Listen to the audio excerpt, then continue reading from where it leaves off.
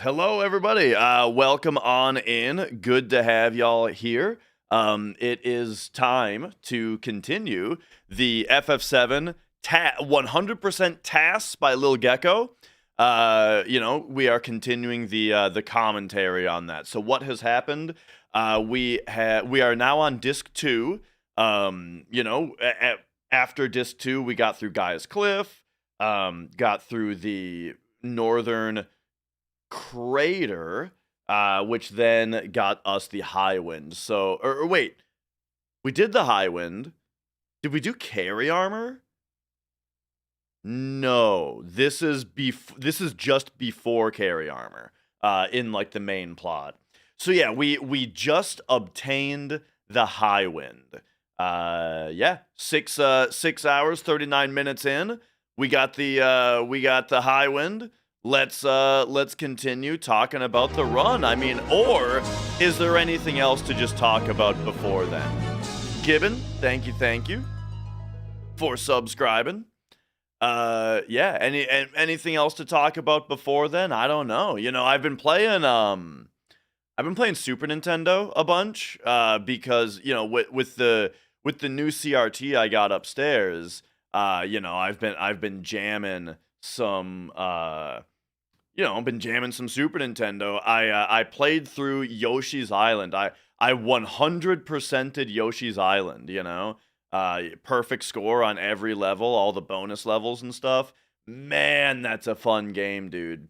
Like, it's a game where if you asked me about it before this most recent playthrough, I would have been like, yeah, game's great. But having, now having recently played through it again, it's like, man, that's a good game. All right, Rodney, thank you for subscribing. But yeah, you're gonna need a CRT setup down the line. Pro tips for looking for one? Yes, specifically find a Trinitron is what I would say. And the reason is because they have like a different type of aperture grill, or something like that. So like if you hang on, okay, we're not on the main screen. I guess I'll just do a incognito window. Does eBay let you look incognito without doxing you? I think it does. So what I would do is specifically look up for a Trinitron CRT. And now some of a lot of the Trinitrons that you're gonna find are gonna be very expensive PVMs, right? Like this one. This one's 14 inches and it's $1,500. This is here's my new thing. I don't think you need a PVM. I have a PVM. I have a 20 inch. But I got it back when a 20 inch PVM was like $500, right? But anyway, so this is my new realization though, is that you don't need a PVM. All Trinitrons, even the consumer ones, have the nicer aperture grill. So so yeah, that's my tip, is just that like the Trinitron line is kind of what you want. And then if we're looking through these, the one that I just got, hang on, what was this one? That's a 13 inch. That's the thing about PVMs, is that they're tiny and expensive most of the time. Okay, here we go. This is very similar to what I just got. It's a Wega, or hang on a second. I have to find out. Sony Trinitron. It's a K. Oh, hey. Well, you guys already know I live in the Minneapolis area, so that's why I was. Wait. This actually tells me exactly what I got. KD 27 FS 170. Okay, so this is the one that I actually got. And now, hang on, what was I? So I kind of got thrown off. This is the model that I actually got, and it's got a this is a really good picture. like the photograph. I mean, this is a really good photograph to show just how good the actual image looks on it. So here's the deal though. Okay, sorry. I'm not being very clear with answering the question. So what would be my guidelines if you want to purchase a CRT nowadays? It would be get a Trinitron. Secondly, you don't need a PVM. Consumer grade is fine. And thirdly, composite video sucks. Use S-Video or component, right? So specifically, you really want one that has... Most of them are going to have S-Video, but component is really, really good as well. In fact, component is better. Component is much better than S-Video. So here's the deal. When people think about CRTs looking shitty, they're thinking about composite video. Composite video is where all of our problems came from. Component looks amazing. Like, here, let me show you a picture of my own CRT that I took the other day. And this is with kind of a shitty phone camera. My phone camera is not very good, and it kind of drives me nuts how not good it is. But I mentioned I was playing through Yoshi's Island. Boom. Yeah, S-Video is a huge jump from composite, and then component looks really good as well. So here's a photograph I took yesterday of the TV. And like my phone camera isn't super good, but like look at this, dude. It looks so much better than you might remember CRTs looking, because again, composite video is what sucks. I haven't played Super Castlevania 4 yet. But yeah. So here's the other thing, right? My other big idea is that if you have anything that's RGB compatible, so real quick, we'll talk about the spectrum, right? The spectrum of analog video quality. Okay, so we've got bad and we've got good. All right, so here's the thing. Down here is RF. Do you guys remember RF? RF was not good at all. RF sucked really bad.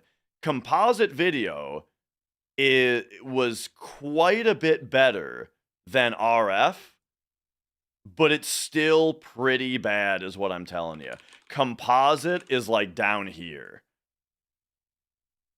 Then there's a massive jump when you use S-Video. S-Video is hugely good. And what's the reason for this, by the way? The reason for this is the fact that let's see, where was I want this back. FS170. And then we had this picture. So the reason is that with composite video, every single thing having to do with video is on a single line. This is just audio. This is just audio. This is all of your video. And so what is video? It's the brightness data, it's the color data, and it's the sync data. Sync is the electrical signal that is telling the TV when a frame begins and ends, as well as like, yeah, it's basically like it's kind of the sharpness, really, sort of, you know? We're getting there, Gibbon. And so all of that data packed into a single line, they fight with each other, and that's why everything is so, just like, I can't think of the right word exactly, but it's sort of blurry, but more so just like shitty. I don't know. It's very artifacty, you know, because like the color data is messing with the sync a little bit and that kind of stuff, you know. Okay, so what does S video do? S video splits it into two lines for video. So you can see that there's four holes with S video. Two of those. I actually don't know what the other two are. I only know what two of them do. The S video it splits the video data into the brightness and the sync get one line, and then the color gets another line. So it's two lines, much better, big difference. Then you've got YPBPR. Now, when people talk about component video, the actual meaning of component video is simply that it's simply the opposite of composite. Component, composite, right? Composite is when it's all combined. Component is when it's split up. So S video is technically component video. But in America, when you say component video, it is synonymous specifically with YPBPR, which is this type of component video where the video signal is split up into three lines. And you might think that green, blue, red, you might think that it's the green data, the blue data, and the red data, because those are the colors of the cables, but that's not actually true. What it is the green is the brightness and the sync, just like S video does. Brightness and sync are on a single line, and then color data is split into two lines, which is some mathematical thing where the other two on S video are ground. Good call. So the other two on YPBPR, the PB and the PR, it's some strange mathematical thing of like a green minus blue and green minus red are like the two different ones, and then like it figures out what the green is from that or something. I don't know. Somehow they get the color they get the red, green, and blue into two different color lines. All right, whatever. So that's YPBPR. And YPBPR is insanely good. It's very, very good.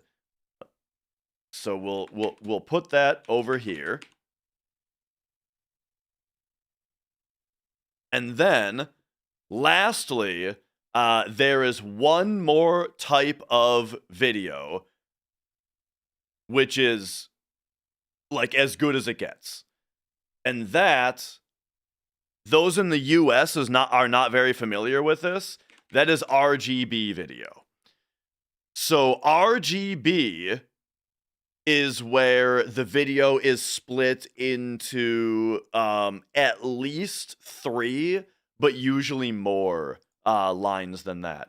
So we don't have it on American TVs. An American consumer grade television will not have RGB video. You have to either modify for it or do something like that. Like our game consoles sometimes need to be modified for it. Like, oh, my Super Nintendo's upstairs, but the NES does not do RGB. This is for Americans. We need to modify it. The AV Famicom needed to be modified. The Super Nintendo and Super Famicom actually do have RGB natively, but then the N64 needs to be modified. The GameCube needs to be modified as well. So yeah, only Super Nintendo does it natively as far as Nintendo stuff goes. However, the Sony PlayStation and PlayStation 2, yes, PlayStation 1, 2, and 3 all do RGB natively. The Master System and the Genesis also do RGB natively. Hey, you know what? I actually made a spreadsheet for it. Just the other day, this is how big of a nerd I am and how like obsessive I get over like little projects. I wanted to buy this CRT, right? And and here's the deal. Oh, I went to the wrong screen here. Here's the deal. Sorry, I'm a little scatterbrained at the moment, but the thing is, the PVMs do RGB natively. So I'm going to jump all the way back to the PVM talk. Why does anybody buy a PVM when they're so expensive? So again, I got this thing back when it was way less expensive. But anyway, what I wanted to say about it is that they do RGB natively. And like I was saying earlier, a consumer grade television does not. So that's the reason that I have this, is because it does RGB. So when I decided though, okay, for the TV upstairs, I'm gonna go consumer grade. I'm not getting anything extra fancy. All right, well, I threw together this spreadsheet.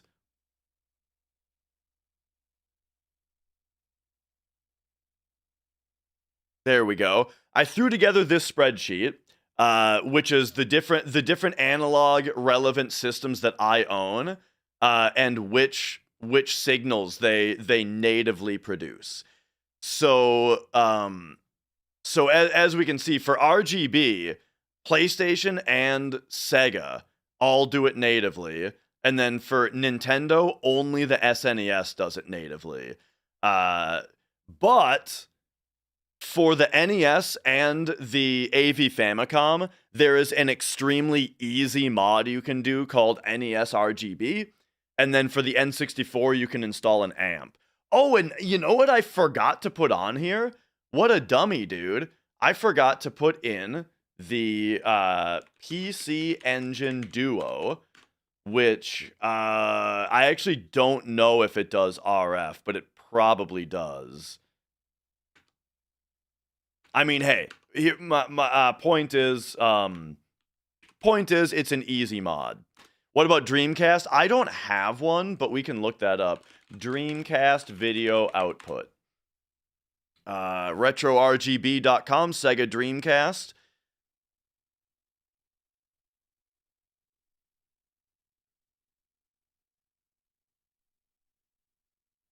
Sounds like I just don't have a Dreamcast. I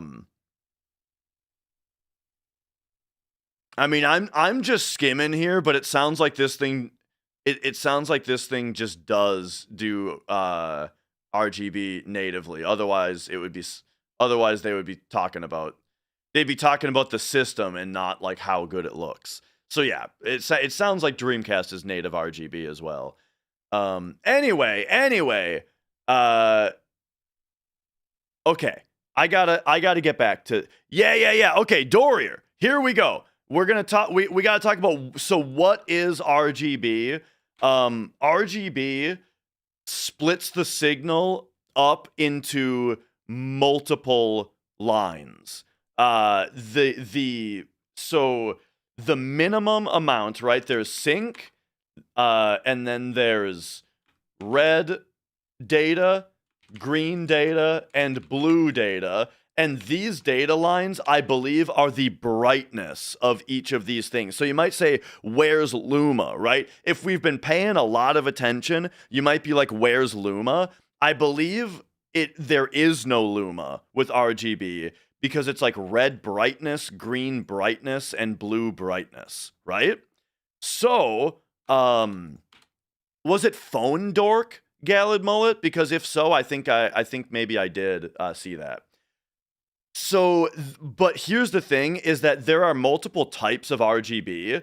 If you just have this, it's called RGBS, where or people will call it C-Sync, right? Either RGBS or C-Sync is where you have 4 pins.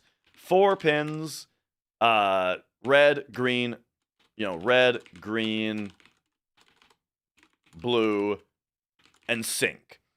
And so what is C? C is composite sync. It's where there is a single line that is the composite of vertical and horizontal sync together, right? But then there's also so C sync or composite sync is not to be confused with sync on composite, which is, well, this is also 4 pins, except the sync pin is dedicated. This is where the sync is on composite line, and then there's also sync on Luma, right? Which is where the sync is on what would normally be the Luma pin, and there's sync on green, which is only 3 pins. Red, green plus sync, and blue. So these are the different flavors of RGB, and you might be like, at this point, you might be like, Dash, what the fuck are you talking about? Sync on Luma. Okay, here's what I'm talking about. RGB has no, like, okay. One thing that you sort of need to understand is that YPBPR or composite video or S video, they don't need to be carried on plugs that look like this, right? This is another thing about analog video that some people might not have realized, is that these are standards, but they are not requirements. So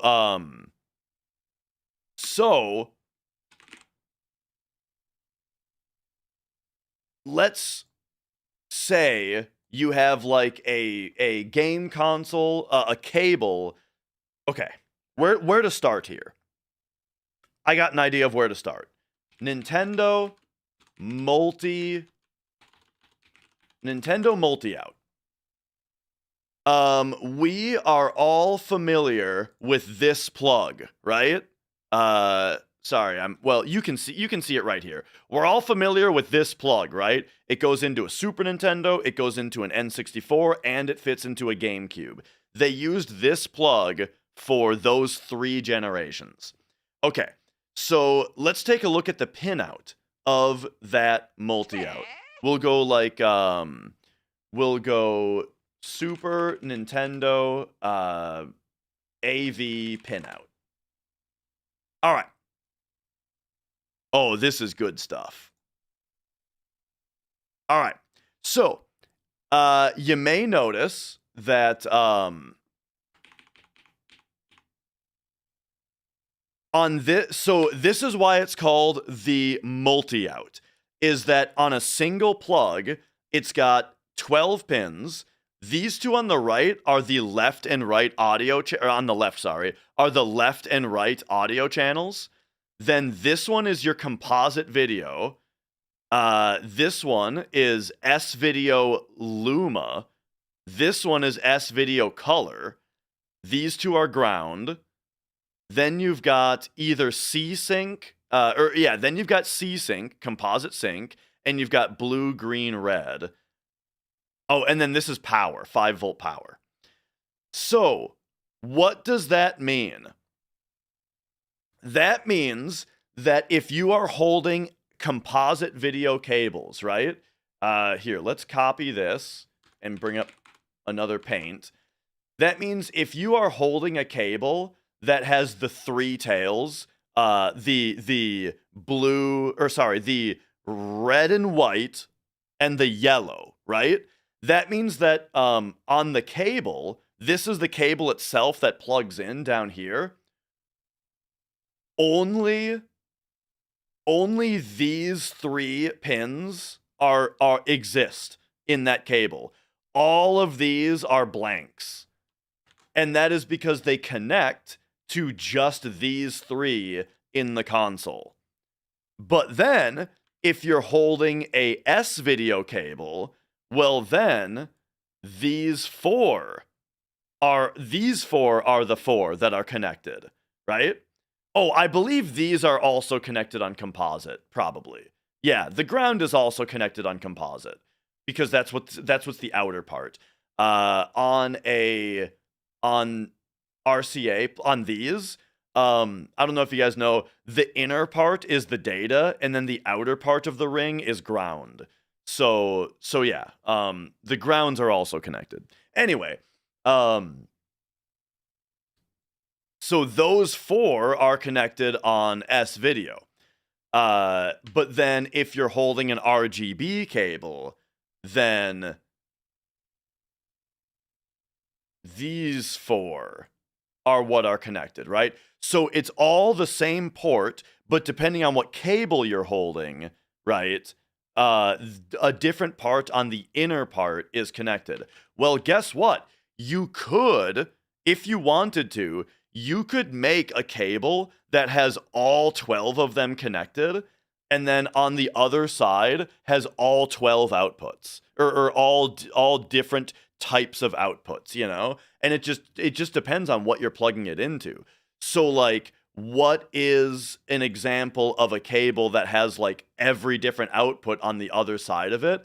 Well, this is once again something you might not be super familiar with if you're from the USA, but if you're from Europe, you'll be very familiar with, and that is a SCART cable. So SCART cables are these big, chonky motherfuckers. And so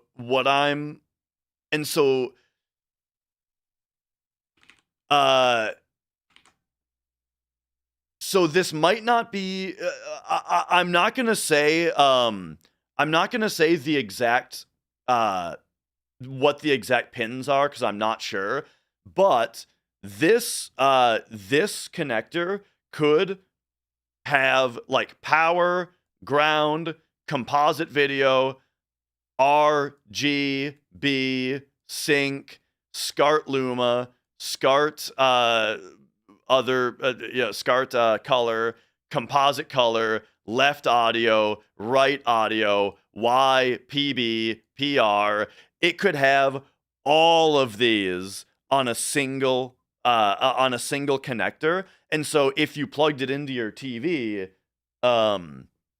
if you plugged it into a monitor that took all of these, then it would just depend on what video setting you had on your TV.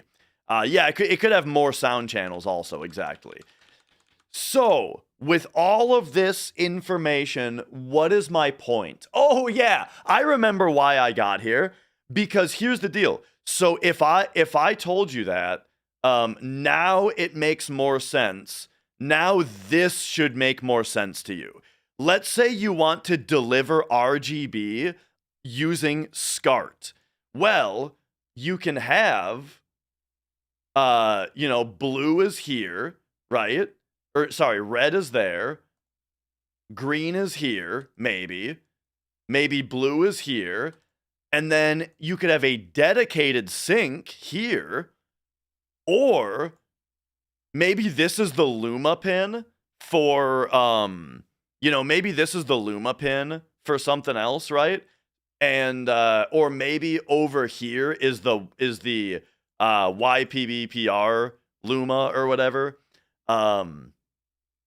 Or, okay, now I'm kind of getting away from myself. All right. Luma. Yeah.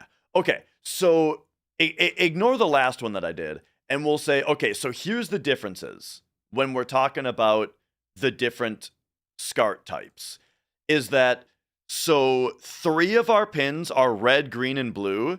We see red, green, and blue, right? But for C-Sync, that means that our sync is on a dedicated pin. The yellow one right here, there's our sync pin. But if we're doing sync on composite, oh, well, maybe composite video, if we were doing composite video, maybe that's like this pin right here. And so they'll do red, green, blue, and then the sync signal is just on the composite video line, right? Instead of wiring up a dedicated sync line, which would make the cable more expensive, they just throw composite, they throw sync onto the composite line, or they throw it onto the Luma line, or in this case, and this is what the PlayStation 2 does in 480p mode, by the way, they throw it onto the green pin. That just makes the cable cheaper because it's one less pin that they need to wire. You know, the sync can be thrown onto one of the other pins. But that's why C-Sync is generally what I go with RGB. Okay, so now that we've had a lesson in RGB, what was the fucking point, Dash? What was the point? Oh, the point is that RGB is the best video signal of all of them, but it's only marginally better than YPBPR. Okay. So why am I talking about this? The reason I'm talking about all of this is to say that if you are purchasing a television in the United States, then a consumer grade television in the United States, just make sure that you're using component video or S video. Just don't use composite. All right, that's what I'm saying. If you want to play on a CRT and you want it to look really good, don't use composite. Use S video, or if you really want, use component. So, how do you get component video out of a Nintendo system? Well, for an NES, you would have to mod it. NESs are only NESs for whatever reason are only composite video, which is super annoying. But the NES RGB mod is really easy to do. And as far as like the SNES having RGB, this picture that I showed you guys, okay, I guess I don't have the picture anymore. Ah, there it is. So this picture is actually using a RGB to YPBPR converter. Yeah, it's like exactly one of these.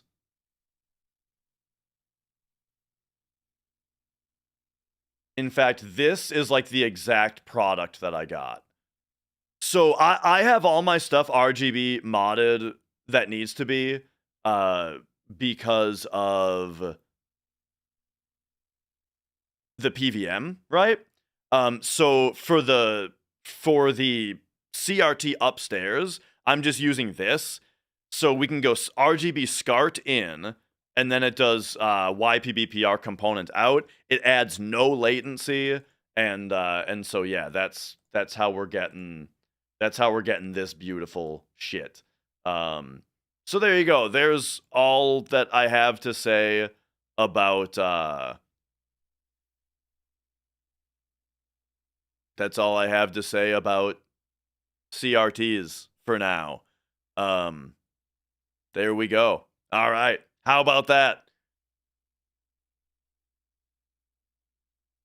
I feel like I had one more thing to talk about. Just one. I feel like I had like one more brief aside about all of this.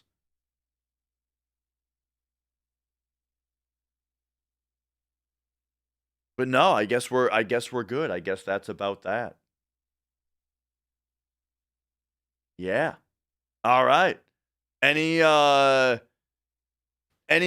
questions real quick about this before we move on? Oh, point is, I just replayed Yoshi's Island. I wanted to show the NES real quick. I just want to show how good NES looks. So let me pull up a picture I already took.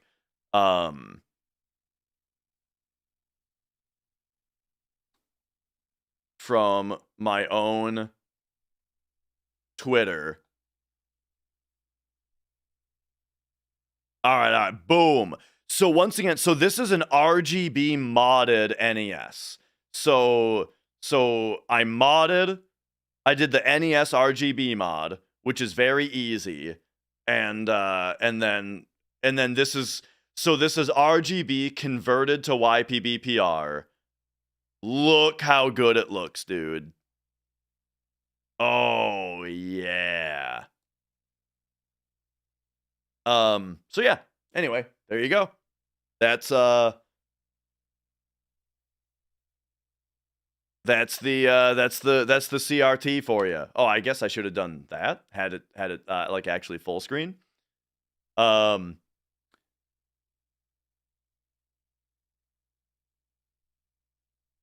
But yeah, so I'm very happy with the TV. Just played through Yoshi's Island again. Yoshi's Island is awesome. And okay. scan lines, I love them, dude. I mean, I love real scan lines. Here's the thing about scan lines, and this is just an opinion that I have, is that scan lines in real life with your human eyeballs look amazing. I don't think that they look good on stream, which is why I don't add fake scan lines to my own streams. If we go to like, look, I'm gonna do a call out here.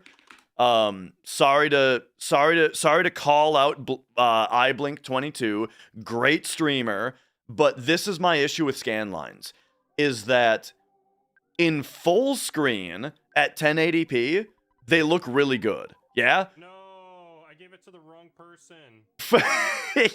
Full screen 1080p, I think that these scan lines look quite good, except for the fact that like stream compression makes them look worse.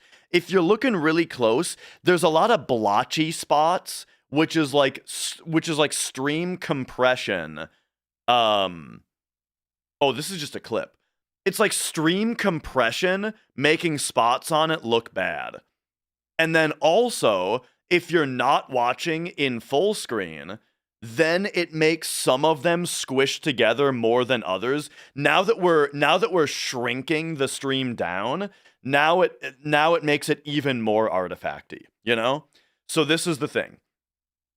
So I don't like digital fake scan lines, especially not on a stream because of that. However, when you are sitting in front of a real CRT, and it's got real scan lines that are just made from the way that the TV is drawn, they look amazing, I think. But all right. Now that I've rambled on for 40 minutes about CRTs, who's ready to continue the TAS? I sure am. Let's do it. All right. Oh yeah, I called out Matt or iBlink, but Matt over yonder is also a uses scan lines on stream type gamer. But you even do it a little bit more. Like your stream looks like it's even like chromatically shifted just a little bit.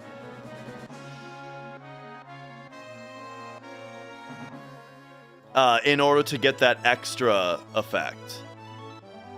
Okay, so back to the TAS. Here we go. Let's do the rest of the TAS. Oh man, look at this clean image now though. So we got Tifa, Yuffie.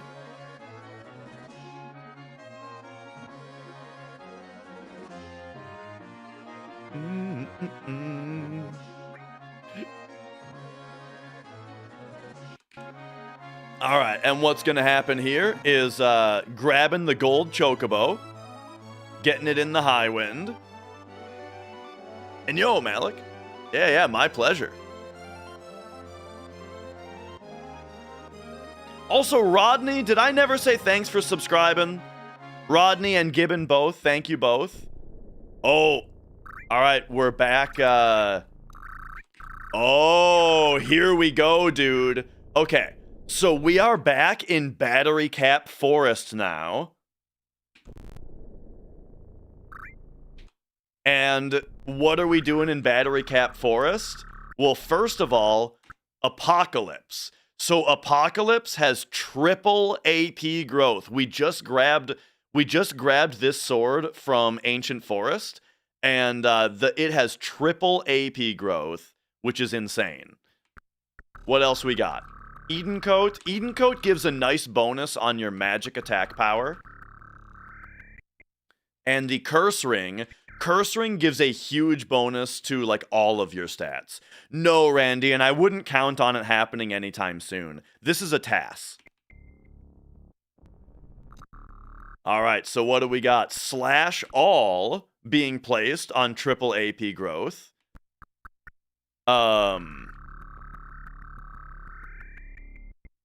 Something else kind of cringe is when someone is playing OG FF7 for the first time, but they have loaded with 6 mods so it doesn't look or play like the original. I agree. Like, it hurts my soul when I see someone saying, you know, FF7 first playthrough, and they've got like those ugly ass Final Fantasy IX style models on, and they've got like the shadows on, and like everything retouched up, and like a music mod on that puts like the remake music into it, and then like the menu screen is all remake-ified. They've got the fucking character portraits updated to the remake portraits. They've got the goddamn voice acting mod on, you know? And it's like, oh no. I mean, like, if that's you, then I may have popped into your first playthrough stream, because I do pretty frequently pop into random FF7 streams, and I probably left in like 7 seconds. I probably was out of there. Anyway, okay. Exchange menu. We're grabbing Cloud's arm and putting on whatever the hell was on Kate Sith, which I don't remember what that is. And then we're taking Steel off of... Who the hell is D? Probably Sid. And then Transform off of Kate. Transform off of Kate. Throw off of Yuffie. Enemy skill off of Red. Enemy skill and Time and Magic Plus. Okay. And then, so then we're replacing Slash All with Steel. Okay, gotcha. The voice acting mod is actual humans, which is why I hesitate to go super hard on it, because it's passionate fans of FF7 who did their best, right? Like, it was a lot of work, is a lot of hard work to make, you know, in order to make a mod like that, from a lot of people who definitely love FF7. It's just that, like, I find the idea, I found the voices themselves to be very cringe, and I think that the idea of adding voices into the game in the first place is offensive. So, you know, I've started to go harder on it as time goes by. All right, ooh, Luck Plus on Apocalypse. So we've got Steel and we've got Luck Plus on Apocalypse. And all right, because, yeah, that's going to need to get leveled up for selling for money. And then, okay. Added cut Death Blow onto Tifa. Magic Plus onto Power Soul, which again... Oh, here's something about Gygas Armlet. Gygas Armlet has no AP growth. Things that are on Gygas Armlet get 0 AP. So Death Blow, Added Cut are two things that don't matter, that they don't get, don't matter that they're not getting AP. But now Magic Plus is going on Power Soul, which again has double AP growth. And then Enemy Skill. Morph on Tifa.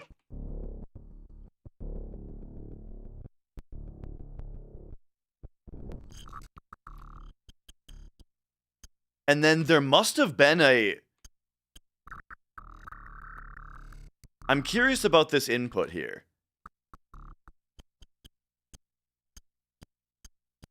I wonder why he goes right here.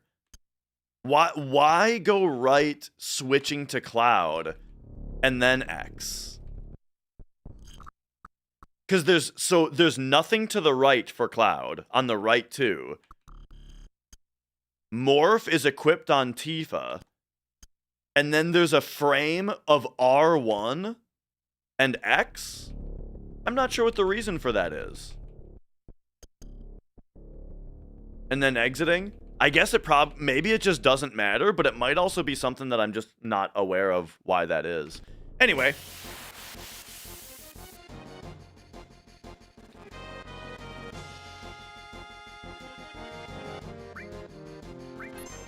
All right. So now we've got, now we're on another kill grind. But this time, once again, we're doing battery caps. So to quickly reiterate how this, works. Kill grind this early, yeah. So the IGT, so there's a lot of things going on here. Firstly, the in-game time, there is no controller input. I would have to prepare that ahead of time if I were to do that. Instead, we're just talking about the strats, not necessarily the specific inputs, unless they're obvious. So, okay, so here's the deal. The IGT on which the world map loads in on is the basis that seeds the world map RNG table. Then also, when you load into the world map, your fractions, which decide when you get into battle, when battle checks occur, they start at -140, and they don't roll over until +17, and when they roll over is when battle checks occur, meaning that there won't be a battle check for the first 157 frames of movement, or, yeah, plus 13 frames of movement that you get if you buffer movement onto the world map. So that's a possible 170 frames that you would have to move minimum before your first battle check occurs. However, when you exit a vehicle, that hard sets your fractions to -30. So by getting on and off the chocobo immediately upon loading in, that replaces the -140 fractions with -30, saving 111 frames. That's 30 FPS frames. So that's over 3 seconds. It saves over 3 seconds of movement. And this is if you want to get into another battle. If we're trying to get into another battle very quickly, this cuts off over 3 seconds of movement before it's possible to get into the next battle, right? So then, movement up and down. The specific movement here is manipulating RNG. And then you see the TAS stops short, stops, then moves forward to get into the fight. Couple things going on here. Firstly, they're getting into the fight right next to the chocobo. This is so that after the fight, they can repeat. After the fight, once again, that's NTSC frames. You don't run this game in PAL because the game runs at 5/6 the speed in PAL. So you would just be having a much slower speed run for no reason if you ran in PAL. Anyway, they're getting into the fight right next to the chocobo so that they can repeat this process, get on and off the chocobo right as this battle ends. And once again, the reason that they stop short here before getting into the fight is because the frame, the 60 FPS frame that the battle occurs on is what seeds the battle RNG table. The battle RNG table being what gives Cloud perfect ATB, so that Cloud and ATB wait can hold time without any of them getting a turn, and then he can then also hold before releasing the slash all for the optimal frame to end the fight on, if applicable. So the reason to hold before releasing the slash all is to manipulate battle RNG. First of all, it might be to manipulate battle RNG to optimize this level up, or it might be to manipulate what IGT the next the world map loads on, right? Like he might intentionally hold for a half a second before releasing the slash all, so that the world map loads on the next IGT, which is going to be better for this manipulation. Right? Does all that make sense? So that's everything that's going on right now in order to maximize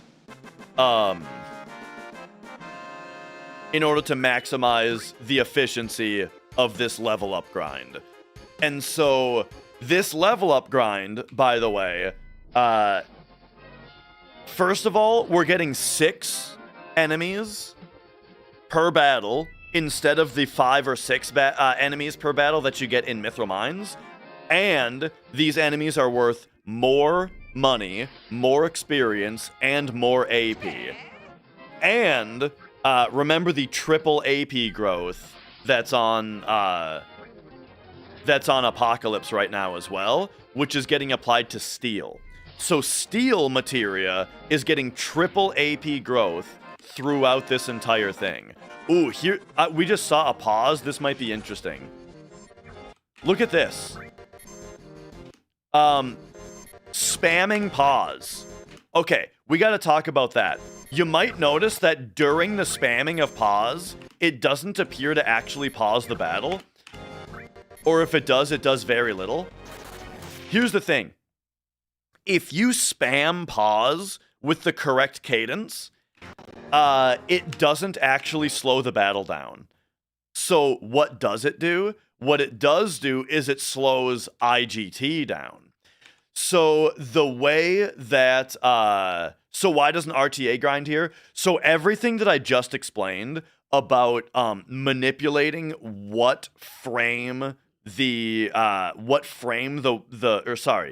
manipulating what IGT the world map loads on every single battle, and then using that to manipulate the battery caps on every battle is just very, very, very difficult to do. However, RTA is starting to try to grind this way. If you watch Zeal do attempts, you will see that it actually is being done. So let's look at it real quick. This is Zeal's stream from yesterday. Oh my. And here we can see 50, 53. Right now he's doing a world map manip. So Delay 2. okay. So here at the end of this fight, you see he's not looking at the game. And now he's waiting on that screen to manipulate what IGT he entered the world map on. Then he has to do a couple menus, which manipulates RNG. Then this movement is to get the next fight. 22, 1422. And there you go. Here's another one. And he's not really looking at the game. He's using Theory Ring here, and he's looking at his manip sheet now. Eyes on the manip sheet.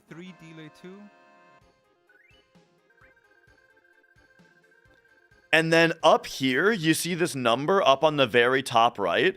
What that is, it is an IGT estimator that he has set up. So basically, it's a stopwatch that runs at the same speed that FF7's IGT runs at, which he had to set up ahead of time. 55. But there you go. So this is RTA doing this strat now. 59. So that's really cool. But the way that the TAS is able to do it is just much more efficiently. Oh, okay, so I was talking about pause spamming. The reason to spam pause is because the way... I'll just explain it while we're going. The way that this game's IGT works is every frame at 60 frames per second, the game increments your microseconds, essentially. There is a 2-byte value that goes up by, I think, 1,000. You know what? Let me just figure it out real quick. It's a 2-byte value, so it can count up to 65,536, and it is counting by... It is counting up every frame at 60 FPS in the background. Oh yeah. So, but it's not able to do decimals because it's just a 2-byte value. So it counts up by 1,092 every single frame. Every frame, this value goes up by 1,092 at 60 FPS, and every time that it rolls over 65,536. It counts up your IGT seconds. Now, here's the deal though. When you pause in battle, when you pause in battle, it actually freezes that microsecond counter. Nothing else in the game does that. So it's very interesting. Nothing else in the game stops that microsecond counter except pausing in battle. So if you spam pause, as a TAS is able to do, at the speed where it allows the battle to keep passing, that doesn't slow down the battle, but it does slow down your IGT, which the TAS might be able to do in order to get a better world map manipulation for the next battle. Does that make sense? If the TAS is able to get the next fight more optimally on an earlier IGT, that means that the TAS is, what's the word? Encouraged to slow down the IGT using the pause spamming strat in order to hit that IGT. Yeah? Yeah. So that's probably the reason, for the pause spamming there. Alright. Alright. And there we go. Just as Tifa was turning to him, asking which way Cloud was going, he pressed circle too quick and was locked out. Oh, that's too bad. That's the second time I've seen him lock up in the northern crater. Or in the northern cave, I mean. So yeah, here we go. Insanely fast Cloud grind we're seeing here. Let's speed it up a little bit more.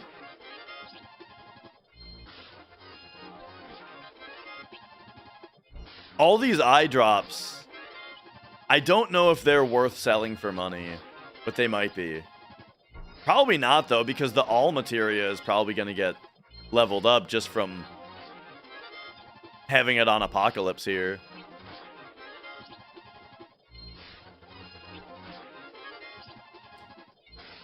But yeah, crazy efficient kill grind here.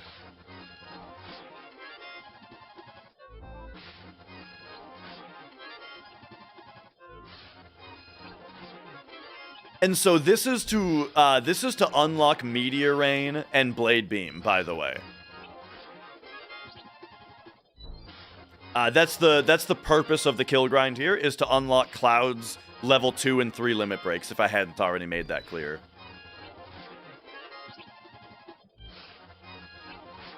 So this grind, by the way, is going to be required for every character. Eris, we already did. Cloud, we're doing now. Oh! Looks like we might be done. Or something else happened. Let's see what happened on the last battle. Did anything particularly good happen here? No, nothing of particular note happened on this battle.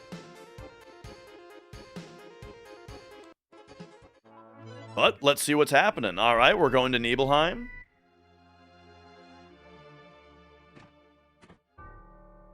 Looks like it's time to pick up Vincent. Okay, we are moving the curse ring to Tifa. Setting Cloud to limit level 2.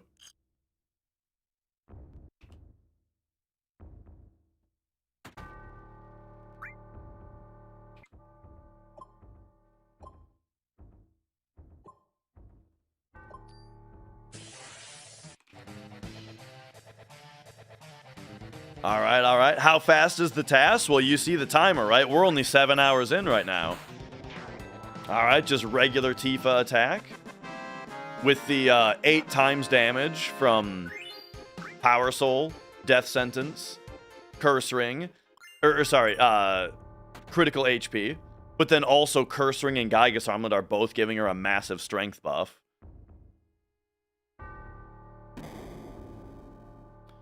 Do you expose the IGT register with something like Cheat Engine to train, or is that only useful for a TAS? I don't know what you're asking. I'm not sure what expose the IGT register means. Morphing this dude for a mute mask. You could also morph that bat for a Vampire Fang, but we already have a Vampire Fang.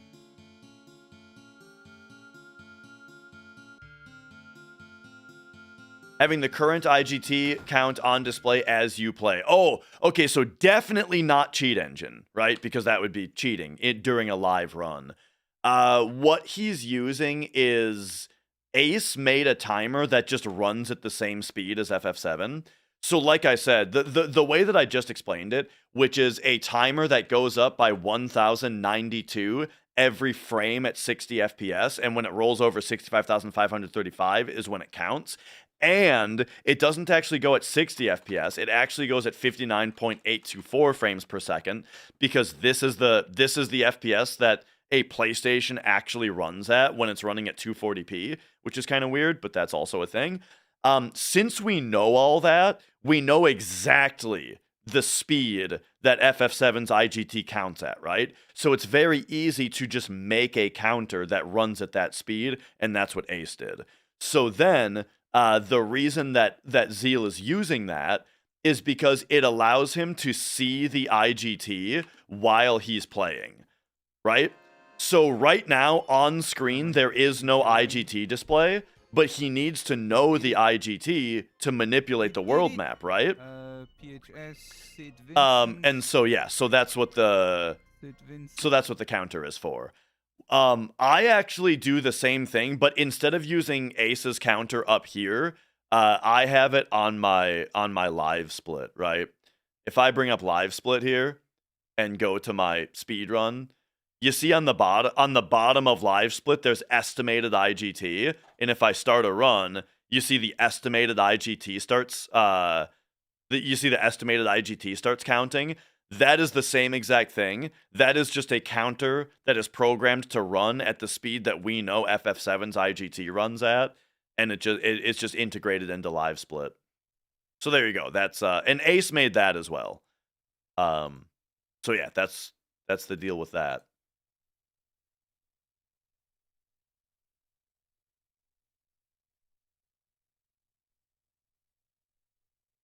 All right.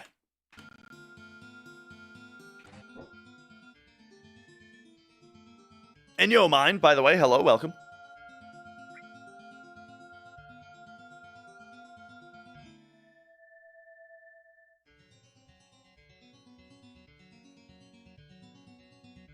Yeah, so the 30 FPS not being true 30. I mean, so here's the weird thing though.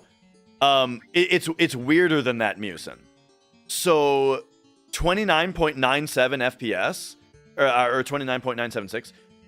Which equates to the 59.94 frames per second that is like the 60 FPS video signal that's being sent by the PlayStation. That is only true when it's running at 480i. When it's running at 240p, which is what the gameplay action is, it runs at 59.824 frames per second. Isn't that weird? It's even lower. For some reason. Oh! Hang on, we got more TAS stuff to talk about. But yeah, So for some reason, 480i, I actually have something to show you guys.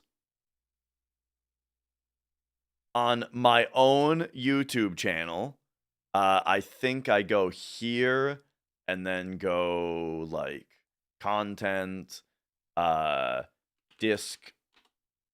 Wait, I know the word discrepancy. Ah, here we go. Okay. So this is a little video I made a while ago. The PlayStation runs at 59.94 FPS in 480i. But in 240p, it runs at 59.824.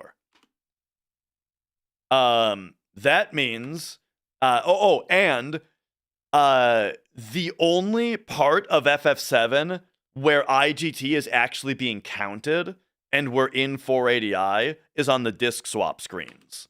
So what I did is I have 2 games of FF7. This is on real hardware. One of them has disc 1 inserted. The other one has disc 2 inserted. And I hit new game on both of them on the same frame, right? Then, so this one just loads up, and then this one has disc 2 inserted, just sitting on this screen. And I let them sit here. I sat here recording for 3.5 hours each. Remember, this one is running at a higher frame rate.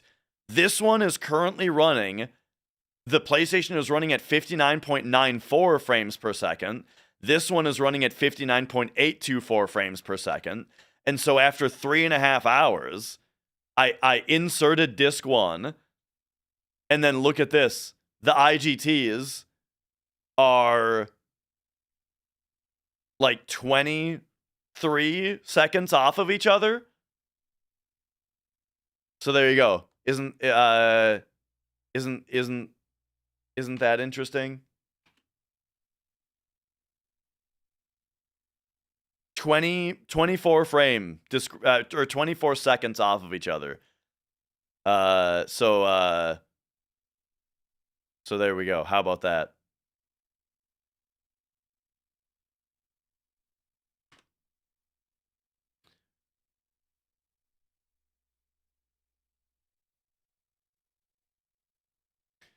Disappointed that the commentary was only me and Ace in chat instead of me and Ace both on stream with mics.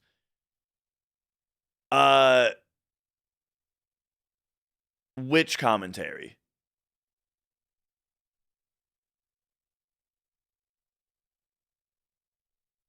I do a lot of commentaries. I'm not sure which one you mean. But all right. So here, back to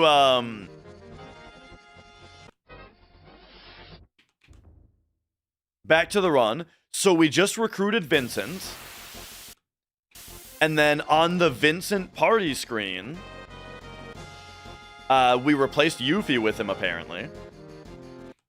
So here, very nice. We got quad question marks on Cloud. I'm sure Cloud must have all 4 of our E-skills equipped to get quad question marks learned on that.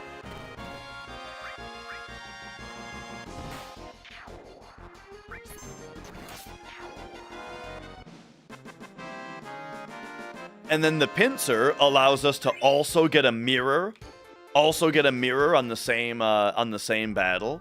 So that's really cool. And yeah, there I probably missed a menu somewhere.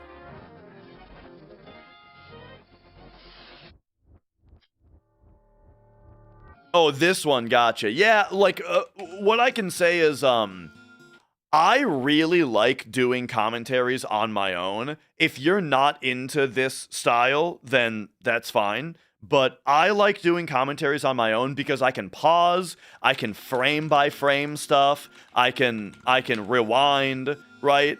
And so I can just go, right? And I don't have to stop and wait for someone else. Co-commentary is fine, but this is an opinion I have. I really like doing commentaries. Ace is awesome. Also, I really enjoy getting Ace's commentary as well. However, the dynamic of co-commentary I feel like is a lot more awkward. You know, a co-commentary, I speak very differently. Right now, I'm just talking to you guys, and I'm just going, and I can say whatever I want, right? But if Ace was, hypothetically, theoretically, if Ace was in the call right now, I would be talking to you guys, but I would also be talking to him, and it makes me speak in a very different way. And it means that, like, every time I say something, I have to pause for a second. So I can see if he wants to jump in. And then if he jumps in, now we wait, you know.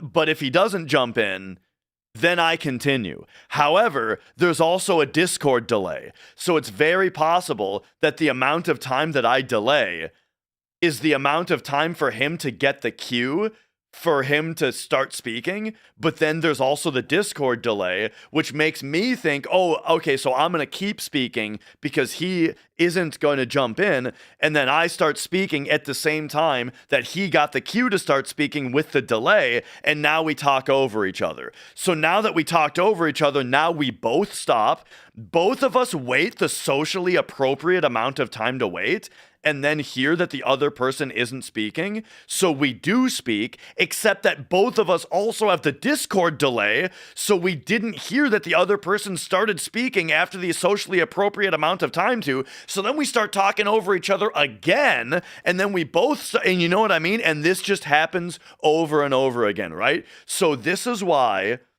for an online event, I actually prefer a single commentator, personally.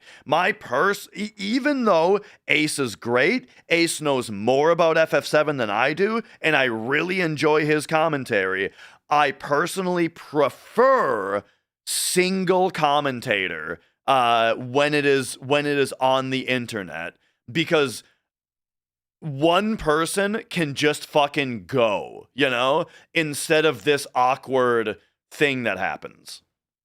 So yeah, there we go. Anyway, let's talk about the TAS. But yeah, two people just in the room together, when two people are sitting next to each other and they can have the social cues in person, oh, that's perfect. You know, that's great. All right, so Yuffie for Vincent, and then there was also a menu here. This menu, by the way, I guarantee you that this menu is also skipping a battle right now. Oh, hang on, that was only a battle skip. Okay, so there was no more actual menuing that was to be done. It was just a battle skip. So then this fight, learn quad question marks on all 4 E skills, get a mirror.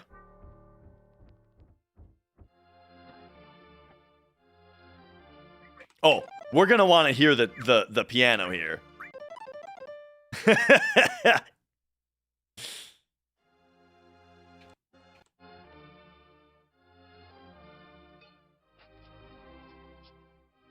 All right, so there we go. There is Final Heaven acquired. Oh, okay. I know why we do this now. Because now, I'm going to speed it up a little bit more. I think you need to do, is it 10 battles? Maybe it's 20. There's a certain number of battles that you need to do after this event to get death penalty to appear, to get death penalty and chaos to appear. So doing this right now, you know, sets that up early. All right. So now, now we're back. Purchase everything from that shop. Back in Costa del Sol, I meant to say. Purchase everything from the shop. Here we need to purchase the villa.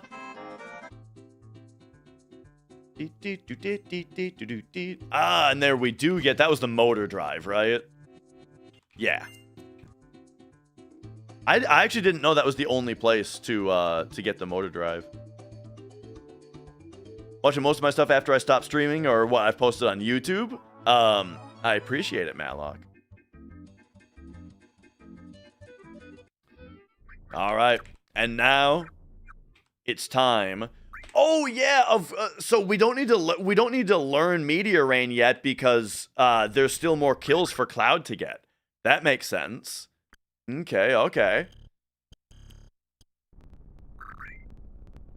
So tent up, long barrel R, warrior bangle, powerist on Vincent, and then so the kill grind thus far has gotten us enough AP to get Mug on Vincent. And with Long Barrel R, that is a weapon that allows that's a weapon that allows the Mug glitch to occur. And then also Luck Plus has leveled up to be Luck Plus 30% now, which assuredly is going to help in getting critical hits very often. So here we go. The Vincent Mug glitch is online. And the Luck Plus is going to enable a lot of crits to happen.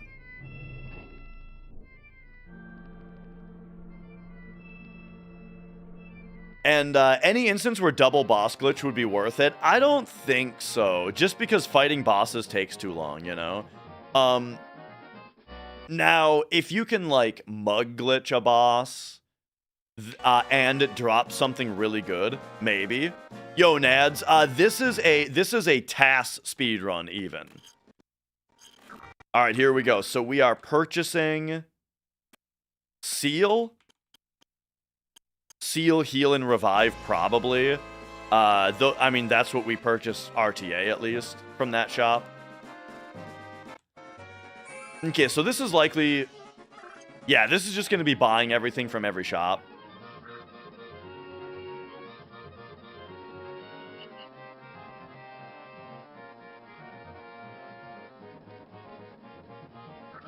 Oh, more TAS swaggery here. Getting right in the right spot for this NPC. The exact spot that this NPC is trying to stand or something to get her to do this. That's funny. I love TAS stuff like that. So TAS, exclamation point TAS in the chat to get the quick explanation.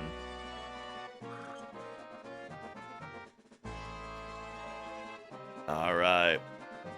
Oh yeah, that's a good point as well. Oh, and there's the 135th soldier.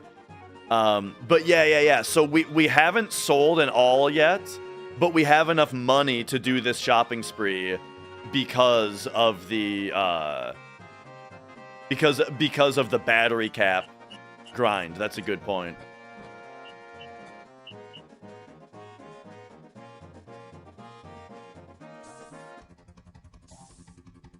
All right.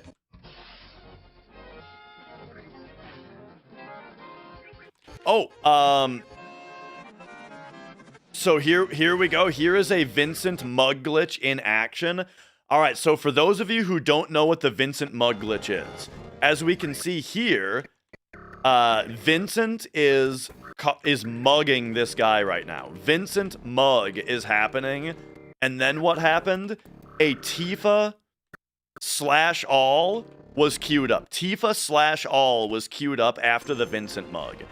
Here's the weird thing about Vincent Mug is that when Vincent has certain weapons equipped, a very odd thing occurs, which is that Vincent is already back in his idle animation right now. I don't know if this is why it occurs, but this is like the theory, is that Vincent right now, Vincent is back in his idle animation before the damage numbers appear.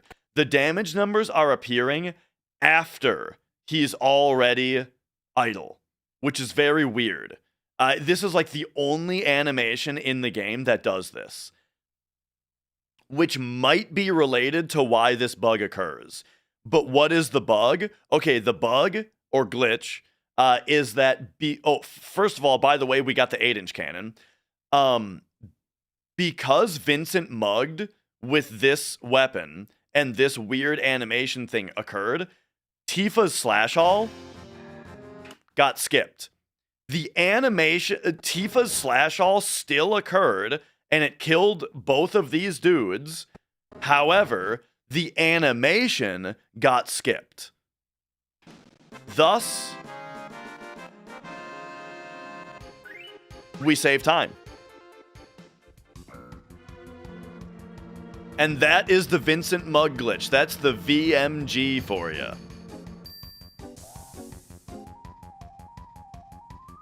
Yeah, it skips their death animation and everything.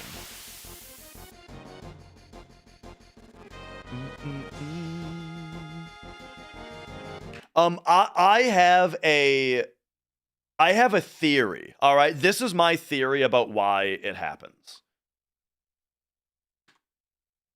I'm going to we're just gonna theory here.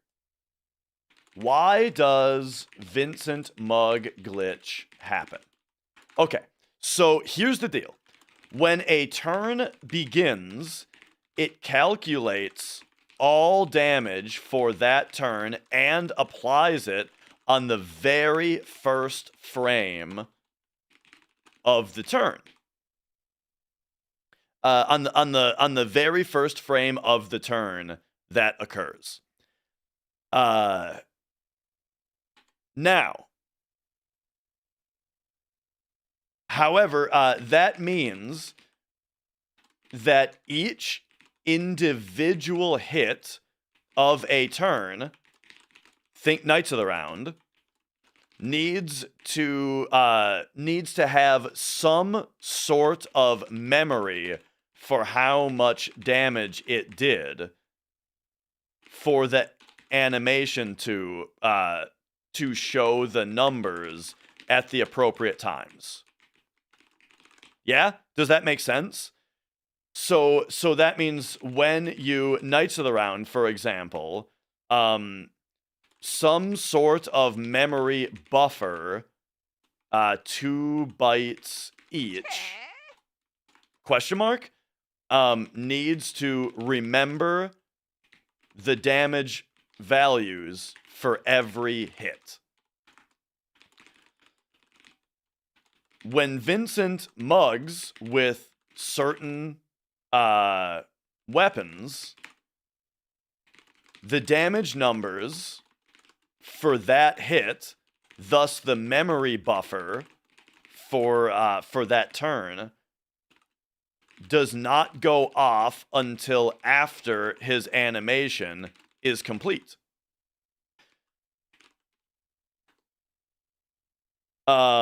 Theory.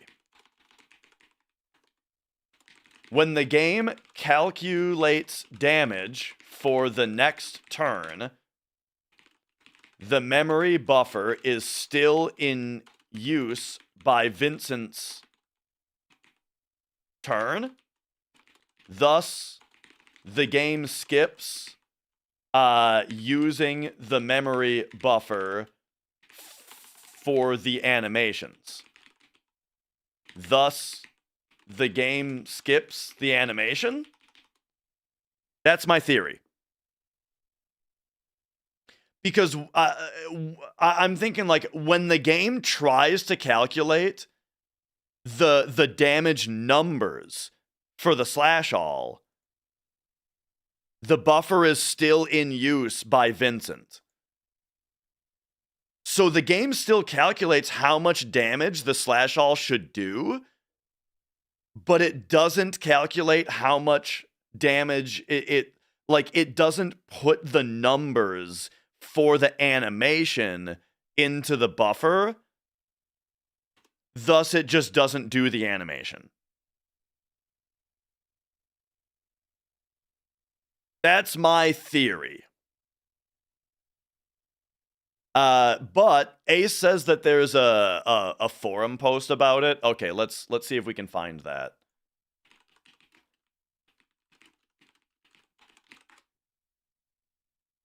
Oh, here we go. All right.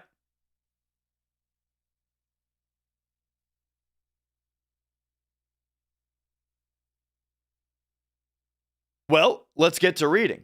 If Vincent performs a mug with the short barrel Winchester, long barrel R, sniper CR, or death penalty equipped, the next action's effect are entirely skipped, but the action will still take place and do damage / healing. This includes items, summons, magics, enemy attacks, damage indicators. This is so well known that it's a legitimate speedrunning tactic for skipping summons like Ultimate End. Why is it? It's a threefold explanation. Okay. First of all, it's important to understand that Vincent has 3 battle models. 3. One for shotguns, one for pistols, one for rifles. It's the rifle one that's bugged, so we'll focus on that. Each of these 3 has an animation file associated with it. The glitched one is SHAB. These AB files have pointers to animation scripts that tell the engine how to act. This particular one has a single byte different in its mug script compared to the others. For reference, this is script 36 in 0-based decimal. They each have different arguments to their F7 code, and this one is set to 18 decimal. Secondly, let's talk about what animation code F7 does. Each AB script code gets run in chunks between the animations. Valid codes start with a value of 8EH, and any value below that is considered an animation index, not to be confused with an animation script index. This particular function tells the game queue to cue the damage indicator, the 2D strike effect, and the sound associated with the action to play in X frames. This is exactly what I was talking about right here. The damage indicator is what I was talking about when I referred to the memory buffer to remember the damage values for each hit. The damage numbers, right? That's what I was talking about. Finally, let's talk about thread. More specifically, how the game handles all these effects. As some of you may know from my previous post, there are thread queues for 2D and 3D effects in battle. Their handlers are queued when the effect starts, and they are self-terminating, as in they remove themselves from the queue when they are done. The damage indicator is a 2D effect that runs for 11 frames. While this script is running, the animation thread indicator is set to active because there are still effects in the queue. Once the animation is complete, it marks the thread as complete, and the effect queue is empty for the next animation to come around. So, what's the problem? The QA team at Square did not notice this problem. The animation finishes before the effect starts. Yes, that's what I was saying. That's what I was saying. Vincent goes back to his idle animation before the damage numbers appear. The animation finishes before the effect starts. In fact, the animation ends on the same frame that the effect gets added to the queue. Okay, this is a problem. If the effect had started before the animation finished, then it would be cleaned up at the end of the animation. Because animation frames, and by extension scripts, are handled before effect handlers, this effect doesn't get correctly associated with the animation script. The animation script thread is marked as complete, ready to accept the next animation. Oh, but the effect queue is still marked as in use. When the animation comes, it runs the script but can't queue anything because it's not granted access to queue anything. Bro, this is exactly what I said. The memory buffer is still in use by Vincent's turn. Thus, the game skips using it for animations. Thus, this game skips the animation. So yeah, this is exactly what I said. It can't queue anything because it's not granted access to queue anything. All the mechanics still run in the background, so enemies are marked as dead, poisoned, whatever. At the end of the animation script that doesn't actually do any animating, everything is correctly marked. So there we go.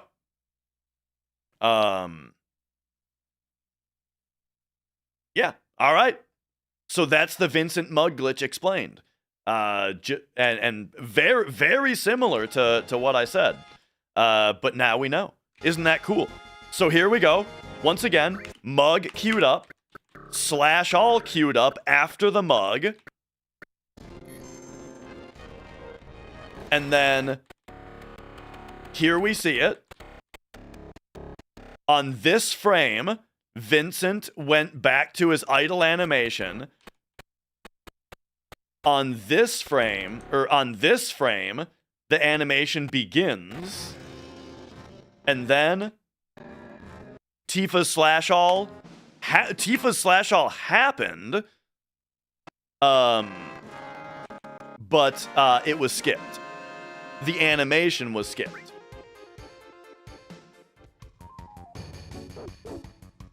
So there we have it. Dee. I love the way that it doesn't crash the game also. Don't you love that if this happened in a game that came out in 2026, it would just crash the game and brick your Nintendo Switch? You know? It would just brick your PlayStation 5. But instead, in this game, it's just a speed strat. Alright, so here it appears that we are mug glitch skipping the Matra magic animation. So we learned Matra magic.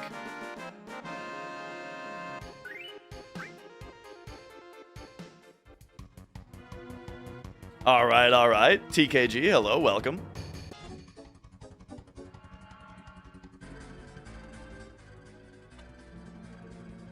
So yeah, by the way, for the rest of the run, get ready to see Vincent mug glitch.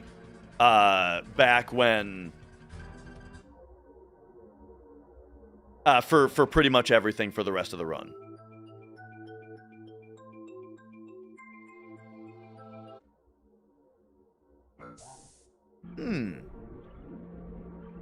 No guidebook yet, eh?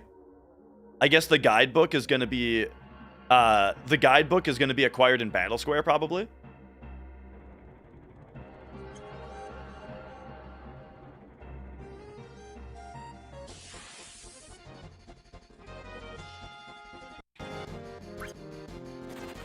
All right, just a regular escape there. Yeah. So once again, it's important to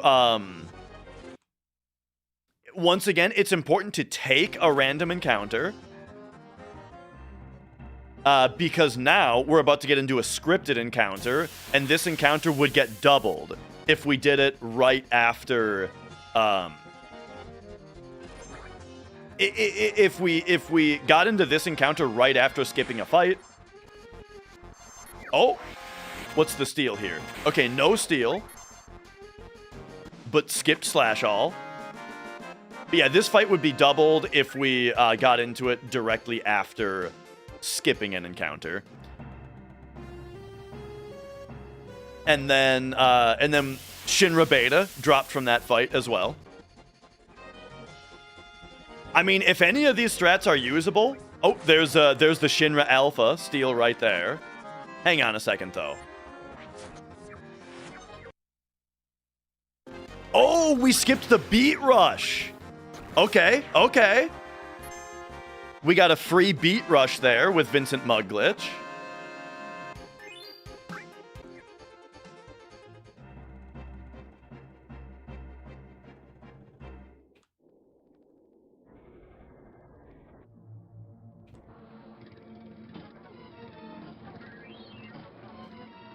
And now this one will very likely be Vincent mug glitch Knights of the Round, because Knights of the Round will kill all three parts.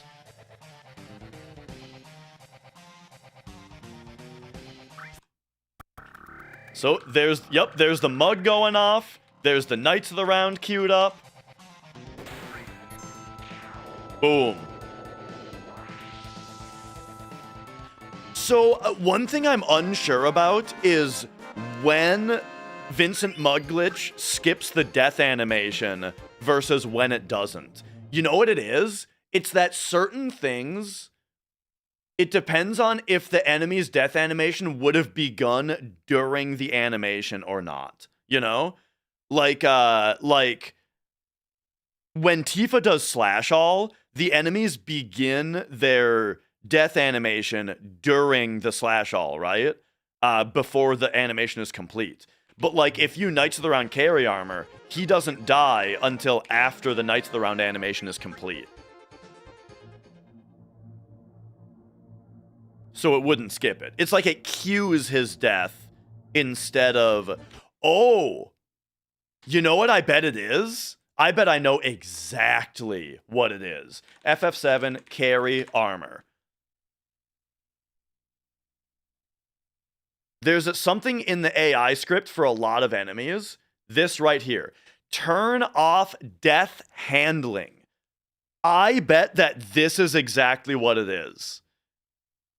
Anything where death handling is turned off probably gets its has to get its death queued instead of being done, you know, during the during another animation.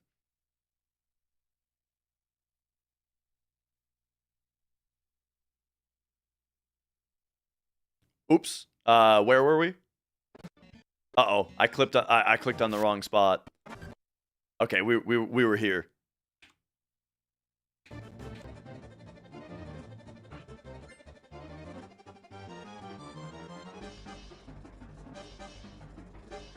All right, all right. All three of these chests need to be opened because they all have unique items in them. And one of those chests had Sid's triple AP growth in it. Vincent Mugglitch Slash All.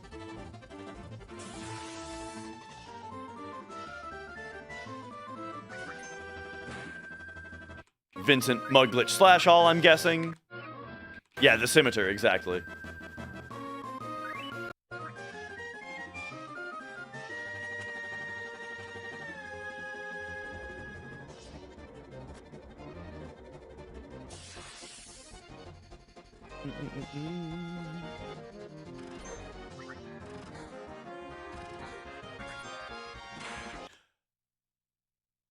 Junkie Man, you just brought up a really interesting point.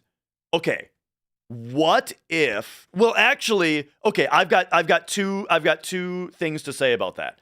Firstly, what if you killed Ultimate Weapon, but you got double boss glitch on him? Because his HP is set based on his global HP value, which would be 0. So then what if you double boss glitched him?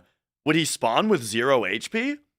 Second question, though, that brings us back to the question I asked earlier of whether double boss glitch is even possible on a world map fight, though. I'm not sure if double boss glitch happens on fights that are triggered by the world map, you know? As in Ultimate Weapon, Emerald Weapon, Ruby Weapon, not Diamond Weapon, oddly, but that one's different. I forget what the other one is. I feel like there's another scripted encounter that happens on the world map, but I can't remember what it is. But yeah.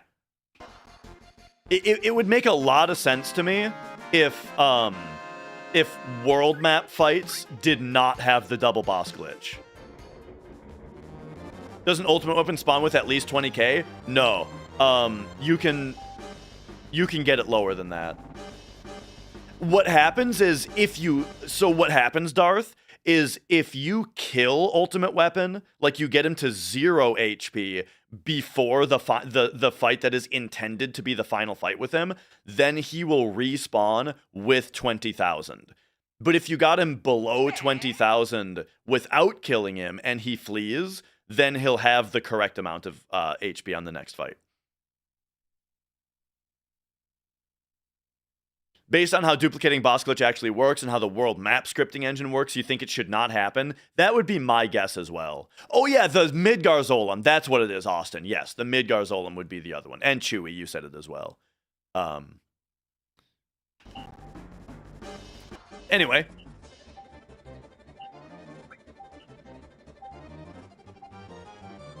But yeah, if you double boss glitch Ultimate Weapon in Midil, though,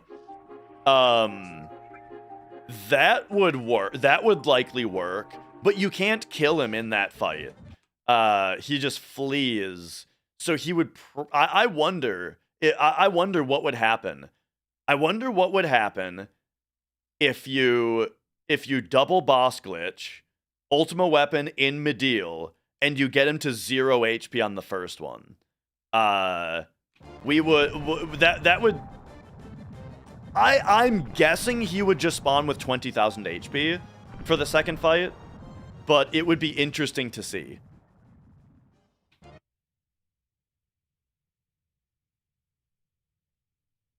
Okay, anyway.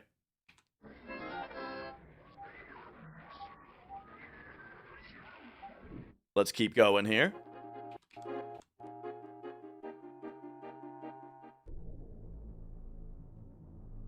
There's a tiny thing that happens here, and probably on some other text boxes as well. Okay, so this game, for whatever reason, on frame number 1 of a text box, it only types 5 characters.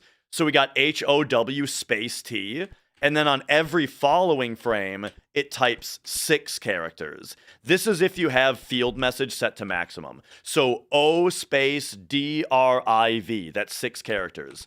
E space A space SU, 6 characters, right? It types 6 characters per frame.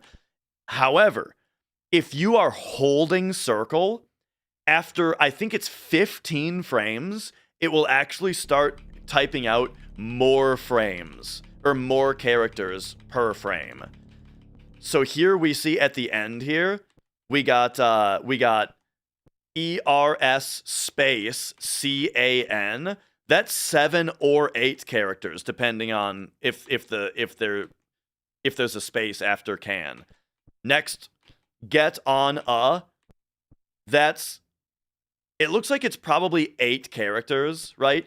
ERS space CAN space, and then GET space ONA or ON space A, and then this one would be ND space OFFIN, right? And then this then would be space BAYS space LI. Yeah, there we go. So that's what it is. So 6 characters per frame for 15 frames. But if you're holding circle, then after 15 frames, it starts typing out 8 characters per frame. Isn't that weird? So the TAS is able to save a couple frames on this text box by holding circle, and then to get it to type out faster, and then time hitting circle. And Nads, welcome on in. Hello.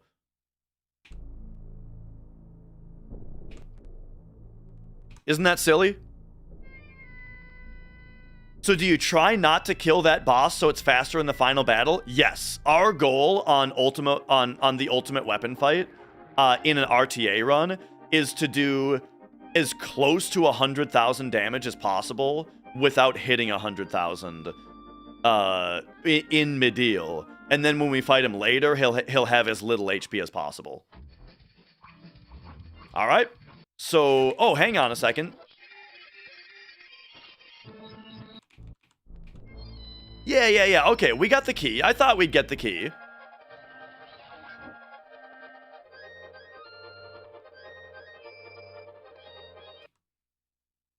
You think there's a space between off and in? There's not. I guarantee you. Line breaks don't count. Also, commas, like, yeah. Line breaks don't count. Color changes don't count. Comma space doesn't count also because they're written weirdly. I'll show you real quick, actually. This is kind of a weird. This is a very nitty-gritty thing about the game. But if we open a script and we open the text boxes, you'll notice when there's a comma space. All right, someone have a comma space in your text, please.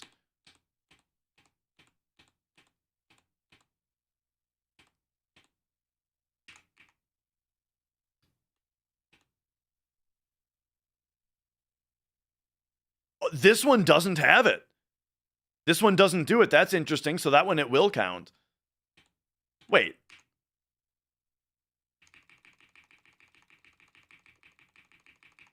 Now I'm going crazy. Take me back to, like... Where's, like, right away? This screen.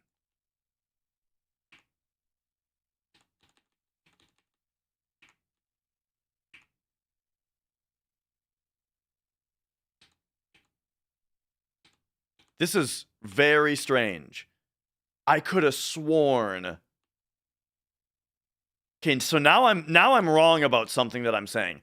I could have sworn comma spaces were always written in curly braces and they didn't count toward the counting. But now none of these are written that way.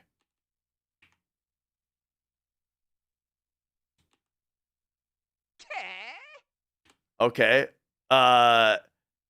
Yeah. Okay. We'll get to the bottom of this.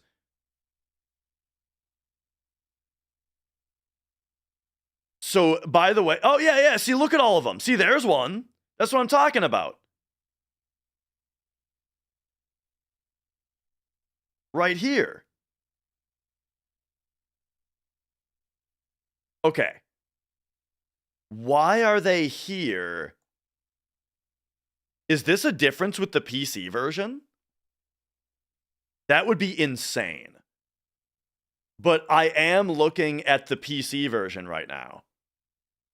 But let's look. Okay, so field 117, text box 34.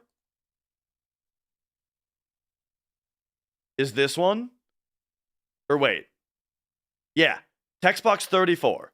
Okay, 117, text box 34. Let's open the PS1 version.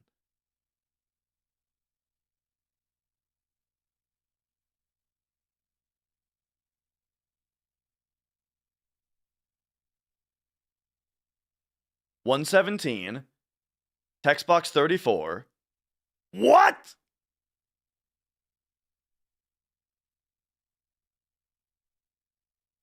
Where did I get this? Where did I get this?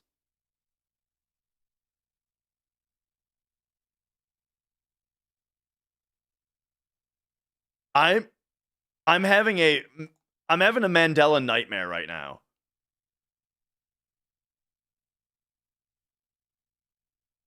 Does the viewer remove them? There might be an option to. There must be an option to. That's got to be what it is, right? Because when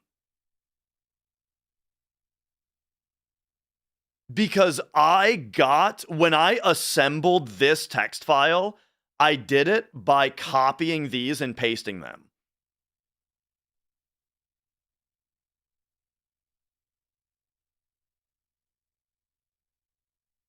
So it would have to be here. This viewer has to show it because it was copying and pasting from here that I did this.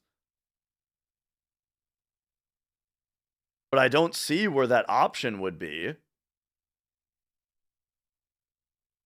That's crazy. I mean, I don't know. I have no idea. Here's the text editor. Which doesn't have anything on it. Bro, you guys keep saying that the UI of Mako Reactor gets rid of it, and I've said it 5 times. I did this by copy pasting it out of this. Unless you're saying that if you copy it and then paste it, then it shows up. It does not. That's crazy. Anyway, okay. Well, anyway, I guess we don't need to lose any more time on this, but the point is, these don't count toward the character count. So like this text box would be Biggs, right? It would be these 5 characters. Then it would be 1, 2, 3, 4, 5, 6. So the next frame would just be hold. And then the second frame would be 1, 2, skip, 3, 4, 5, 6, hold, it, Jess, right? And so watch this. I know now we're going real crazy. But let's plays it. Let's show that that's exactly what happens here. Critic lower.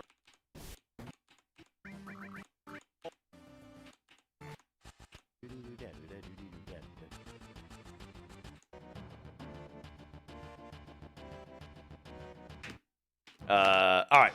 So here's the text box, and it'll be exactly what I said. Biggs, then hold space, then Jess. See? Exactly what I said. We've got hold space, then it, comma space is skipped, JESS. Yeah? I researched all of this to make that one video. So then the next line is going to be 1, 2, 3, 4, 5, 6. It's going to be IE dot key, right? Click over here. Boom.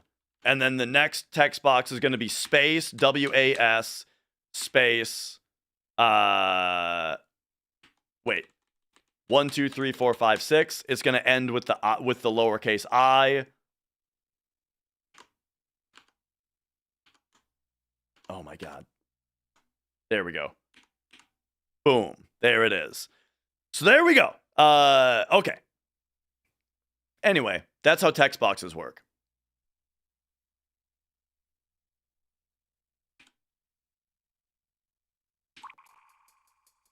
Now,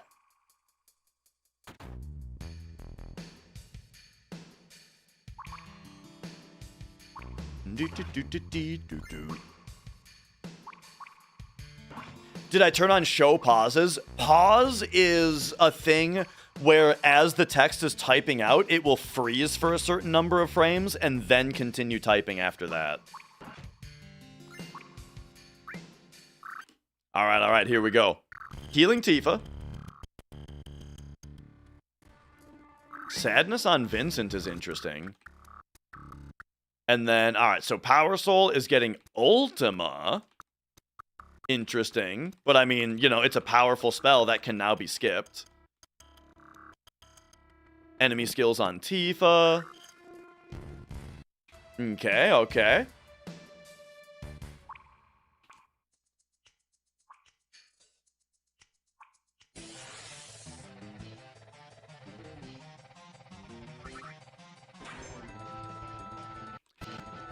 So here we're stealing, so the Zydric was stolen earlier, right? I believe. So there we're stealing, we're Vincent Muglich, Knights of the Round, and stealing Tough Ring at the same time.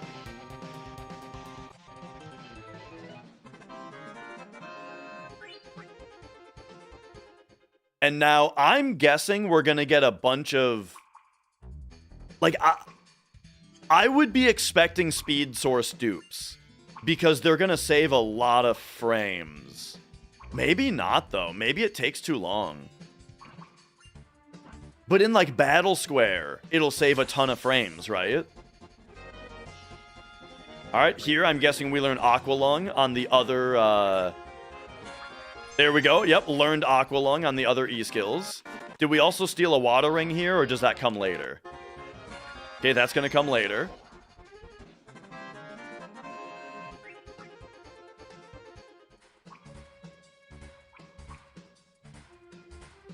That first chest has a Mega Elixir in it. Okay. No source dupes. Gotcha. Oh, wait, we don't have W item yet. Sorry.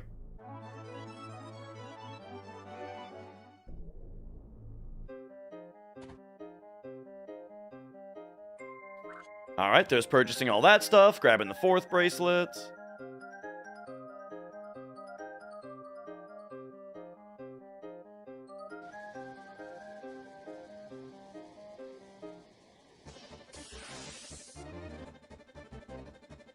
And now this will probably just be Mug Glitch. There we go. Okay. So, oh, look at this. So the Mug Glitch is actually fast enough, or is strong enough to kill this guy with the crit, you know, partly from that luck up. And then the Mug Glitch skipped a beat. Oh, she actually moves. That's interesting. Her using a limit break actually got her to dance a little jig there. So used her beat rush on this dude.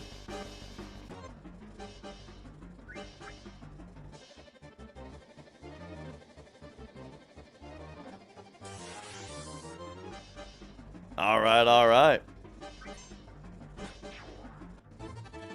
And then just a slash all on this fight. Interesting. Dee, dee, dee, dee.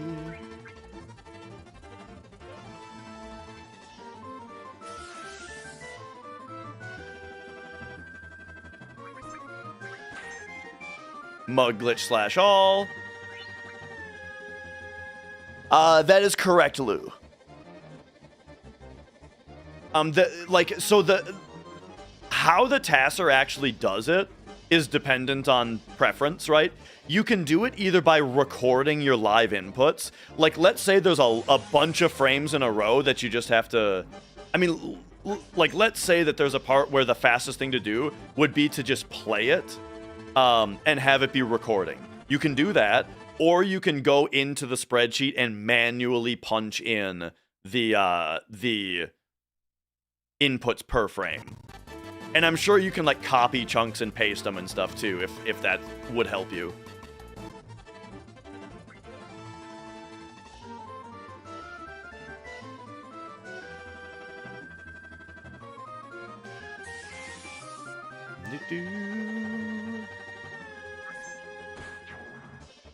All right, nice death blow.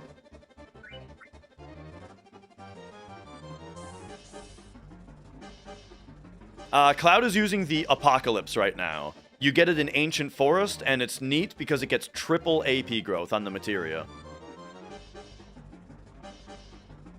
When did he switch Vincent to Sid? On the way up the rocket, Sid forces himself into the party in a cutscene.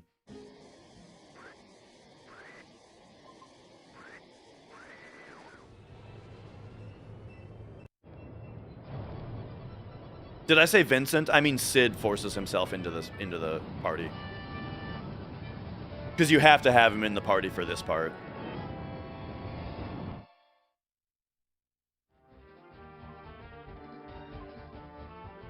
All right, here we can fast forward quite a bit here. All we've got are kind of cutscenes, grabbing the huge materia.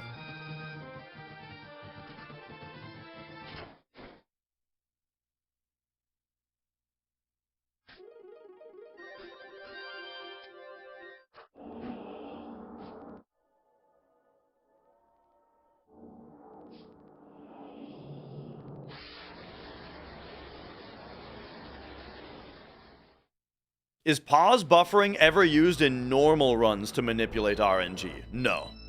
You're talking about in battle? Nah. Because the effect that it actually has is, like, invisible to the player, you know? It's something that only a TAS can do, not only because the inputs are very precise, but also because the thing that it's manipulating is really only visible to the TASer. Okay, here he buys a whole bunch of manipulate materia. And the reason for this is Yuffie Materia Steel Mechanics.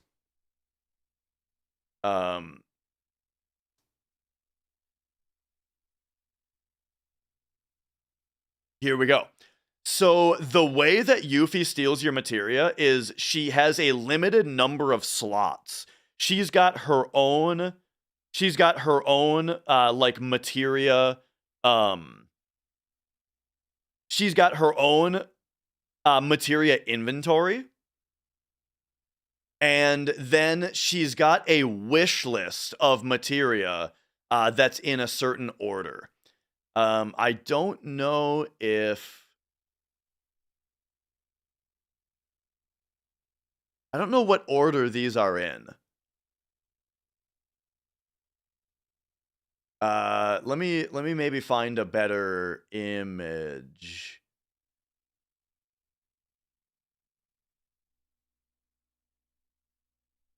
Okay, what is this from?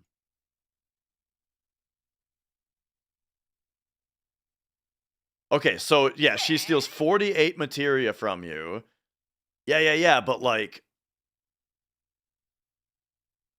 I know I've seen the full image before somewhere. Okay, here's the point. She has a wish list, right? She's got a prioritized wish list of materia that she steals from you in order. So what purchasing all of these manipulates does, right here, it makes it so that when she gets down to manipulate from her wish list, she's just gonna fill the rest of her inventory with manipulates. Meaning we get to keep any materia that's lower priority than manipulate. Which apparently is good for the TAS.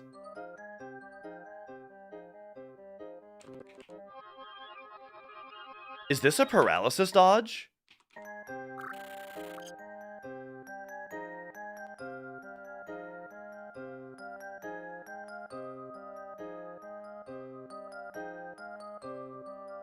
Oh, no. Okay. I was thinking that this guy makes you look up, but he doesn't for the Venus Gospel. Okay. Never mind. Never mind. You just don't have to look up for the Venus Gospel.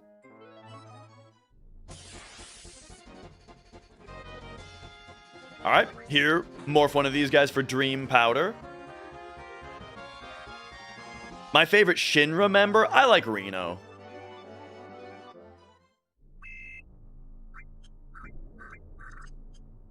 All right.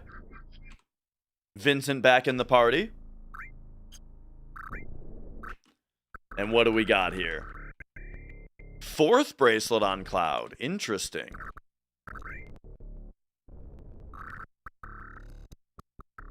And now Apocalypse is going to get Ifrit. That might be for movement, though. Let's see. Magic Plus. Okay, it also gets Magic Plus. We're putting other E-skill on Tifa. Was that Manipulate on Cloud? Manipulate on Cloud. Other E-skill on Tifa. Okay, so all E-skills on Tifa. Manipulate on Cloud.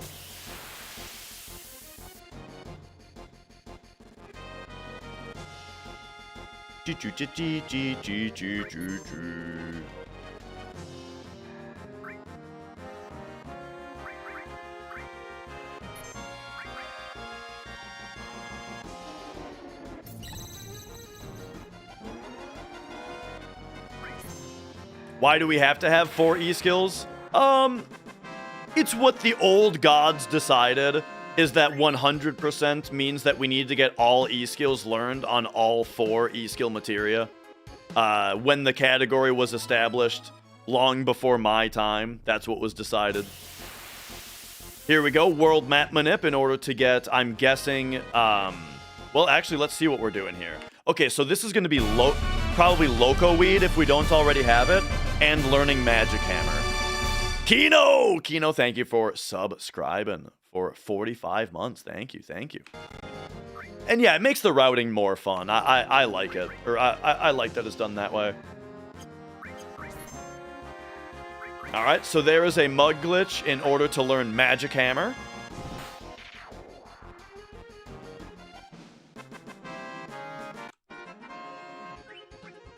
There's the Loco Weed drop. And now it's time for Wutai. Whoa! TSXP, thank you for subscribing also. Thank you.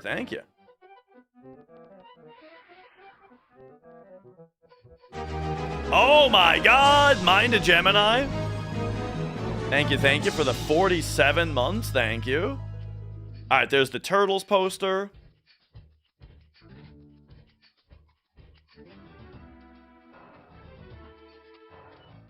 There's advancing the Yuffie quest as well as doing a little shopping.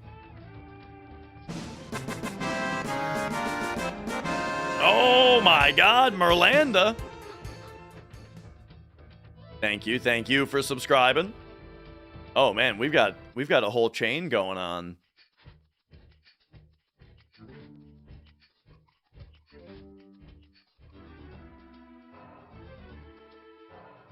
There's the final Turtles poster.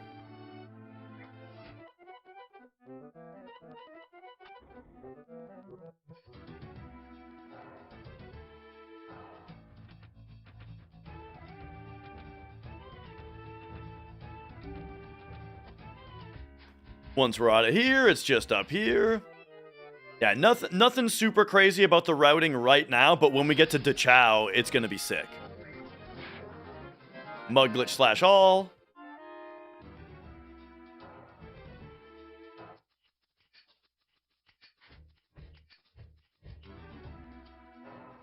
Now we're off to Dachau. All right, check this part out. So we had a battle skip right away. Another battle skip. And now, running up here to a spot that we don't run to. RTA. Such a beautiful field, by the way. I love this field. Look how cool this is. Love it. Anyway. Fight there. Pause to manipulate battle RNG. And then here we go. We get a fight. We get this particular fight. One of these guys, two of these guys. All right. Oh, we don't have / all, actually. So, I'm not exactly sure what is getting, it's that's what Ifrit is for. I see. We're doing, Vincent Mugglitch Ifrit, not / all, because / all has been stolen. Makes sense. Shadow Lancer, thank you for subscribing. Thank you. And then, Captain Bodum, thank you for subscribing. Dude, I was watching I've been listening to Children of Bodum recently. And then, by the way, when I was younger, I was a fan of having Tifa in the 3rd character slot for this particular battle animation camera angle. And then here we go. So there's Meteor Rain also, by the way. Meteor Rain learned from this fight. And get this. This particular fight with those particular 3 enemies. Oh my God. Would you look at those spoils. There's our Light Curtain, Bolt Plume, and Lunar Curtain from a single fight. And Pritz, thank you for the 5 gift subs. Holy shit, thank you. That's insane.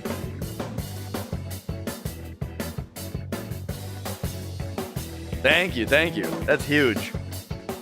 All right, this is such an insane battle, dude. That's so cool.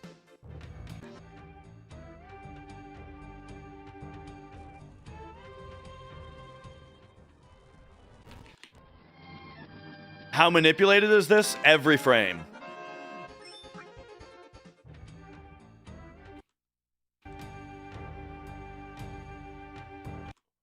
Would it be faster to talk to Rude on the way up? Like, talk to him as you run past him on the way up? Would that make him run in and then already be in when you came back down? You can only get 1 item per enemy deadlift. So there would need to be 4 enemies for you to get 4 drops. Final Fantasy dude, thank you for the $2 super chat. A favorite Children of Bodom song? All right, I gotta tell you, the only album of theirs that I've really listened to at this point is Are You Dead Yet? I haven't given a lot of time to their other albums yet because I'm still enjoying that one, you know. And in that album, I would say I really like In Your Face.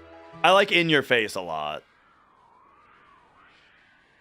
I don't know though. I really like Are You Dead Yet? Which is like that's like the popular the popular song. I really like that song though. It's very good. But In Your Face is great. If You Want Peace, Prepare for War is really good.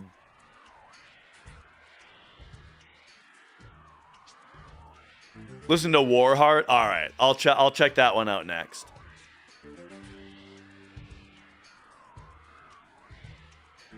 I first heard of the band because of their Britney Spears cover, which I don't even remember what song it was.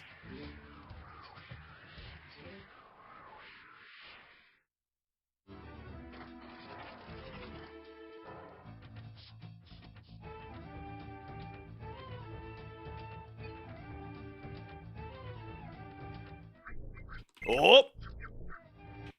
Alright. I was trying to remember what Britney Spears song it was. But here we've got a menu real quick. Oops, I did it again. That's the one. Yeah. Yeah, that's how I first heard of them. Alright, Gaia's Curse getting replaced with 4 slots. I'm guessing the reason to put on 4 slots here, and like specifically, is that it is keeping the materia equipped, right? Her 4 of her materia stay equipped. And then I'm guessing there was inventory management that happened earlier to get 4 slots to be the top option here. You know what I mean? Like the way that 4 slots was equipped earlier was probably done intentionally to get it to be on top. All right. Oh, actually, never mind though about the materia keeping thing because we're just doing remove all anyway. Remove all from everybody. Remove all arrange from everybody.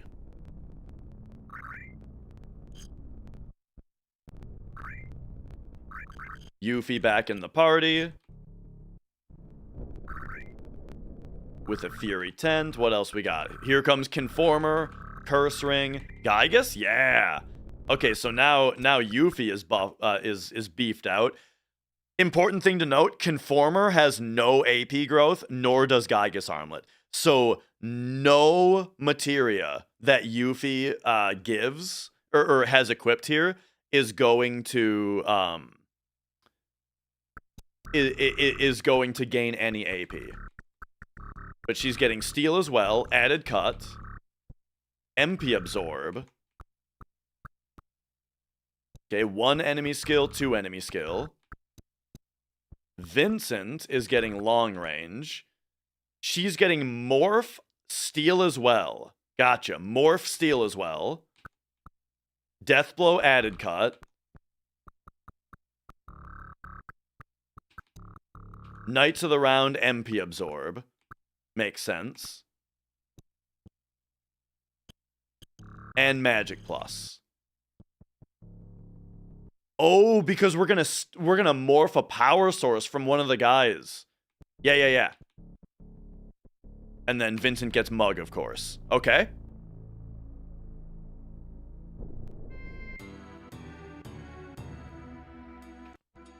Vincent's already long range. I'm guessing it's for materia, like inventory positioning for later.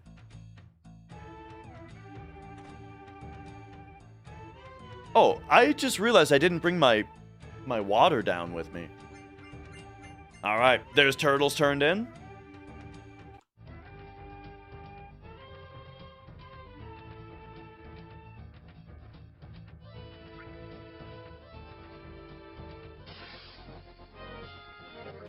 All right, so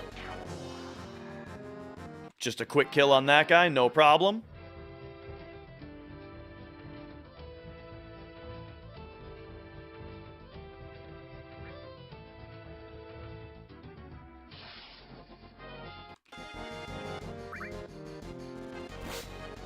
Also just a quick kill.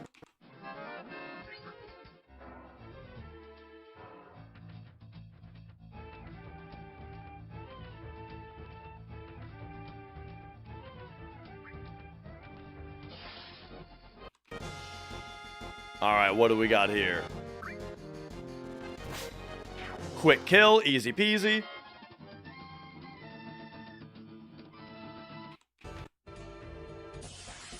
Now this one, I'm guessing, is going to be a morph. This one, I'm guessing we're going to morph this guy into a power source.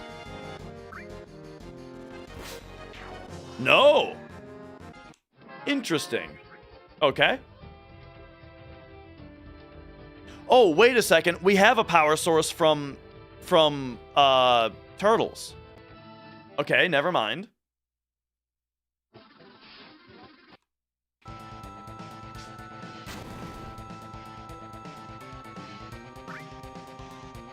Okay, here's learning Trine on our E-skills. Interesting grenade there. Ah, okay, and then Trine gives us full limit bar. Okay, okay.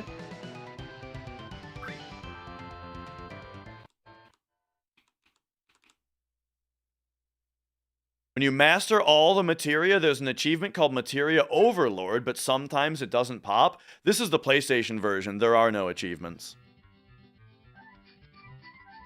But no, I'm unaware of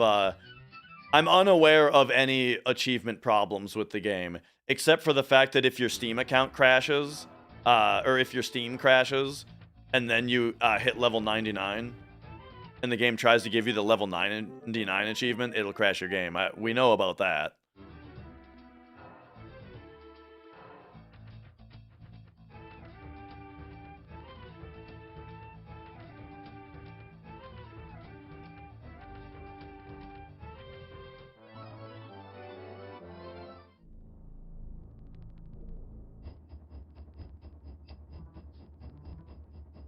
All right, here we go. There's the full cure materia back there. Can you still learn enemy skill when it's on a no growth? So, yeah. There's buying everything from Tiger Lily. Oh yeah, and now we're on this part. I forgot that we were still on this part of the game. All right, I gotta run upstairs to the bathroom, and then grab my water also. So I will be right back.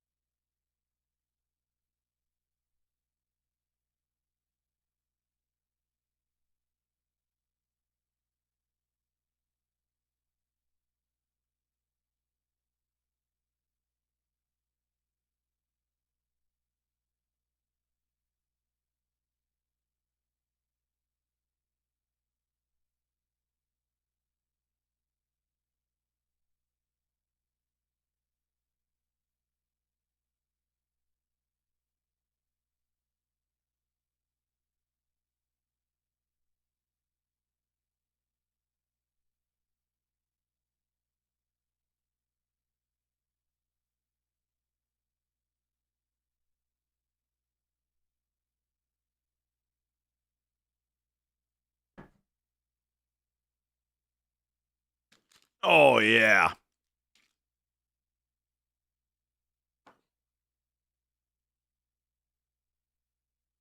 Okay.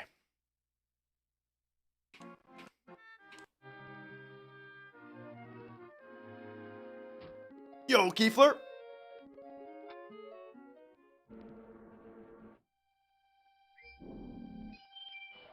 So at this point, we're just getting Bahamut 0.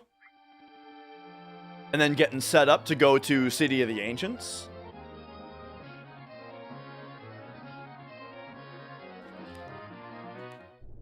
But first, finally grabbing Titan, it looks like. Oh! That's right! Later in the game, the Titan materia actually shows up, but it doesn't at first. This is a thing, right? We can actually look into this.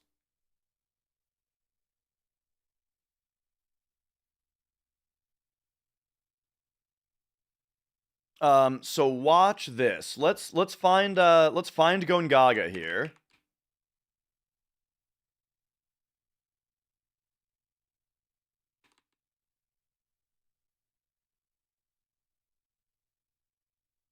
It's easy to blow past though, because it's only a couple screens.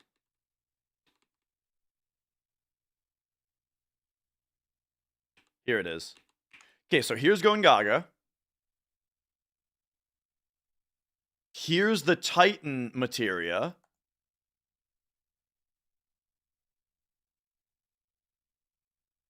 If game moment is greater than 99,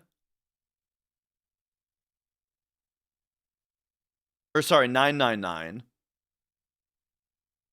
set the range of contact to 1.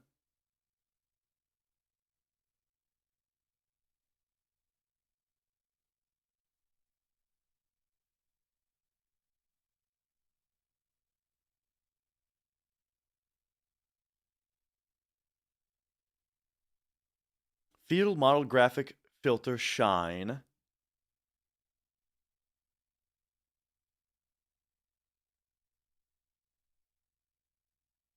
But what does it normally do, though? There must be... Okay, here we go. Here's the...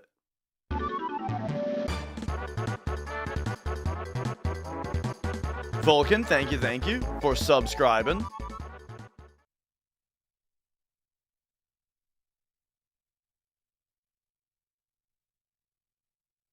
Okay. So here's the script where you actually get the materia. So, okay. So this here is the part where you hit the line trigger that that gives you the text box that says you know, hey, there's something shiny in there, and you can choose to reach for it.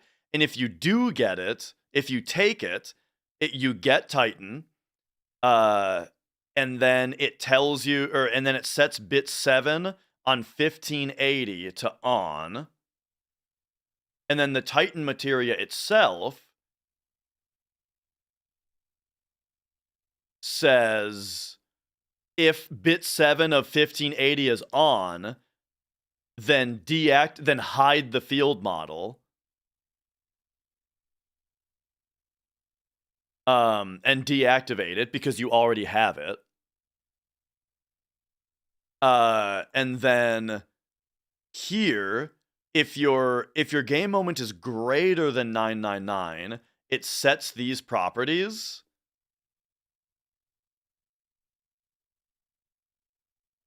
But if your game moment is less than 999, that means that these properties are left like default, right? And I guess the default is for it to not be shown?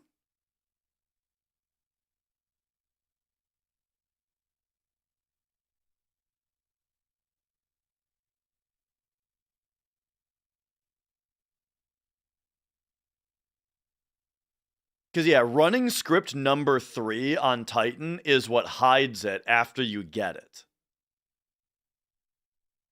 And then it hides itself after you already have it when you load the field. And then here is this is the reason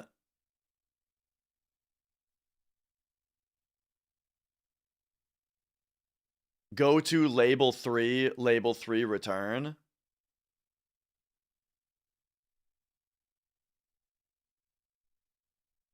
Oh.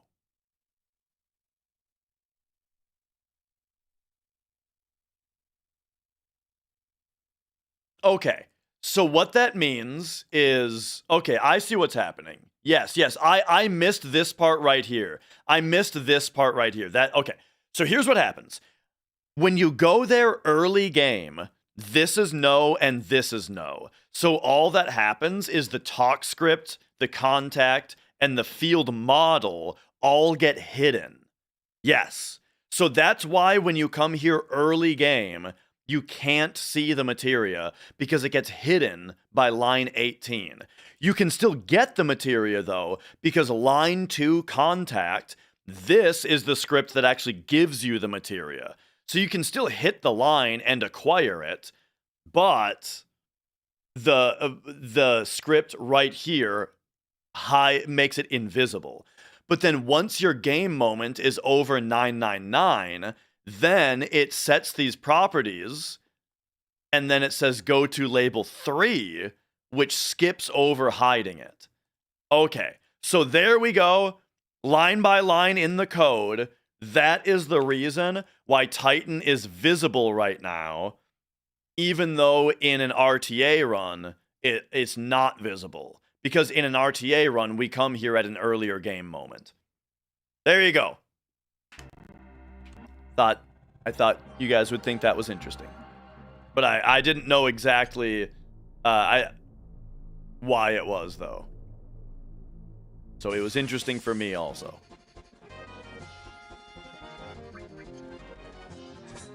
All right, there's our... okay. So here's our Morph Steal as well payoff. Morph Steal as well on this guy gets us a Spiderweb and an Hourglass.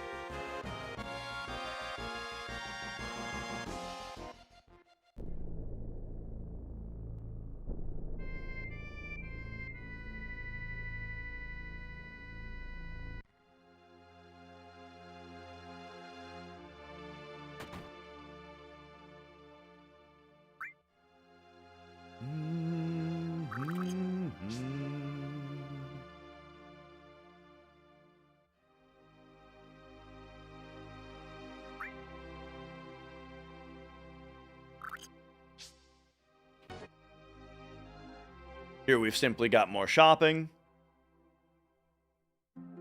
You get Shrapnel and Shrivels. And the Impaler from that guy.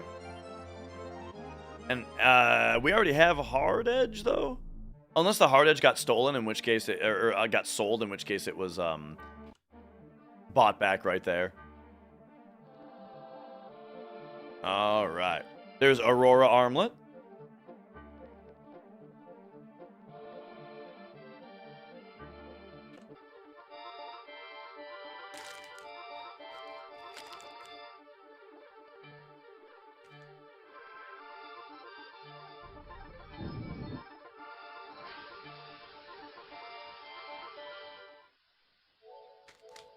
We got cutscenes here, so I'm enjoying a little snack.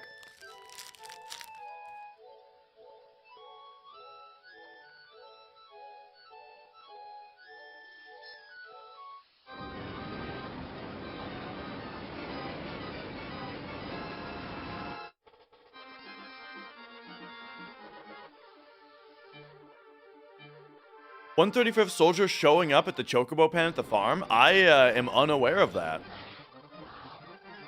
What do you mean, as like a background element?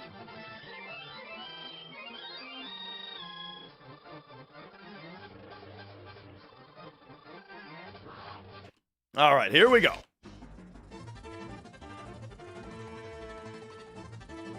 So as usual, we have a bunch of time here while Diamond Weapon walks toward the shore. So this is the perfect time to go grab the huge materia. Because it's kind of the huge materia is just pretty far out of the way, you know? And so, so this is an RTA strat as well. Is that it's best to grab it when we're needing to, you know, we happen to have to wait on the world map here anyway. All right. We're doing our medial shopping now as well. Interesting.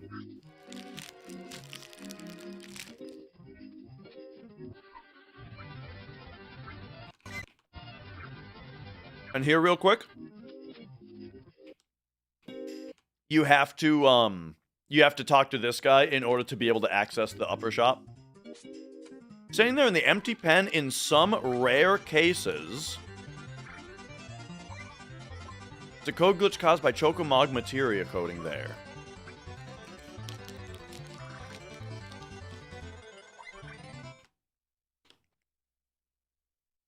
In the stables?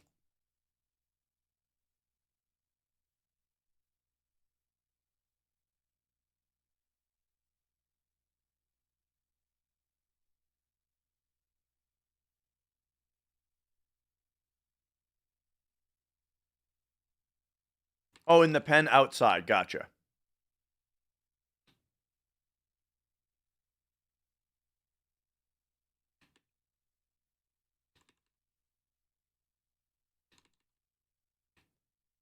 This sounds interesting. Where's Chocobo Ranch?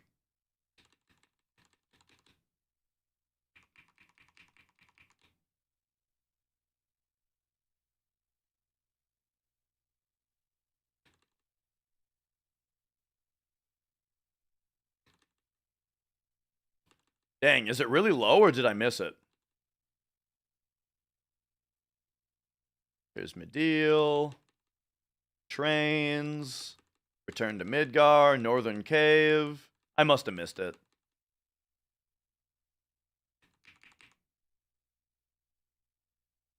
Whoa. Did I crash Mako Reactor? Oh, there we go.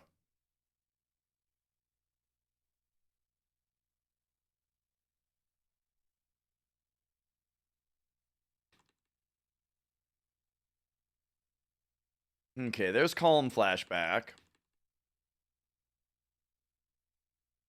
Nibelheim. Column. Here we go. Okay.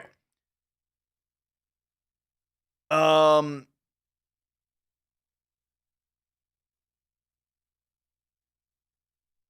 you get the materia and the pen is empty,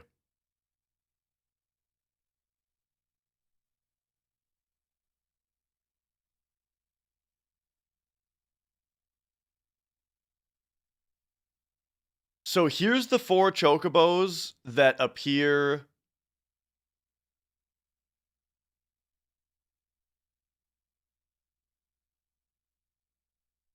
Okay, here's this field model. When this initializes, it becomes invisible. This is the dancing script.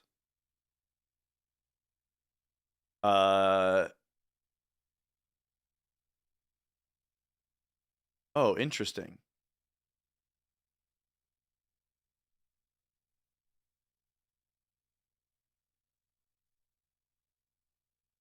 Yo, Tazmat.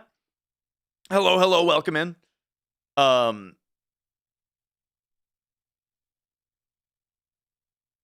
Sorry, I'm looking into something here. Okay, so here's add Chocobo into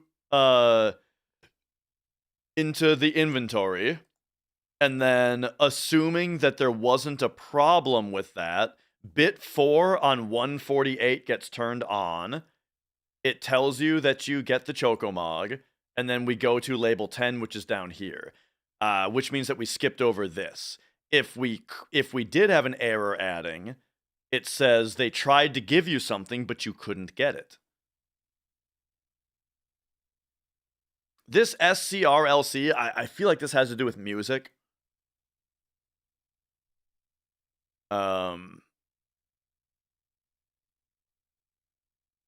Okay. So then, here's the Choco Lure.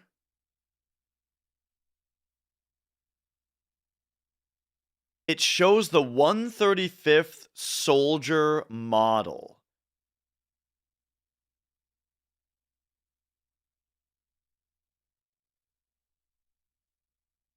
Yeah, that's weird. Because that model doesn't appear to exist on the field. I'm not sure if there's a way for something to become a different model. Here's Choco Lure.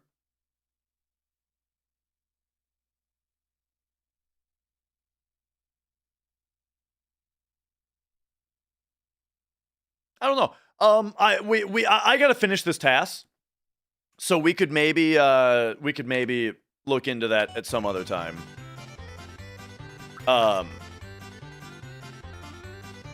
Since when does 135th have the 3D model? Oh, it does.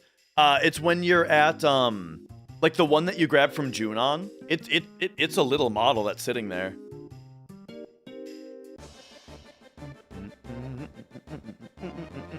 You know what it might be, though? I feel like, you know the red-garbed Shinra captain? It's probably that guy, just really small. But I'm not sure. But, you know, that would be, like, the efficient thing to do. Okay, what the hell do we got going on here? So we're taking Steel as well off. And we're attaching it to Knights of the Round. Okay.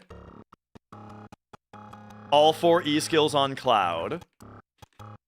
HP plus. 2 HP pluses on Cloud. 1 of them on Apocalypse. Luck plus is now on Yuffie. 2 more HP pluses on Cloud's Apocalypse.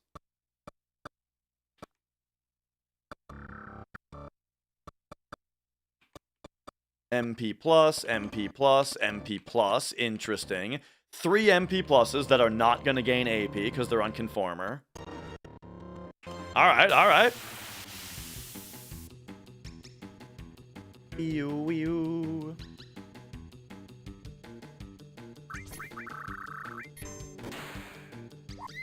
Okay, so what the hell just happened? So we got a Chocobo. We're Vincent Mug glitching. Throwing a Mimic Green. Yeah, throwing a Mimic Green on the Chocobo. Okay, so Vincent Mug glitch skipped the Mimic Green. And now we do... Oh, and now we Mug glitch level 4 Suicide.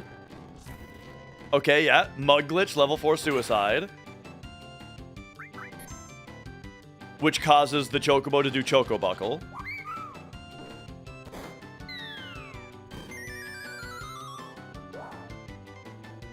And so we've learned Choco Buckle on all 4 E-skills now.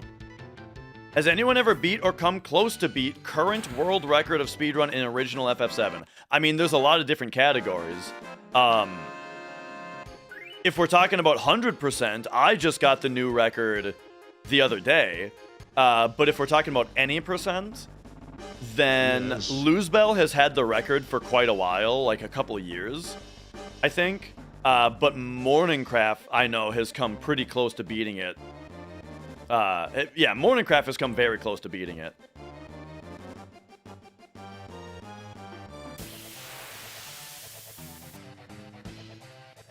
Alright, and there we go. And yes, Steel as well, attached to Knights of the Round, means that we get 13 Steel attempts.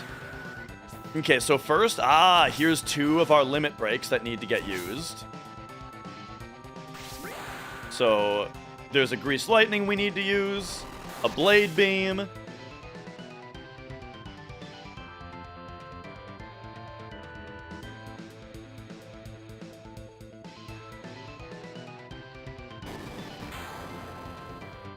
And yo, Mr. Wizard, thank you, thank you. And now here's...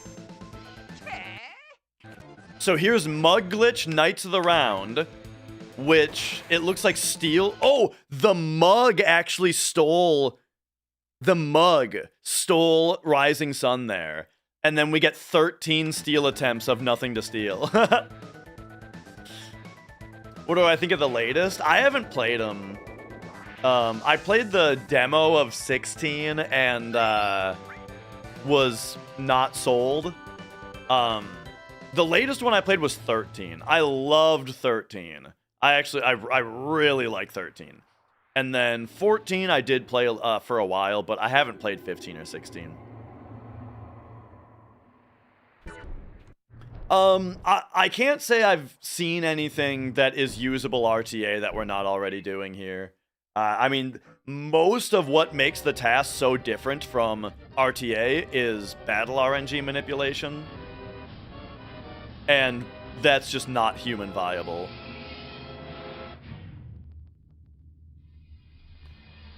Have I had mine confirmed?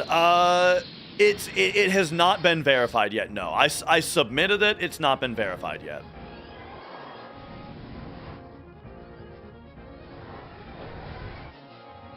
But I did talk to the other mods about it, and they didn't seem... I don't think I talked to Zeal yet about it, but Ace and RJ both didn't seem concerned about it. At least not this time. It's one of those things, though, like, let me give you another example of, like, kind of like an exception that might have to be made sometimes over what's normally allowed, is that on Monetary Dragon's 15:59:58 run, the previous record that I beat, MD's console actually fucked up the reading of this FMV. Not this one. I think it was this one. This FMV on MD's run actually skipped, and like it froze and the console skipped it. So he saved like 45 seconds on this FMV. And so what we had to do was time the FMV, figure out how much time he lost to it, and then just add that to his time. We had to add that to his timer. And the thing is, for a 16-hour world record speed run, we said, you know what, that's fine. We'll time it out. We'll add that amount of time to your leaderboard time. And, but, you know, runners should reasonably try to keep their consoles, you know, in working order. And so it's now my responsibility to make sure that the problem doesn't happen again. Just like it's MD's responsibility to make sure that the FMV skip doesn't happen again, you know? Because if it happened again, we'd be like, bro.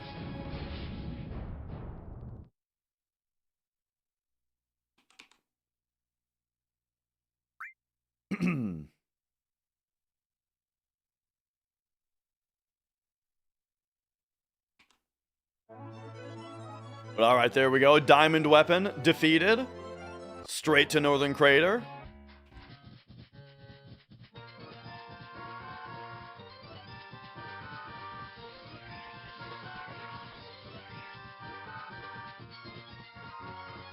And yeah, that's the thing. I mean, that's the thing about hardware runs, is that, like, sometimes some hardware shenanigans happens.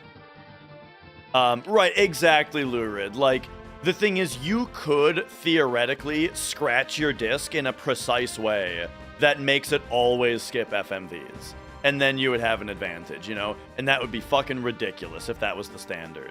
So instead, it's that, like, we expect runners to try to have their shit just work properly, but every once in a while an FMV is going to get skipped and we just need to time it and adjust their ending time.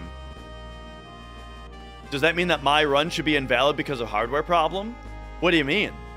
I feel like the entire thing that we just talked about was to explain that every once in a while a hardware problem isn't a big deal. You just need to fix it for next time. But, like, it's fine.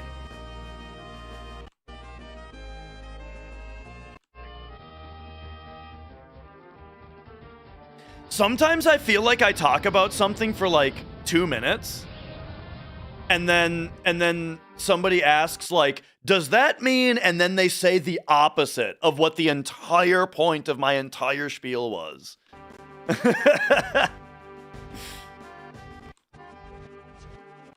All right, so here, if you hold right and run, you can exit and skip the rest of this FMV, which is kind of funny. Skip the rest of this cutscene. And then here, you're supposed to talk to Kate Sith to open up this thing, but you can just wiggle through them right there. But that's both of those are RTA strats also. That's true also. Yeah, my hardware problem lost me time. My hardware problem lost me several minutes.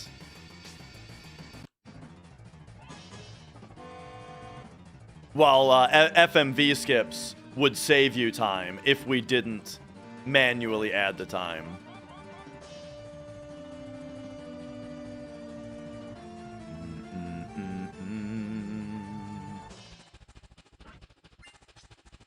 Okay. Yeah, it was at least like 7 minutes.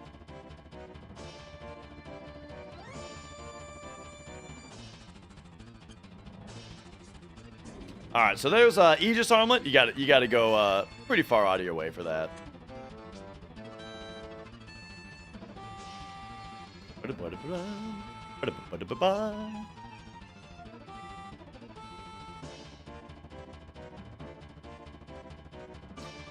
And yeah, it could be something that I try to improve next time. Did the PS2 servicing go well?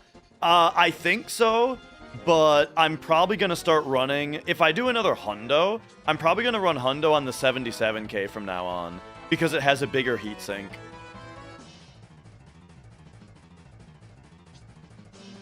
Oh, we already know, Billy Thornbob, that the TAS is several hours shorter than the RTA run.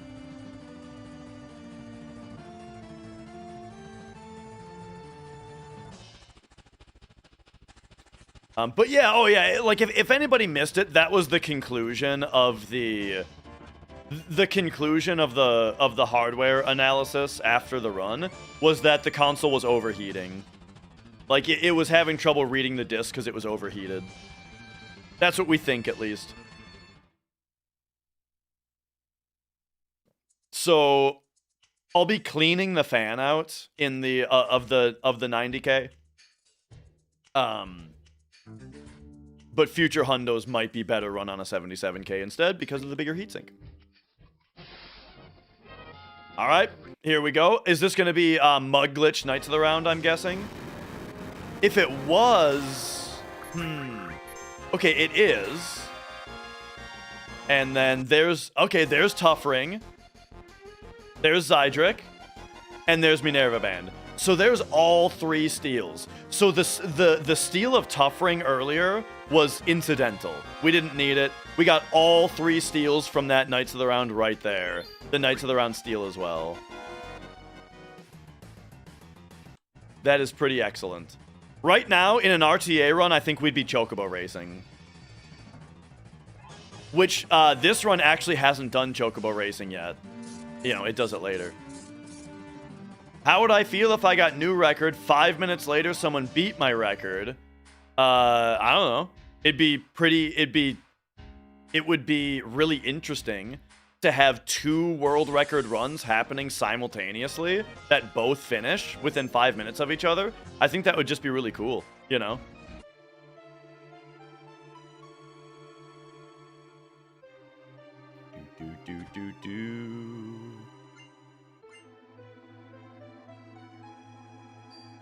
That's Master Fist and Pile Bunker, I think were those 2 items. Oh, taking this elevator up.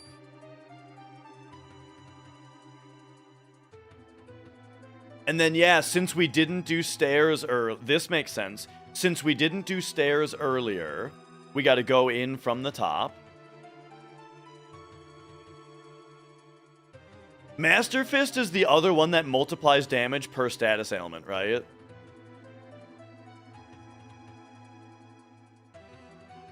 Yeah.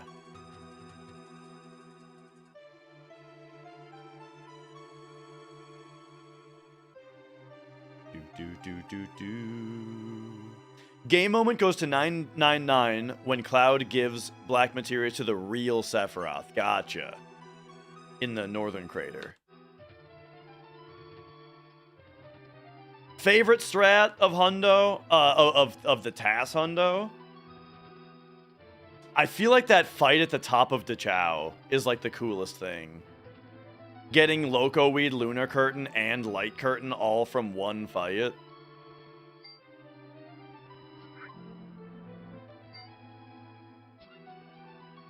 There's Glow Lance.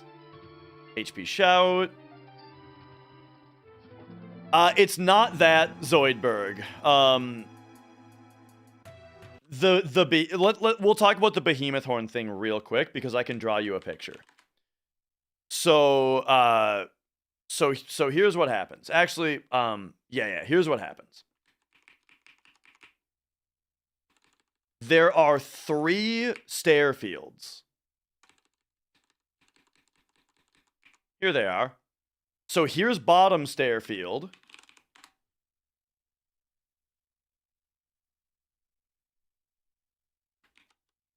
All right.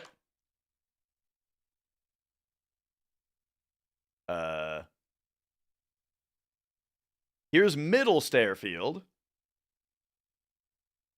Do I even need the... Yeah, it's fine.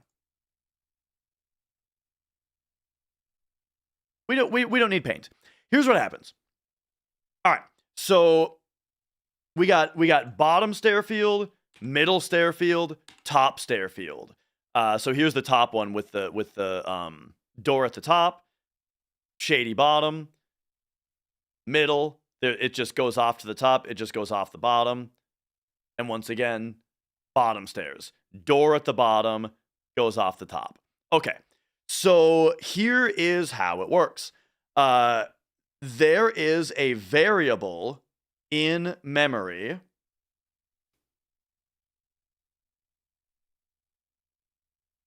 called 3164. Is that the one?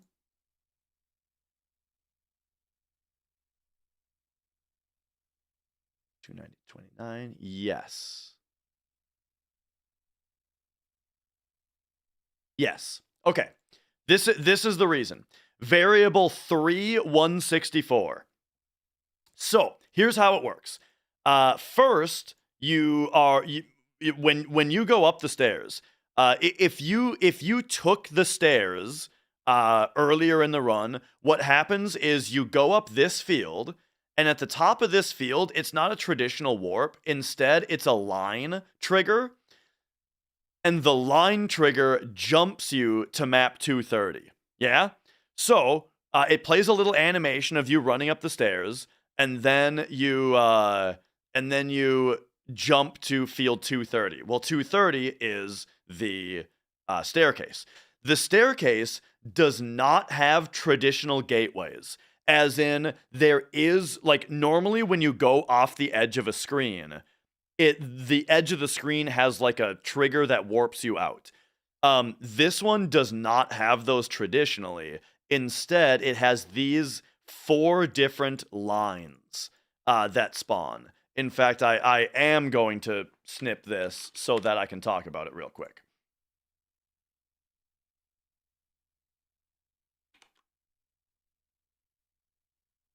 All right. So what it has is at the top of the field, there is a line that triggers you going up to the top floor that has the top. That is line trigger line U right here, which says warp to jump to map 231, and that is the top of the stairs, as you can see. And then at the bottom, down here, there's a line trigger that warps you back to map 229. That's the bottom of the stairs. And that line trigger exists down here. So, those are the 2 line triggers that get you up to the top and down to the bottom. However, the stairs are much longer than 3 screens, right? And the reason is that this screen repeats several times. And the way that it repeats is that in front of this line trigger, there's another line trigger right here. And this one, what it does is it doesn't warp you to the bottom floor. Instead, it warps you to the top of the middle section, and it decrements that variable we talked about, the stair counter variable. So that is this line right here. As you can see, what it does when you touch it is it takes variable 3,164 and it subtracts 1 from it. And then likewise, and then it jumps you to the map that we already exist on, 230, which is the middle staircase, but it warps you to the top of it so that you continue going down, right? And then, in the same way, the top of the stairs also has a line trigger in front of this one that increments the stair counter and then warps you back to the bottom of the stairs so that you have to go up again. Yeah? Now, here's the kicker. Here's the thing that makes it all make sense. The inner triggers that you hit first that just increment or decrement, they have a special thing at the start. The bottom one here says that if the stair counter is 0, then it disables itself. And then the top one has one that says if the stair counter is at 6, disable itself. So what happens is if you just came up from the bottom, your stair counter is at 0, which means this one doesn't actually spawn and only this one does. So then when you run back down, you hit this one and you warp back down to the bottom. If you go up, though, from the bottom, you're going to hit the orange trigger, which is going to increment the counter, warp you back down. Rinse and repeat until the stair counter has gone up to 6. When you spawn at the bottom of the stairs here, and the stair counter is at 6, this line doesn't exist anymore, which makes you hit this line, and then you actually get jumped to this map with the top of the stairs. Yeah? Here's the reason, though.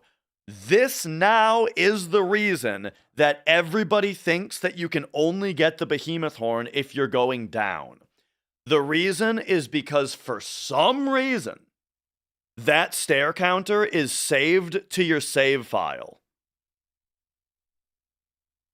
So if you take the stairs at the start of the game, the stair counter goes up to 6, and that gets saved to your file that it is 6. Now, you might notice also at the top of the stairs, the line that sends you down. Where is it? Somewhere. The line down. Something here interacts with the stair counter. I gotta find it real quick. 3,164 is the variable.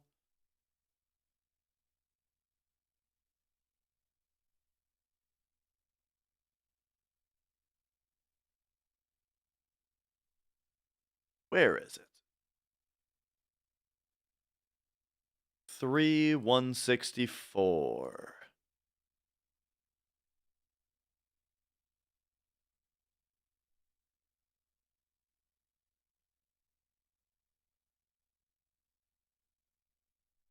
Hang on. We gotta read some code here.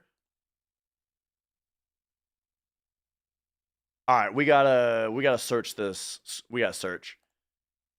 Search variable 3,164. on the current map. It's not here? I could have sworn... Huh. I could have sworn that that it sets 3/164 to 6 on this field. Okay. Anyway, that this part of the explanation doesn't actually matter. Okay, so here we go. The reason that everybody thinks that you can only get the behemoth horn on the way down is because that variable that counted up to 6 as you went up the stairs gets saved to your file. So that means that if you return to Shinra later and you enter the stairs from the bottom again and you run up the stairs, what happens is it warps you to the middle field. Now you're in the middle field. Here it is. Now you're in the middle field, but the variable for the stair count is still at 6, which means this line doesn't spawn, or it deactivates itself, which means the first trip up, you hit this line, and then that means that you go straight to this field right away. Skipping over the spot where you get the behemoth horn. And so where is the behemoth horn? It is, I think it's this. Yeah, so this is the behemoth horn, which only exists, as you can see here, it only exists if your stair counter is at 4. So if you took the elevator earlier in the game, then you can get the behemoth horn going up because your stair counter never went to 6, and thus it never. I think actually let me check something here. We're gonna go search opcode variable 3/164. Let's search all maps and see. Okay, here's where it gets set to 0. What the fuck? This is in the debug room. Oh, here's where it gets set to 6. No, that's in the middle.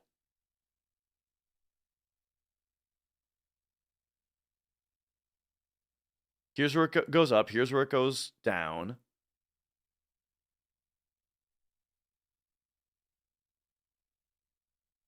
Oh, here it is.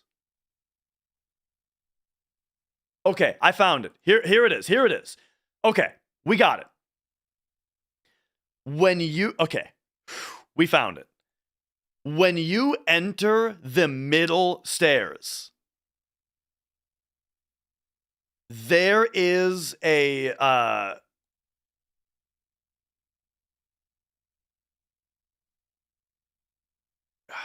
okay, now we got to find this other part.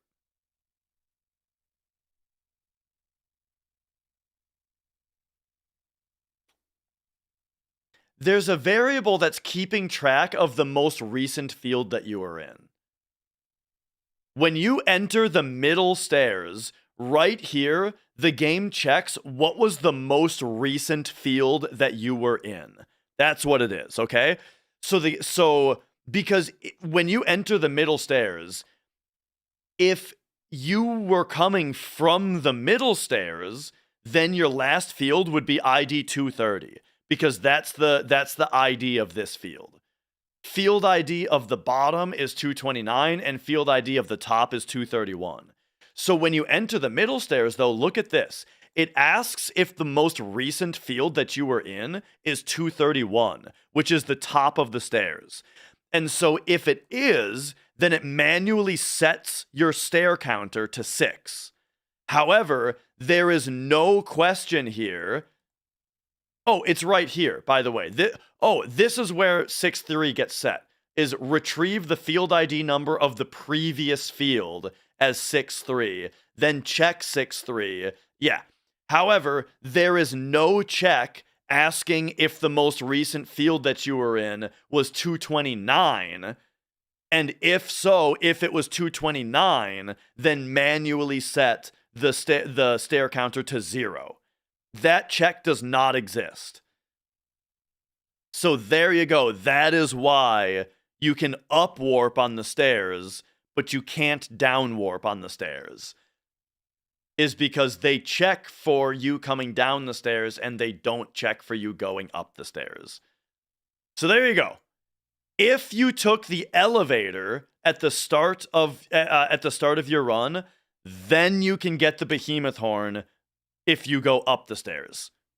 That's the full answer. Or that's the full answer and why. All right?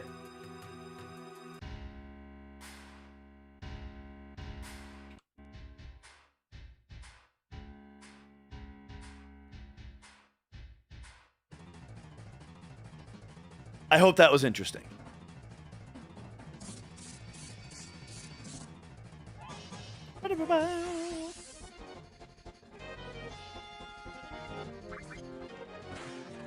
There's our grav ball.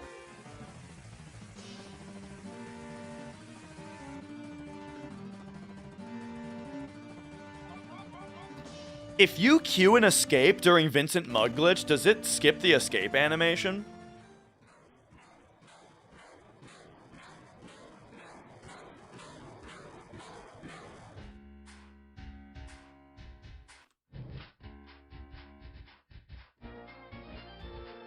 I feel like we would have seen that happen on Grav Ball if it did. Alright. This is probably gonna be Knights of the Round, right? Yep, Mug, Knights of the Round. So there we go.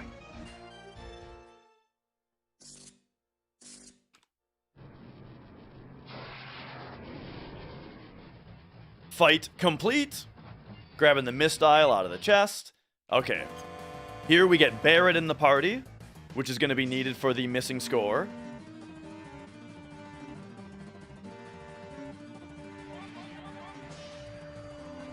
Boom, there's missing score. It's surprising that Vincent doesn't force himself into the party here. Instead, you just see him at the bottom there. And yeah, Johnny Bravo, I'm glad to have you here.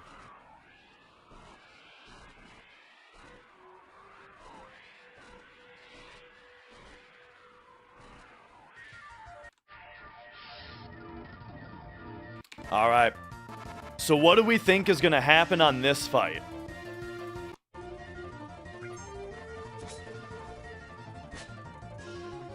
I just realized, hypothetically, if you were to go back and get W item from the Shinra railway, then you could speed and luck source dupe on this fight off of the capsule enemies.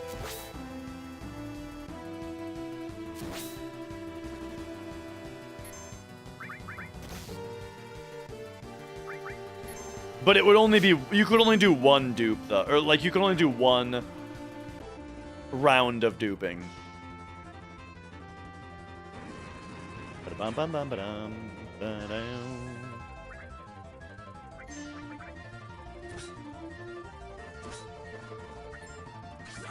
Death blow added cut. There's a big shot that we need. Ah, and the grease lightning we need, and that probably kills? Yeah! That's awesome.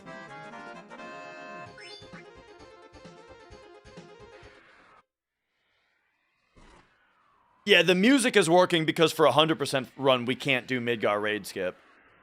Because you need to fight Proud Claude. And you need HP Shout and Glow Lance. Master Fist Pile Bunker. I think HP Shout is the only one of those things that you couldn't theoretically get on the first round, though. Alright, here we go. We got lots of cutscenes for a minute here.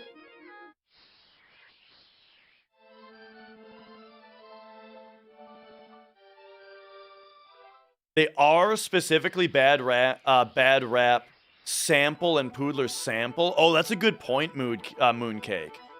That if it's actually a different enemy ID, then they might not have the same morphs.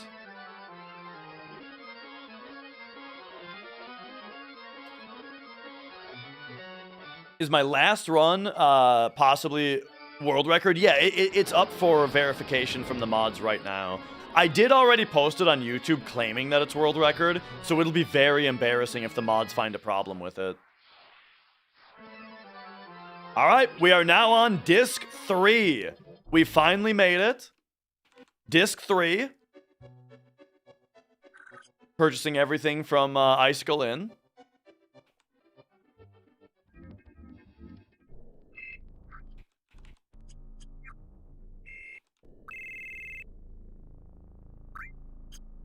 Oh, those samples don't have morphs? Interesting. Ah, here's our third carob nut that we needed. Okay, there we go. I was expecting it to get stolen in Battle Square. However, Battle Square is probably going to manipulate RNG to not have to fight that enemy. Because that enemy has a lot of HP.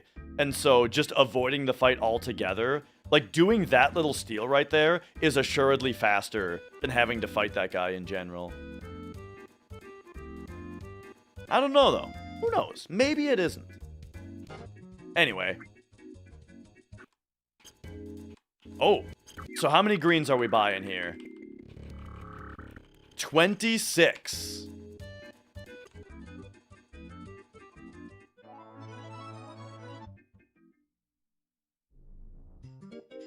How does computer change a disc? They just press a button.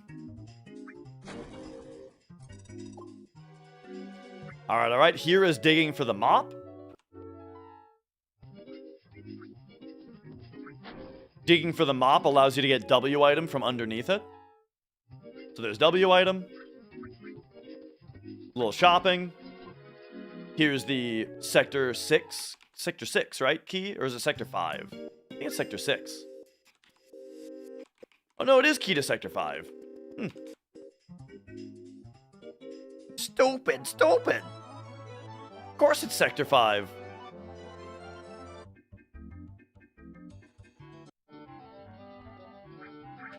Alright. And here we go. Feeding the gold chocobo 25 Silkus greens, which is what is going to allow it to win all of the S rank races with the necessary manipulations also. Alright, what do we got going here now? Ooh. Arranged by type, eh? Okay, speed source on Vincent. Which tells me that there is going to be some speed source duping.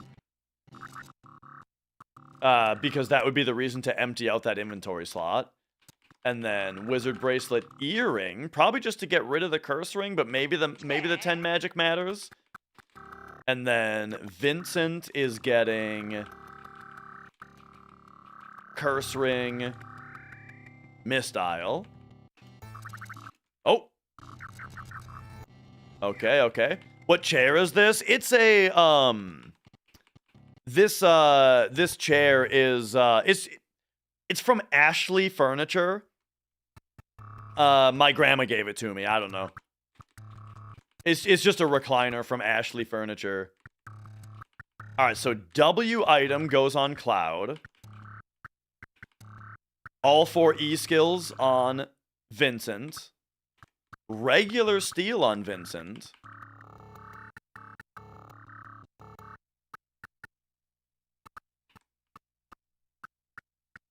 I just saw a Mystify happen. What was that? No? No Mystify? Okay. Okay, MP Turbo back on Knights of the Round. Steal as well back on Morph.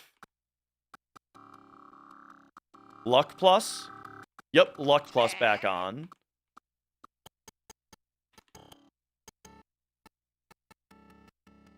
An HP MP swap. Interesting.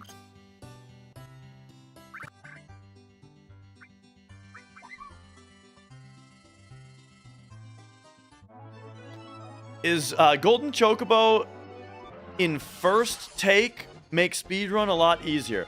I'm not sure what you're asking, but what I'll say just in general about the Gold Chocobo is that we manipulate RNG in order to get it as easily as possible. And my favorite accessory? I mean, I'm a big fan of ribbons. I really like things that negate status ailments. I've always been a big ribbon fan. Stole Circlet? I didn't know I didn't even know he had that before on this fight. Okay, well there's our Circlet. That's hilarious.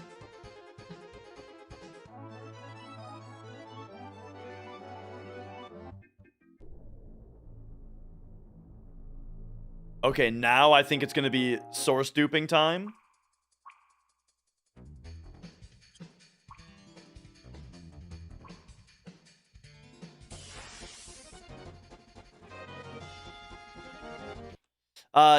Yeah, Scorf, because that fight is required. Where do we get Circlet? Oh, we steal it from Hochu in Special Square. Special Battle. Alright, so here we go. So this is sick. Mug, the ink, morphing the Poodler. So we get the ink from the morph. And then Vincent Mug Glitch skips the morph we get the ink from the mug, and then the Vincent Mug Glitch skips the morph animation. And we got rid of Maiden's Kiss in order to now perfectly TAS 99 speed sources. Alright.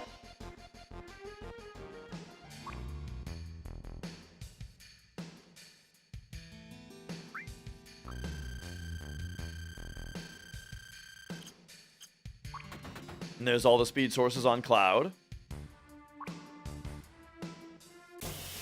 Oh yeah, the 60 FPS battle menu is doing a lot.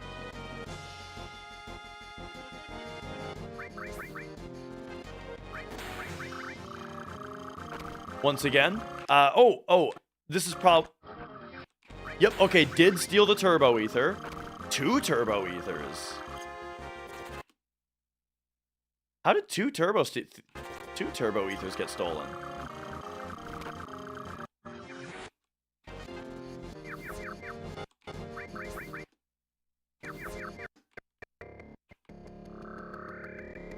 So here's Mug.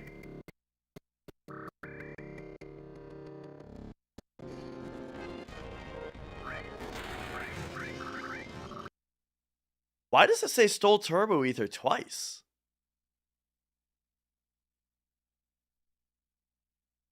Does that just always happen?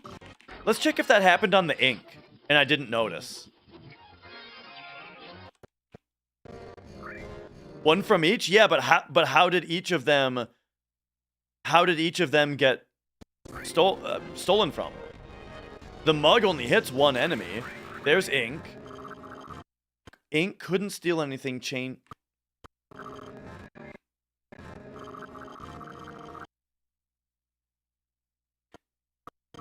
So here it's also stealing from all of them.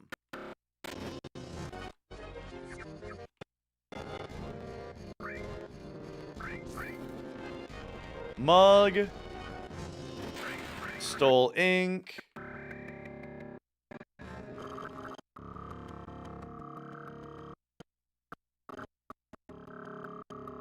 Oh, you're right. No, you're absolutely right. Yuffie is the second steal. The second steal is the steal as well, attached to Yuffie's morph.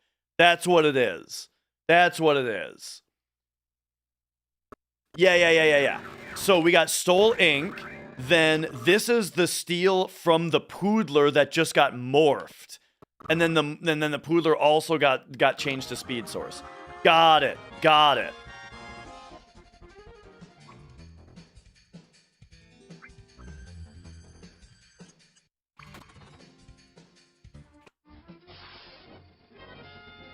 All right, and so here we get a Turbo Ether and then a Turbo Ether from the one that from from this one getting morphed, which is why it turned around, because it just got morphed.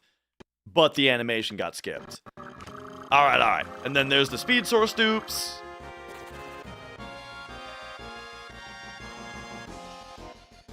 Oh! This is also really clever. Yuffie also just got blasted down because of HP MP swap. That attack on Yuffie just gave her a full limit bar because it did a huge amount of change. Percentage damage to her.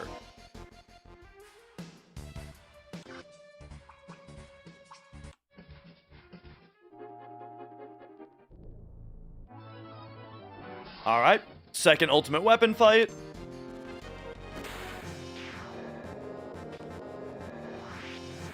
So this, it looks like, okay, so he's been left with less than this much HP. He had less than this much HP, meaning that the mug skipped his Shadow Flare counter. Interesting. And the Shadow Flare must have missed? And that's why it didn't do damage to Vincent? Because Vincent has all of our E-skills. So he Shadow Flared Vincent. Vincent must have learned it on all 4 E-skills. And it must have missed, which is why it didn't take any health off of him. Yeah.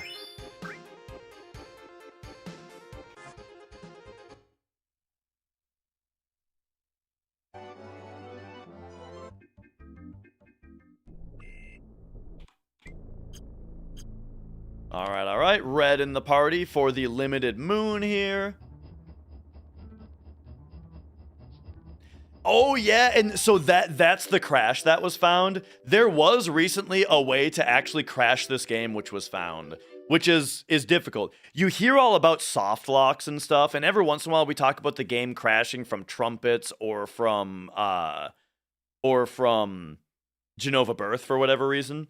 But that is like that's the only like repeatable crash that we know of. The only way to consistently crash the game is to VMG the Shadow Flare with Reflect on him.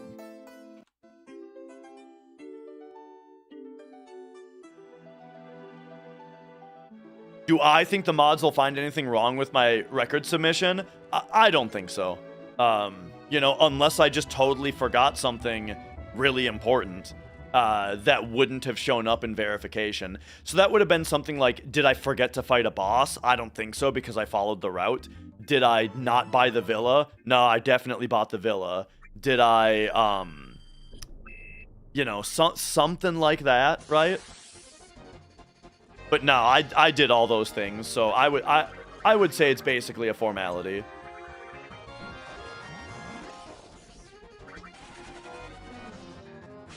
All right, so here's our limit use grind.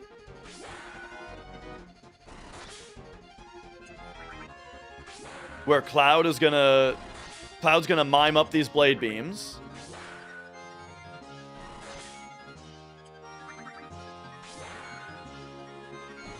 Is there anywhere to play FF7 online? I mean, it's on Steam, if that's what you mean.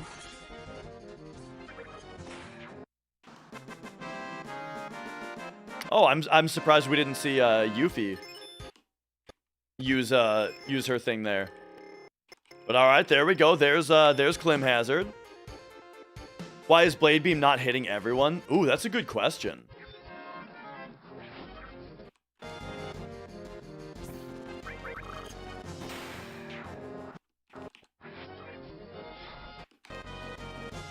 Yeah, that's a good question. Normally the Blade Beam... Oh, because they're all dead. They're all dead is the reason. Vincent Mug Glitch skipped these guys all dying. So we'll go back to the start of the fight for that. Yeah. I'm really glad you called that out, because that's really cool. Okay, so the start of the fight...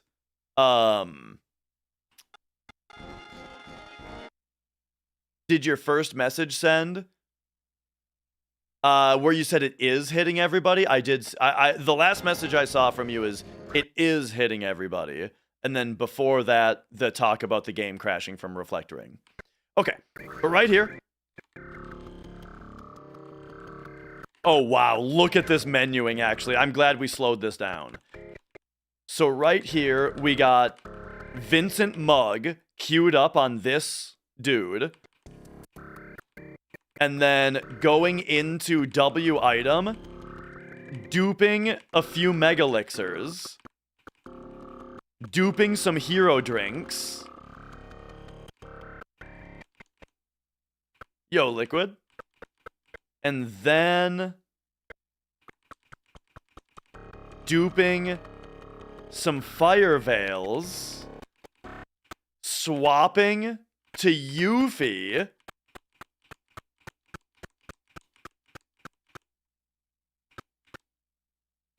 and queuing up Fire Veil.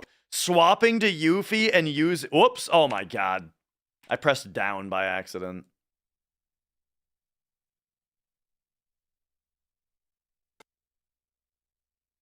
Where the hell were we?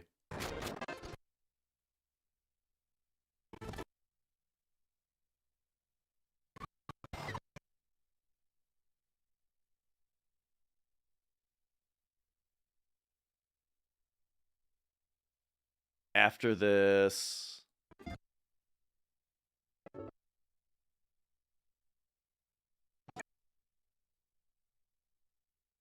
There's ultimate weapon. Here's source duping. Ultimate weapon again. Limited moon. Okay, here it is. So yeah, so duping the Fire Veils, swap to Yuffie, queue up a Fire Veil. So then the Mug glitch, the Vincent Mug glitch skipped the... Oh, and now we're still duping, by the way. Still W item duping. Now the Fire Veil just... There it is. So Yuffie's ATB empties right here, because the Fire Veil just got skipped. So all these guys are dead now, because the Fire Veil animation... The Fire Veil killed them.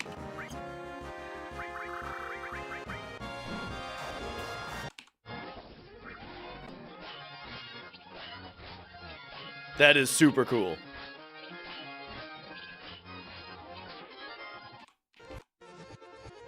Alright, and there's Clim Hazard getting learned.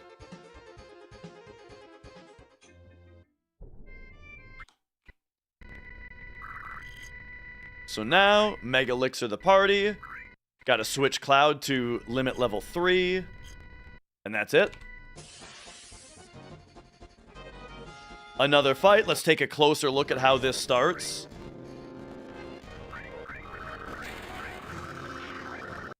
We've got another... Okay, yep, another Fire Veil skip.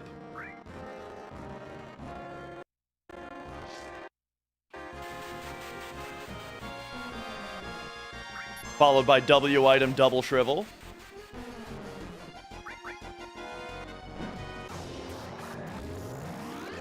Manipulated Demi 3 gives Cloud his limit instantly instead of having to use Manipulate on the enemy.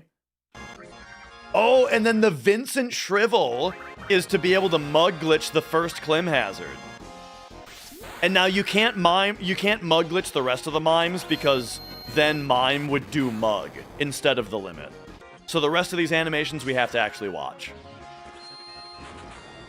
How old is this TAS? It is brand new. It's hot off the press.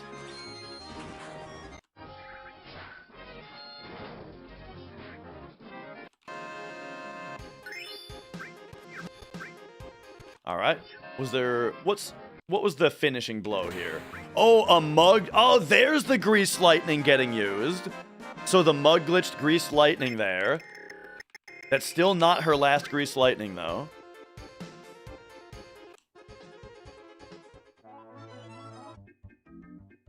Okay. Here's Chaos and Death Penalty.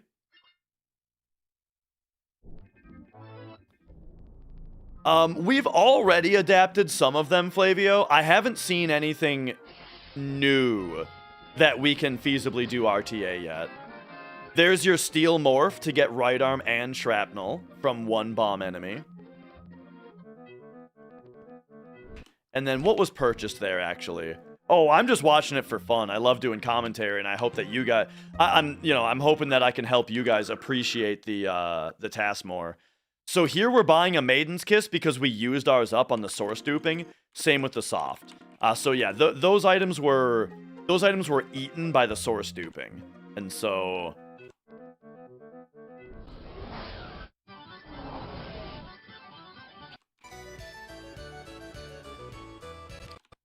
they had to get used there. Alright, alright.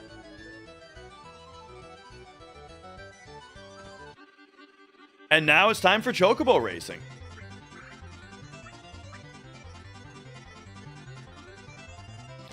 So by the way, this is the reason that RTA, we release all of our Chocobos, is because them coming up right here, having to scroll down to the bottom one every time would be very annoying RTA, you know? And then oh, I don't have chat up, I just realized. I've been going we've been going Twitch chatless. There you go. Now you can tell them they're a bunch of nerds. Okay. Now what was I talking about? Oh yeah. And then that's also the reason that this TAS is it has renamed all of its Chocobos just C, is because that way this list, look at that. This list types all of them out in 1 frame or 2 frames, while if all of their names were Choco, they would have to get typed out 1 by 1, you know? So there you go. So that's the reason to name them all C. And then that's the reason RTA, we get rid of our others. Besides the fact that it also saves money to not have to buy all 6 stables. Alright, now. There is no way to speed up... Oh! Never fucking mind. I was gonna say there is no way to speed up the C rank, so we better just watch it. Or we better fast forward it. But look at this. These slow-ass C-rank racers. Here's the thing. You can't finish the race until the second racer has finished. And in C rank, it takes like multiple minutes for the race to end. This is so cool. This saves so much time to just force Chocobo number 2 to the end as quickly as possible.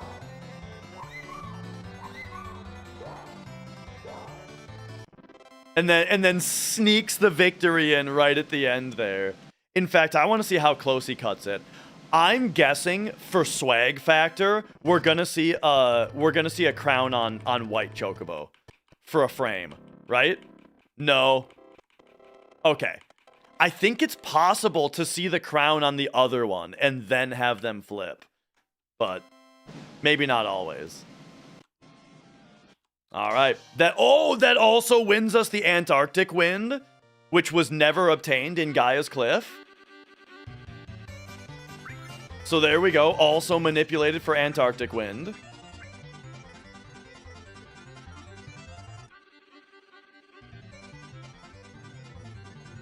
Alright, alright. Here's C rank push number 2. Is pushing RTA viable? It's more RTA viable, yes. Like, you definitely yes. But it's a lot harder than it looks to actually do it. And so... yeah.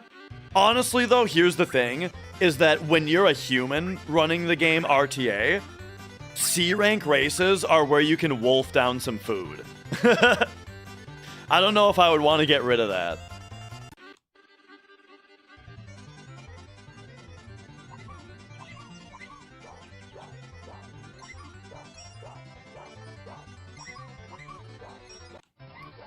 All right.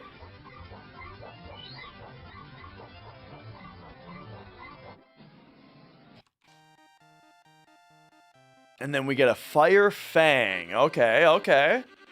Fire Fang because we never fought the... Yeah, we never killed a dragon.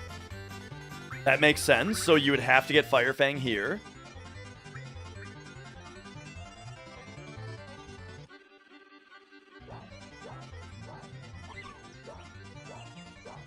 We even have to push Teo to get a little bit faster.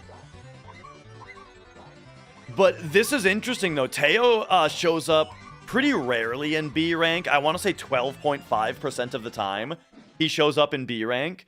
So manipping him to show up is great. So yeah, manipping a frame that we get both Teo and enemy away is and enemy away in the 1-2 slot. That's very excellent. Because, yeah, that makes the fight a lot faster. Oh, and he just took GP for that one. All right. So here we go. I'm sure we're going to get another... Yup, another Teo 1-2 enemy away. Actually, yeah, probably. I'm not sure how much GP is going to be actually needed. Well, 3,000 plus what's needed for Battle Square. But the Battle Square might already be covered from UFO Catcher earlier. Alright, yep, so there's another enemy away from B rank. Okay, that time, took the enemy away.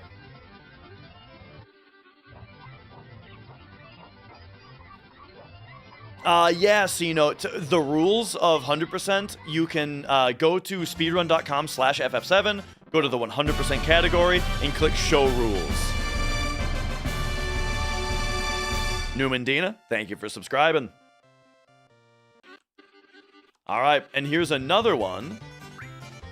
Yeah, pushing Teo is going to be faster than other Chocobos because he himself is faster, which means he'll stay straighter when you're pushing him. So now we're in A rank.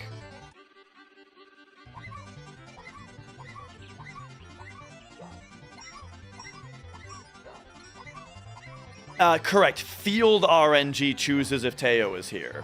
And then System RNG, which I think gets seeded by your global frame... Yeah, your global frame counter is what chooses what the prizes are and how they're distributed. And then what happens is Field RNG chooses whether Joe is in the race, and he just replaces whoever would have been Racer 2. Alright, there we got Sprint Shoes. And I'm guessing he's just taking them? Nope, 500 GP. Oh yeah, because Sprint Shoes we're gonna get from the lady. So the 500 GP is more valuable, because we'll get Sprint Shoes anyway.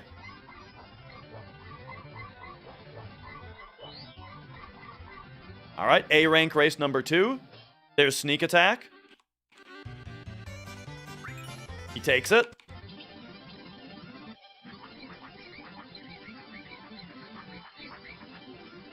A rank race number 3. Cat Spell.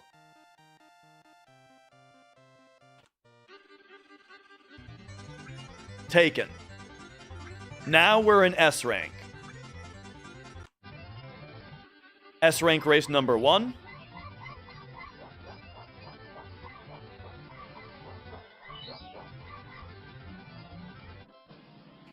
I love this strat, by the way.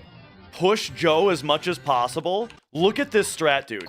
Push Joe as much as possible. Then, when you're out of stamina, get in front of him, and now Joe push you. That's great. Precious Watch.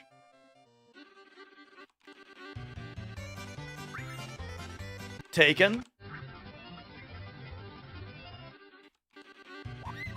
So, what are the other things that are needed to be gotten here still? Choco Bracelet.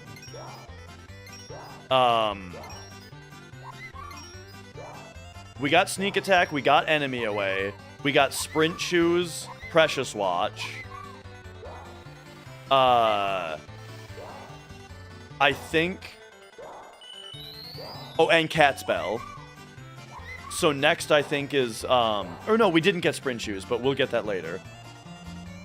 So yeah, I think we need like the counter materia. Oh, here's the cat spell. Or wait, we already got cat spell, so this one's going to be for GP, right?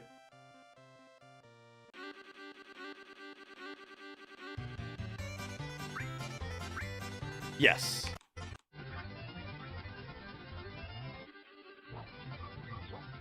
But yeah, we still need Choco Bracelet, and is it possible to beat him with a regular Chocobo? You could probably TAS standing in front of him the whole time.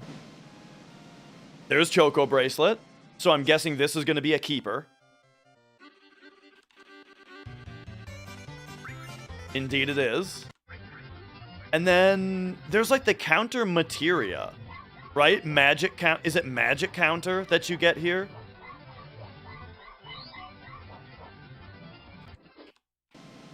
Okay, here's 500 more GP from Sprint Shoes.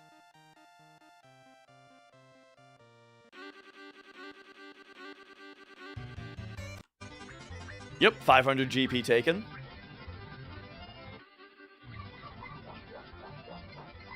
So yeah, it's either going to be 500 GP from cat spells and Sprint Shoes, or it's going to be the items that are needed. Here is Magic Counter. Yep, that's the one. Boom, there's Magic Counter.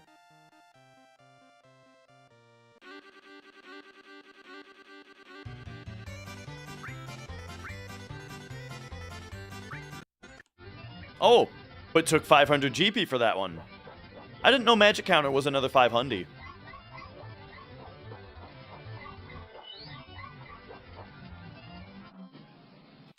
Alright, Magic Counter again. What do we got? $500 GP from that one, and we're leaving. Okay, so what did we get here? Or how many races was this? Take me back a bit. I want to count the races real quick.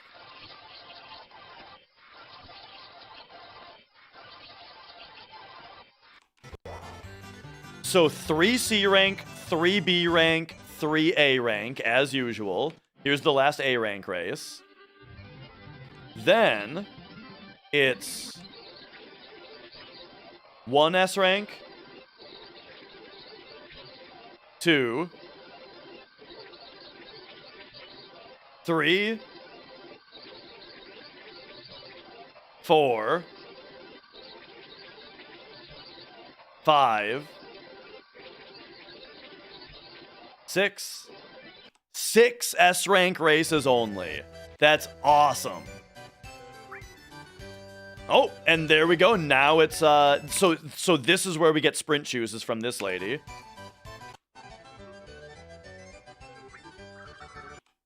All right, this is gonna be a okay, some material or some inventory rearranging, and then Ultima Weapon, Curse Ring. He gets Long Barrel R again, or no, Winchester. Yep.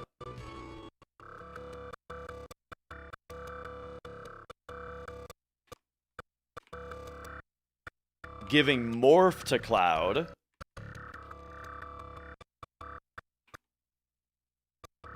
And then added cut on Morph? Wait. Yeah, Morph, added cut. Luck Plus on Cloud.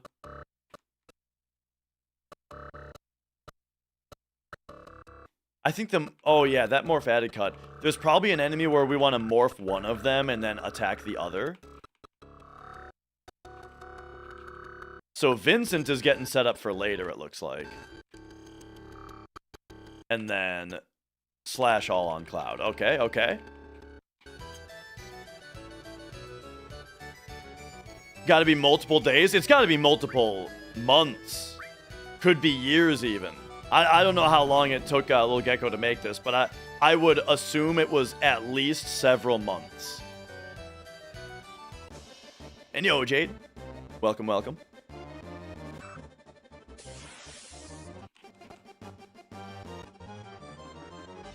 Alright, so here's Battle Square.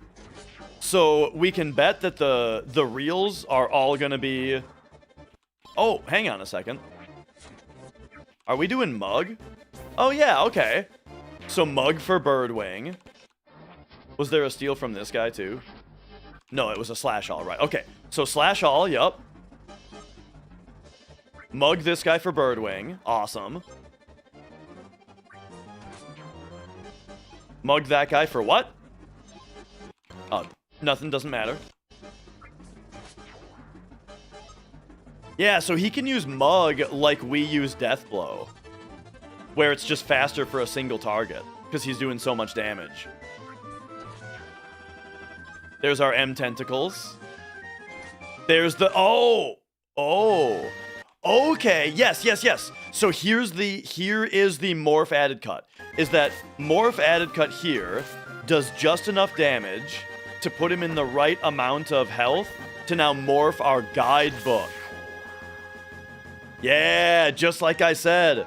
We're going to morph that dude in Battle Square, which is going to be faster than getting 2 extra fights in the underwater reactor.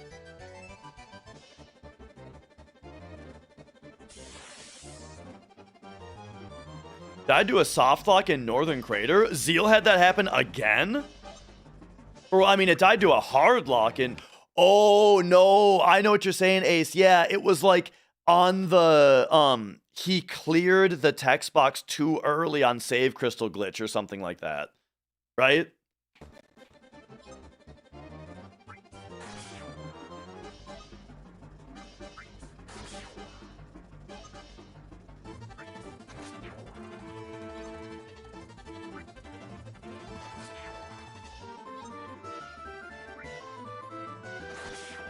He had his Ghost Hand stolen. He reset after that. Right? I think that was a reset. Alright, so Battle Square, I think we can, for the most part, go through pretty quickly. Because, I don't know if there's any important steals here. I mean, we'll go through it about this fast. This is fine. Another Gygus Armlet for us. Okay, there's the second guidebook.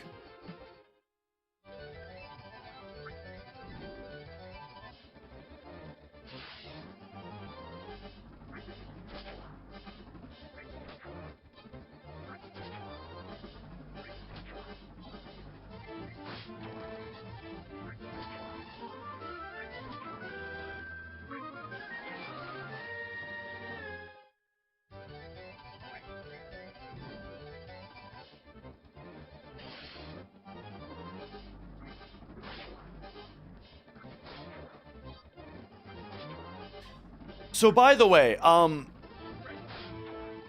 the first fight you get here is determined by field RNG, right? But then all the subsequent fights are determined by battle RNG? Is that how that works? Okay, there's Omni Slash.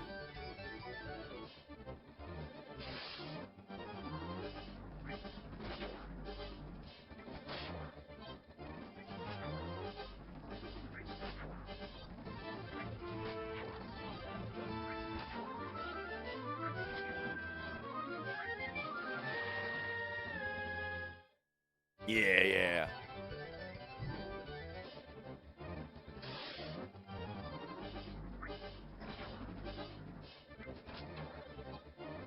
How many runs of this are done? We have to do quite a few, yeah, because W Summon costs 64,000. And Omni Slash costs 32,000, and then there's a few things that we need.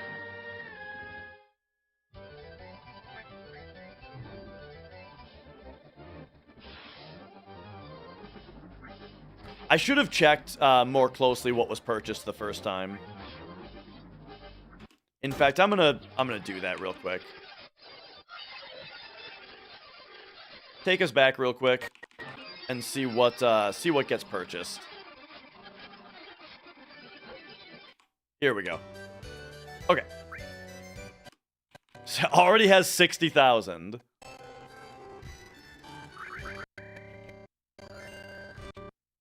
Oh, it was only Omni Slash. Okay.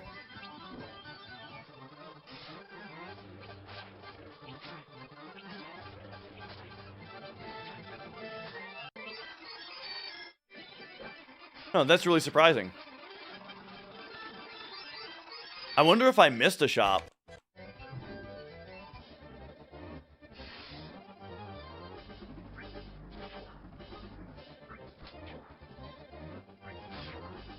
You smoke bomb out of the last fight because it's faster than fighting the last fight and watching the victory animation. But you actually get the, you get the points, you get the battle points as soon as you, like the battle points are added to your queue as soon as you, select the reel. Like right here, the battle points are added to your queue. And then if you smoke bomb out or exit out, it doesn't take your battle points away.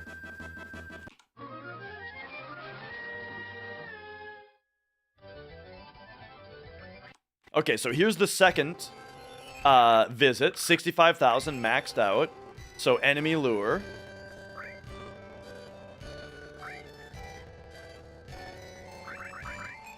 W summon.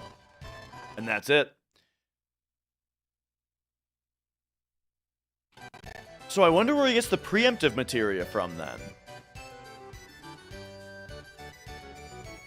There's our sprint shoes. Oh, probably from special battle later. Yeah, everything else is going to be special battle later. So for now, it was just enemy lure.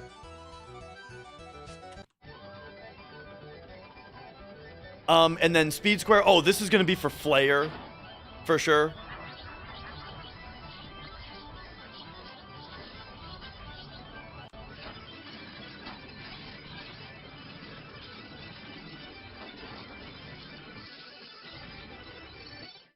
$81.85. So yeah, here, flare.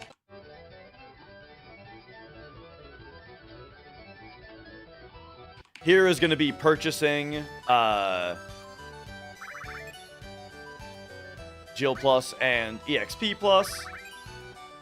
I was expecting him to buy a carob nut there also, but then it turned out to be faster to steal. Because I guess it costs 500 GP, which is a lot. I didn't think about the fact that it costs an entire Chocobo race's worth of GP.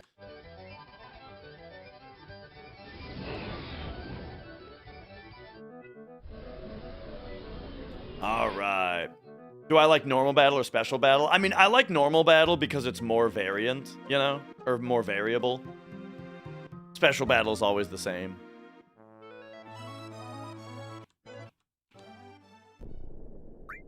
Alright. Here we go. Cloud has learned Omni Slash. Let's see what happens here. Enemy lure on Vincent. Enemy skill on Cloud.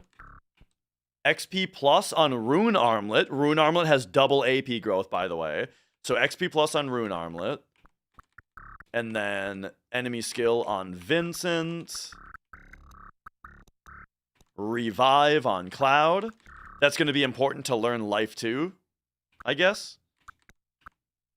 And then removing whatever that was. Okay, there's Mug on... Oh, it was Steel probably. So that's back on Vincent now. Vincent gets the sprint shoes for automatic haste. Cloud gets set to limit level 4. Alright, you guys know what's happening now, right?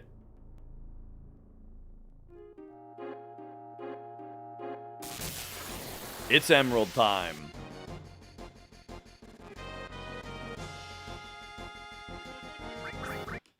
Okay, let's slow this down. Switch to Vincent. Send out Mug. Wait. Oh, he's got sneak attack on, though.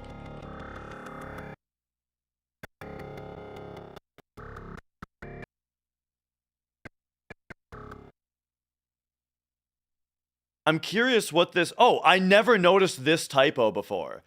This is... I mean, first of all, was caught by surprise is terrible wording for what's happening here. But then also, I never noticed the typo on caught before. M0, the Emerald Weapon spawn location is based on World Map RNG, which is seeded based on your in-game time when the submersion happens. Like the in-game time when the underwater area initializes, right? So depending on when you submerge, you can manipulate Emerald Weapon's spawn location. Okay, so it looks like we're doing Big Guard.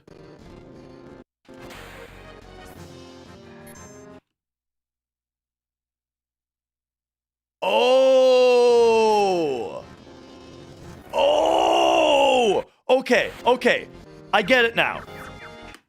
I get it. The sneak attack mug is skipping Emerald Weapon's first turn. Not literally, it's skipping the animation. And then the mug that we queue up is skipping the Big Guard animation. So here, nothing to steal, and look at Cloud's sword.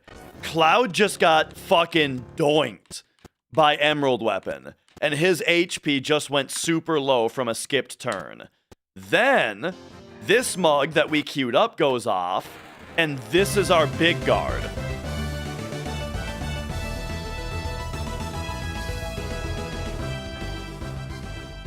Disgruntled Goat, thank you for subscribing. So that skips our Big Guard now. So now we're Big Guarded.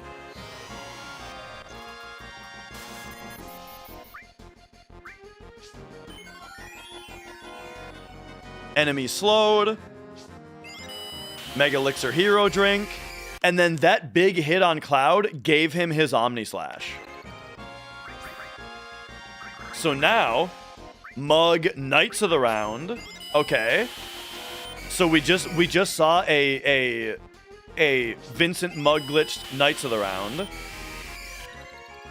Now I'm guessing it's going to be a Mug Omni Slash. Yup, Vincent Mug glitch Omni Slash, and now we mime Omni Slashes. Oh, this is so sick, dude. And Joshua, thanks for subscribing. Thank you. But now since we're miming Omni Slashes, we can't use Mug glitch anymore. Because it would, you know, again, then Mime would just do Mug. But alright, there we go. Yuffie still has HP MP swap, yeah. I wonder if her being dead here is actually intentional to keep the average party level a little lower. To stop from having to make 2 parties for Bizarro Sephiroth. Why does Mug suppress animations? We read exactly why earlier.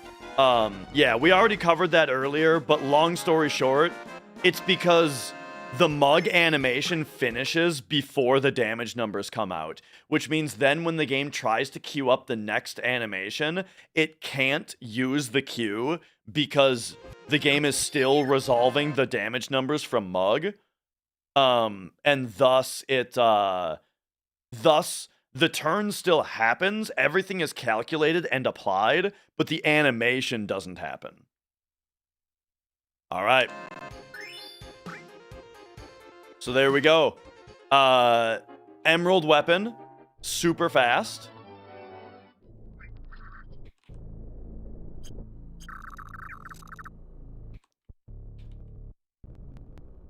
And yeah, Mime Omni Slash, the thing about Knights of the Round, about doing Knights of the Round multiple times to Emerald, is that we can't yet because we only have the regular Knights of the Round materia.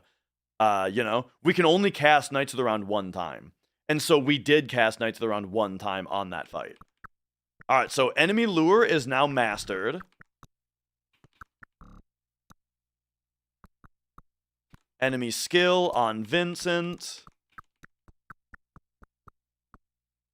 HP plus Cloud.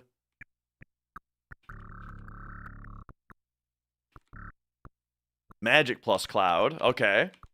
EXP plus Cloud.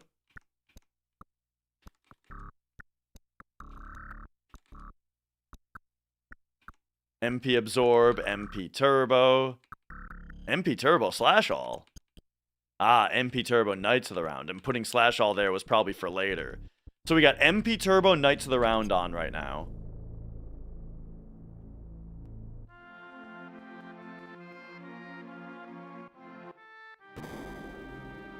Oh yeah, you could mime the Knights of the Round. Does it cost MP if you mime Knights of the Round? But yeah, then you'd have to watch the animation every time. And yes, Omni Slash is a lot faster than Knights of the Round, DPS wise.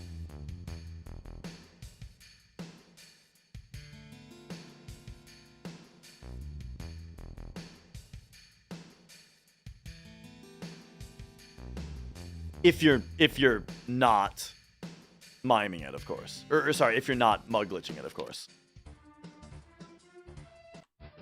All right. Back in here, we've got grabbing the premium heart.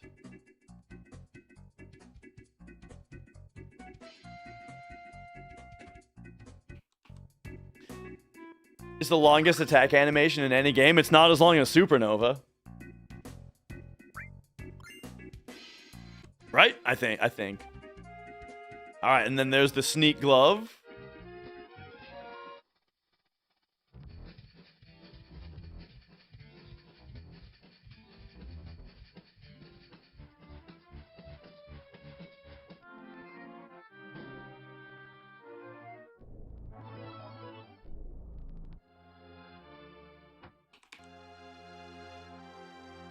Here we're buying the earth materia. Couple items from Calm. All right. Turn in the earth harp here in order to get the master materia. So now we're very likely to see a yep. Okay, we got a new menu. Time to learn beta.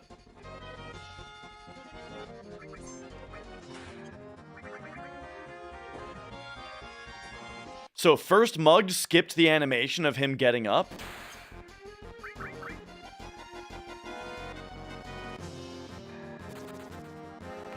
What did this one skip? This one skipped maybe like a bite?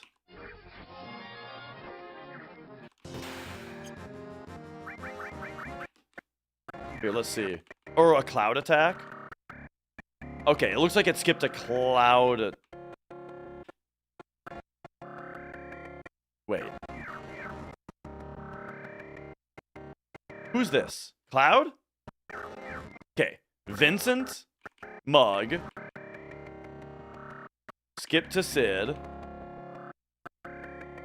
Okay, it skipped a Sid attack.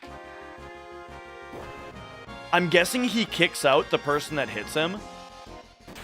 So there we go. So if I'm... Oh yeah, so so it skipped the Sid attack. Now Sid gets booted.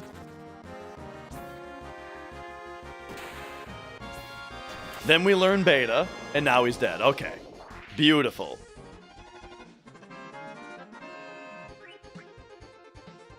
And thank you, Joshua.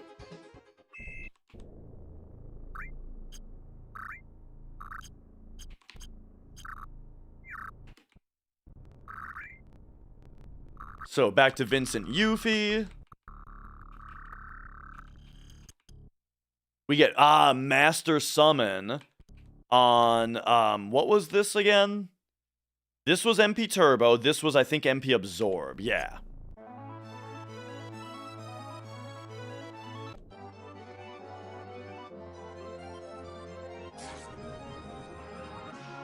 Yep, and that's for Ruby. So now, everybody also being dead is a easy setup for Ruby Weapon here to go straight into Tentacle mode. W item, Dazer plus the other. And then, yep, so there's why Revive was leveled up, is to be able to life to both of our party members. Then... what do we got here?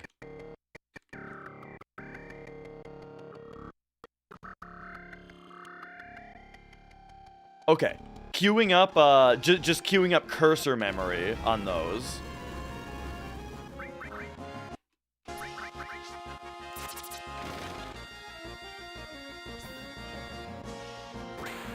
And then, boom, there's Knights of the Round. Knights of the round. Knights of the round.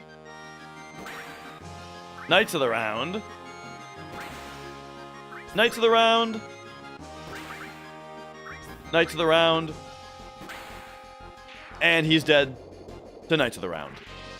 So yeah, there we go. With Master Summon, we can VMG multiple Knights of the rounds, defeating Ruby Weapon much faster. All right, special battle time. It's never been more correct, Balthazar. Thank you for the super chat.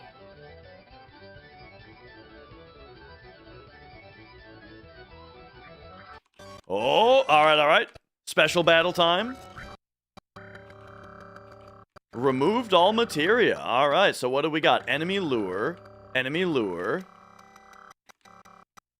Added cut. Mime on Yuffie. Slash all on Yuffie. Double cut. Mug on... Gosh, what is that? Added cut? Yeah. So we got double cut, and then we have mug added cut. Mug sneak attack on Vincent. W item cloud. Okay, okay. I love that he can be in Fury because you can just RNG manipulate not missing.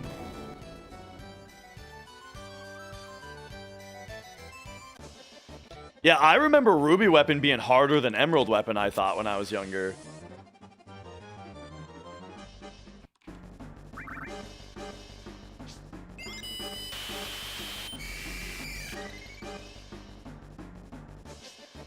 Alright, double hero drink for special battle is interesting.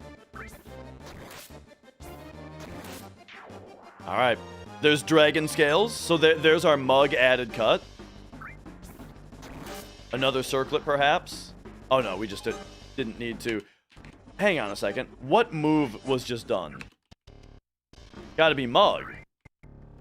Okay, so I see. So the added cut, right, it doesn't need to happen because the mug already killed.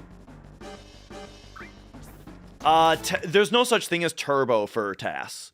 Like that's not a distinction because the game isn't being played with a controller. You know, it's being played by a script.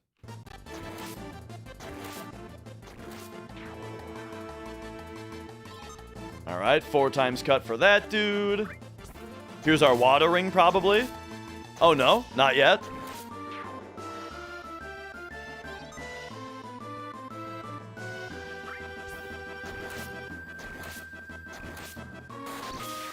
Yeah, the high defense on Ruby was kind of the biggest thing for me.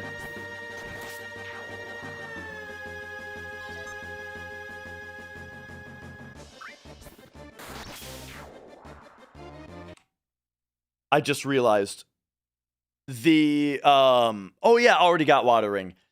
The limit being set to this amount. I just remembered what that's for. It means that now he can attack us. It gives us Omni Slash.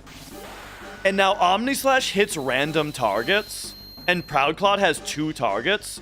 So there needed to be a slight amount of RNG manipulation at the start of this. Check this out. So notice the queue up of this Omni Slash isn't instant. There's a little bit of a delay.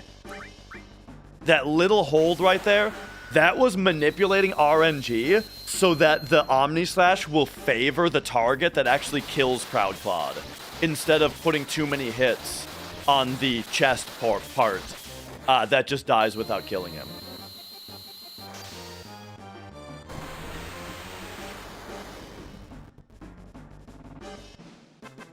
And so there you go.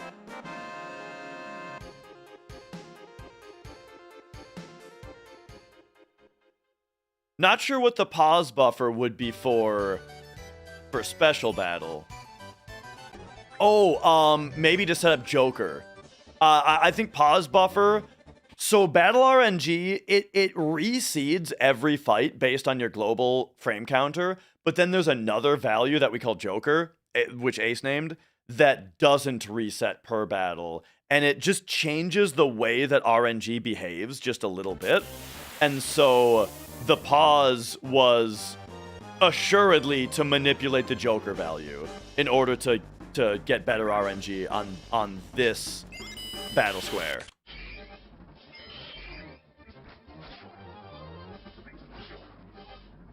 All right, there's Circlet. There's another Circlet, I mean.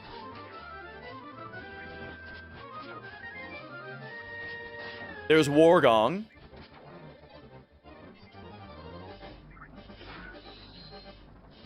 Yeah, dude, I love the way that they're able to do a single attack by doing a mug, 2 attacks by doing a mug, or 4 times cut for whatever is needed. And yo, Sake Tanuki, thank you for the 10 gift subs. That is huge. Thank you so much. Hello, how's it going? This chair, it's from Ashley Furniture.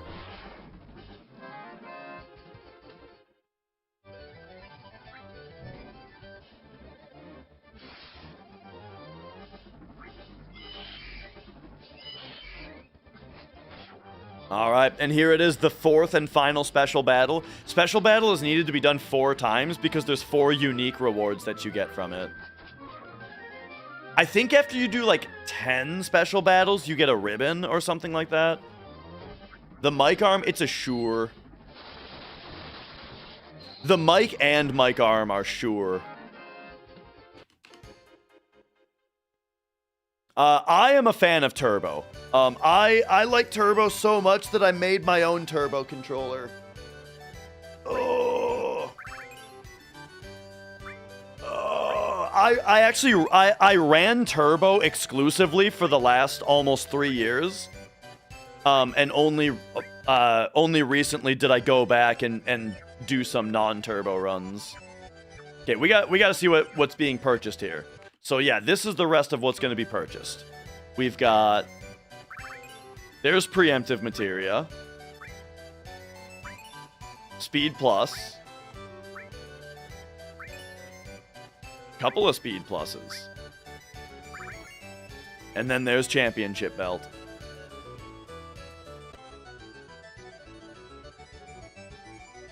Are you sure that's what your microphone is called? I wasn't sure about the actual model of it when last time I was asked.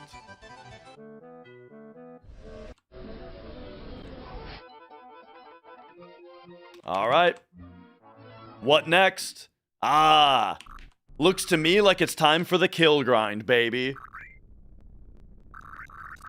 So, Sniper CR, Wizard Bracelet, Choco Feather. What does Choco Feather do? Dex plus 10, huh? Sprint Shoes, Choco Bracelet, Rising Sun, which has double AP growth. We got Speed Plus, double Speed Plus. Okay, that makes sense. Mog, thank you for gifting a sub over to Sake Tanuki. I am very happy with this mic also. Like, dude, when I go back, when I hear clips of myself from my old mic, which I thought was totally fine, they sound like shit. All right. Cloud getting put into terminal status from the HPMP Flash. And Mr. Pete, thank you for subscribing also. Revive, heal, gravity, barrier, comet, time. Okay, so we're just loading Vincent up on magic attack power. Gotcha. Or we're reducing his HP. We might also be reducing his HP.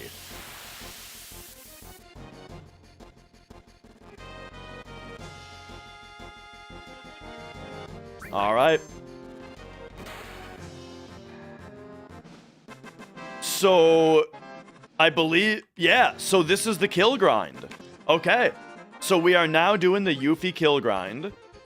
Same thing of battery caps. To reduce strength, you think? Oh, yeah, that's a really good point. Reducing the strength makes it so that he doesn't kill the guy that he mugs. And then so then all of the kills go to the character we want them to go to. All right, and now we're miming Grease Lightnings.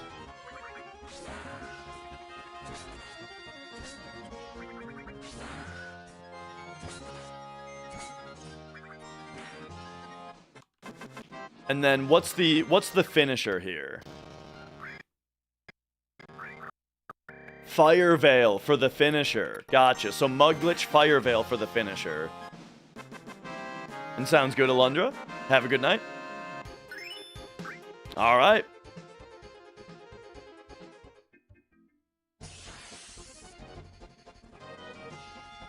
Now, we need more Yuffie kills for a bit.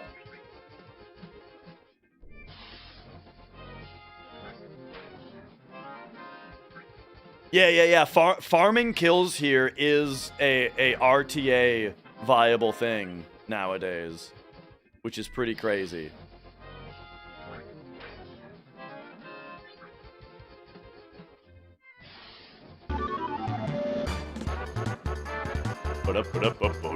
Sake Tanuki with 5 more gift subs. Holy shit. Thank you. Okay, Yuffie just learned limit level 3. So she's being, or limit level 2, I mean. So, limit changed to level 2.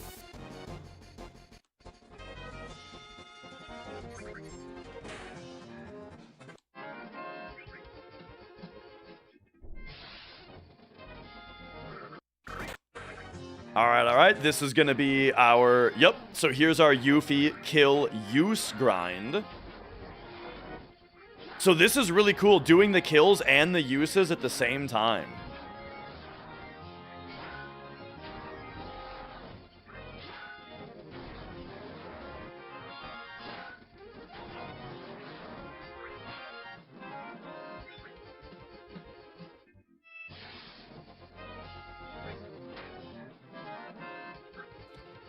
And all right, here's the part where we actually just get to watch at 4 times speed for quite a while. You know?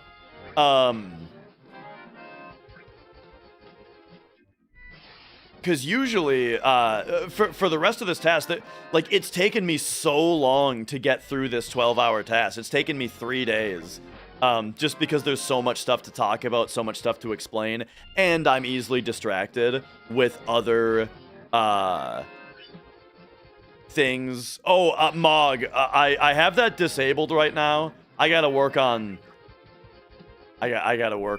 getting that going again. I mean, I would just do it manually if it did come in. If it came to it, we would just do it manually right now. But whoa!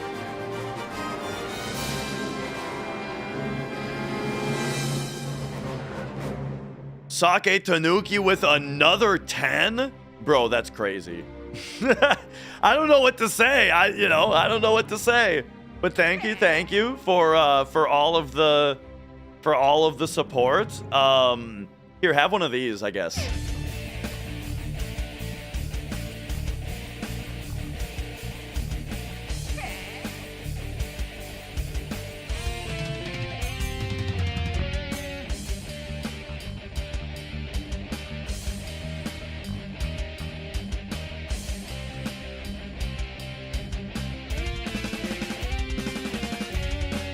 Oh, all right.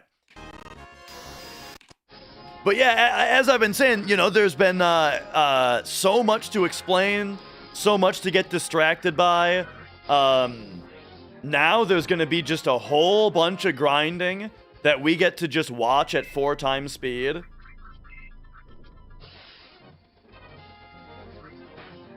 And not worry about.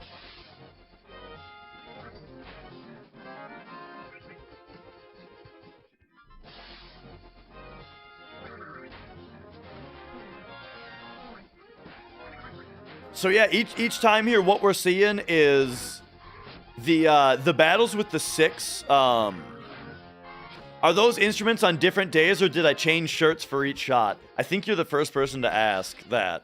I changed shirts. In fact, well, the drums are on a different day. So the way that these are done, the drums are the actual recording of me actually doing the take. The guitars are mimed.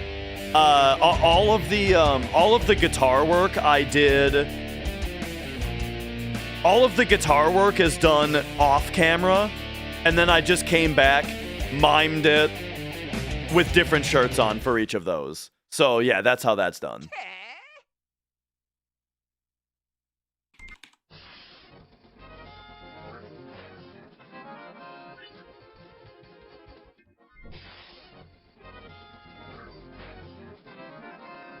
But yeah, so what's happening in the run is every one of the fights that has 6 battery caps is a Vincent mug glitch to skip the /all animation, giving 6 kills to the character that needs to get kills to unlock their limits. Then, once their limits are unlocked, and it would be faster to do so, then we get into a fight with 4 battery caps and a 4 battery caps and a Valron.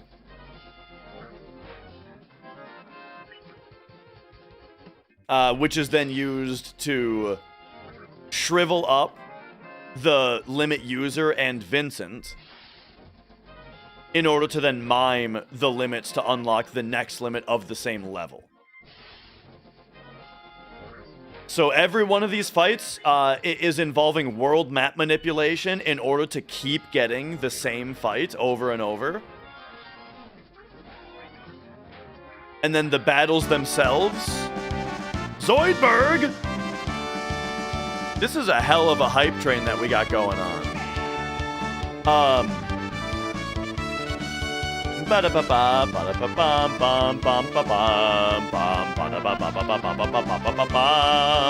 Thank you for the 5 gifted subs. Thank you, thank you. But yeah, and then the battle RNG is somewhat manipulated in order to make sure that we're getting our turns before the enemy is getting their turns. Getting on and off the chocobo every time just makes it so that we can get into a battle more quickly. Here comes another limit usage grind.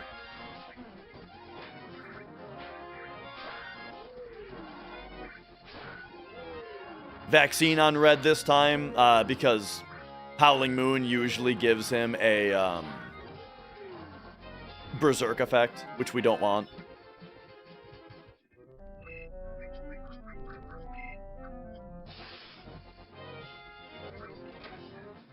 Is the overflow glitch cheating? No, I wouldn't call it cheating.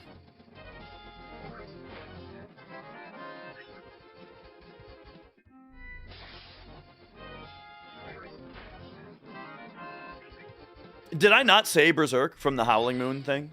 But yeah, we don't want him to get Berserked, which is why he's vaccinated before the limits on that one. I said Berserk, okay. All right, now we're on Tifa. I think we still have to do Sid, right? Tifa, Barrett, Sid, Kate.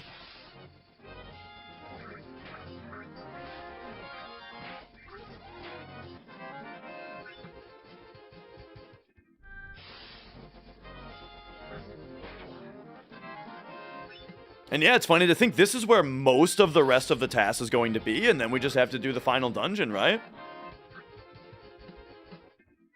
The mug glitch is unique to both it's Vincent and only with certain weapons. Because it's a very specific animation that causes it. The animation being Vincent's mug while he has a rifle equipped.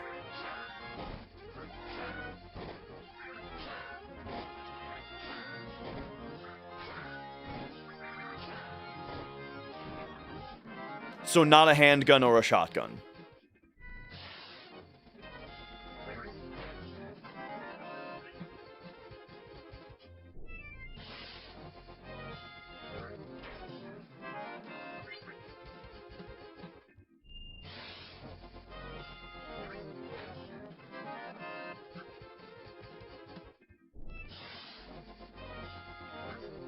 And all right, I mean, this is great, you know. It's sort of relaxing to be able to just watch for a little bit. And we kind of just know everything that's happening. We get it. There's not much more to explain. We just got a few more characters to do. So all right, all right. I finished Yoshi's Island last night, by the way. As in, I 100%ed it. I got 100% score on every single level in the game, including all the extras. So yeah, I did a replay of Yoshi's Island, and 100%ed it.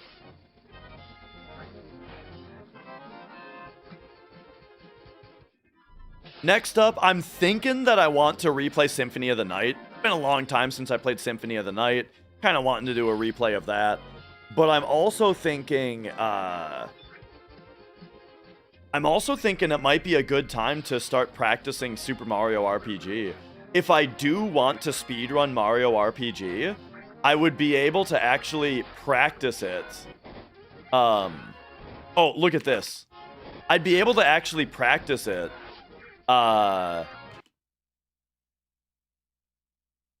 off stream, you know, on the upstairs CRT, you know. Check this out. Tifa limits, boom, boom, boom, boom. All misses on her limits. So she only does the regular beat rush animation, none of the rest.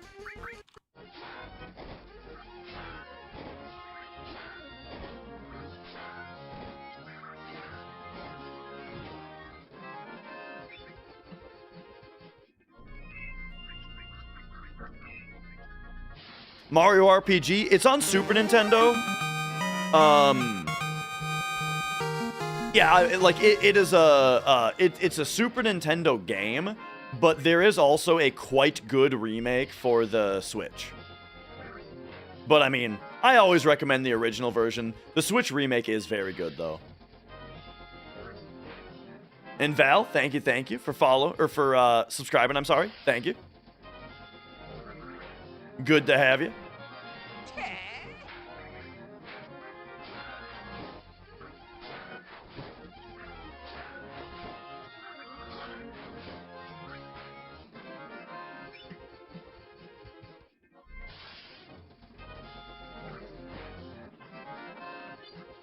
So now we're doing our Barret grind. I think Barret takes the most kills besides Cloud. I think it's like Cloud, then Barret, then Tifa, which makes sense because that's the order that you get the characters in. So they sort of figured that Barret and Tifa would have more kills because you go through Midgar with them.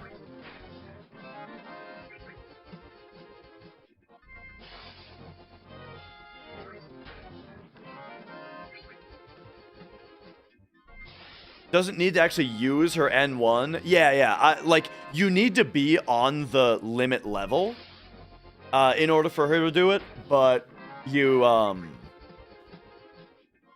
like, you need to be on the limit level.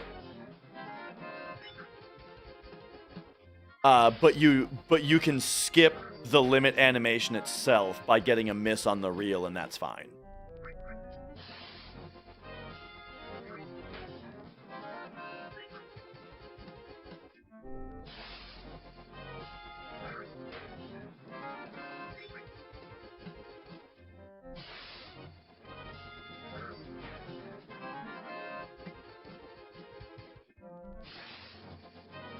Yeah, exactly.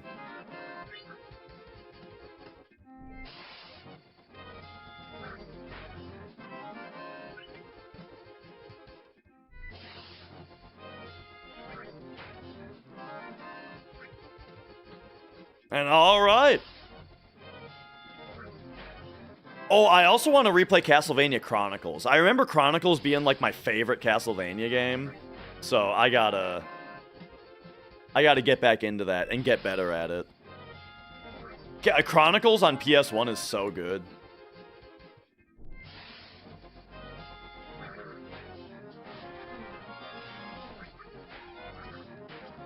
I would also like to be able to 1cc Castlevania 3. So maybe I just gotta practice that for a while, too.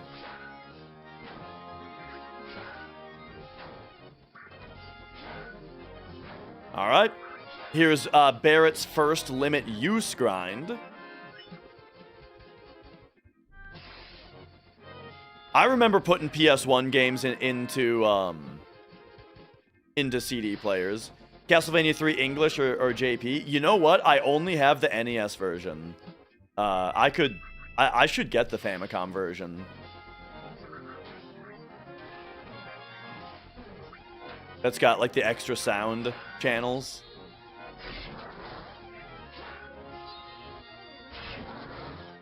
You know what's funny about well, is there any... Oh, the Famicom version is easier though? Okay, I actually didn't know that. How much more TAS is left? Less than an hour. Small mod required to get the sound channels. Yeah, or I mean, I just have a Famicom though. So I could just play it on Famicom. You know what's weird about playing it on Famicom though? Hey, the mug actually killed there. You know what's funny about playing it on Famicom though is that the extra sound channels are too loud on AV Famicoms usually. And there's actually a mod that people do in order to reduce the volume of them a little bit. Because I don't know if you guys have played, like, on a legit AV Famicom, the extra sound channels are kind of overpoweringly loud.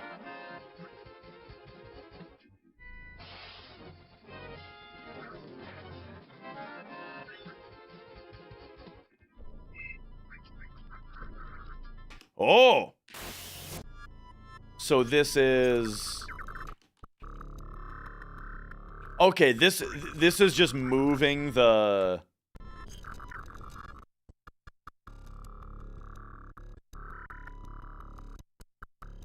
I don't really know what's going on there. Someone ported Castlevania 2 to Super Nintendo? No, I haven't seen that. Man, now that I have a CRT in the family room though, dude, I'm gonna be replaying a lot of games. Just off stream, enjoying some retro gaming, you know? Metaphor is in shambles. Nah, I'll finish Metaphor. But when my wife is using the TV, though, then I get to use the CRT and replay some old classics. And then maybe get good at some stuff that I never got good at, you know? Like, I've never beaten Punch-Out! So, I also would like to get into Punch-Out!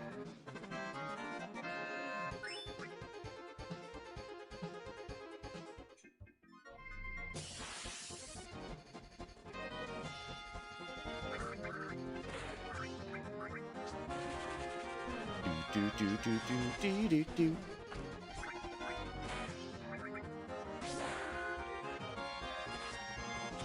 Hooray! Hello, welcome on in. Yeah. Glad to have you here. Ooh, Sid's next limit use is gonna be interesting. So here we're getting his boost jumps. Had an AV Famicom brought to a club meeting one day. It's the only time you've ever seen one in person, and he also had a Virtual Boy. Oh, yeah. The tennis game... I actually, Jab, thank you, for subscribing, thank you. I actually played a Virtual Boy for the first time at MagFest. Or at MagWest it was. They had one out. And I played Mario Tennis on it. And I found it to be... There was something about it that hurt my eyes. That would be difficult. It's a little difficult to explain. But the thing that hurt my eyes about it wasn't just the fact that it was 3D. We have to explain this with we got to talk about pixel art in order to explain why it was painful to my eyes. So the thing is, the screen of the Super Famicom, of the Virtual Boy, it's stereoscopic. So it's two screens in order to be 3D. Yeah? Now here's the thing though, is that the ball isn't literally in 3D space. It's on a screen that's on the same spot, right?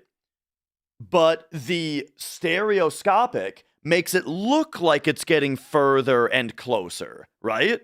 Here's the problem though. A ball that's far away looks like this. And a ball that's a little bit closer looks like this. And a ball that's a little bit closer looks like this. Yeah? And then a little bit closer, eventually it looks like this. And here was the problem to my eyeballs. Is that at 60 frames per second in 3D, this ball is coming at you, right? So your eyeballs are perceiving a smooth 60 FPS motion coming at you. However, in chunks of several frames, you'll see this ball for like 10 frames, then this for like 10 frames, then this for 10 frames, and then this for 10 frames, right? As it's coming at you. So what you're seeing is an object that in 3D space is coming smoothly at you, but visually it's getting bigger at a lower frame rate, right? Because it's only so many frames of animation of getting bigger. And that discrepancy, does this make sense what I'm describing? That discrepancy of smooth perceived depth versus chunky low frame rate animation was very bothersome to me. I was like, oh, this, I don't like this. So yeah, it was not working for me.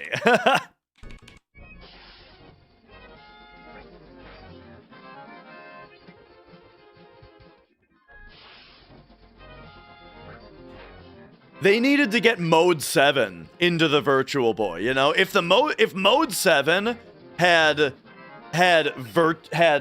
if Virtual Boy had mode 7 scaling on things, then it would have been fine.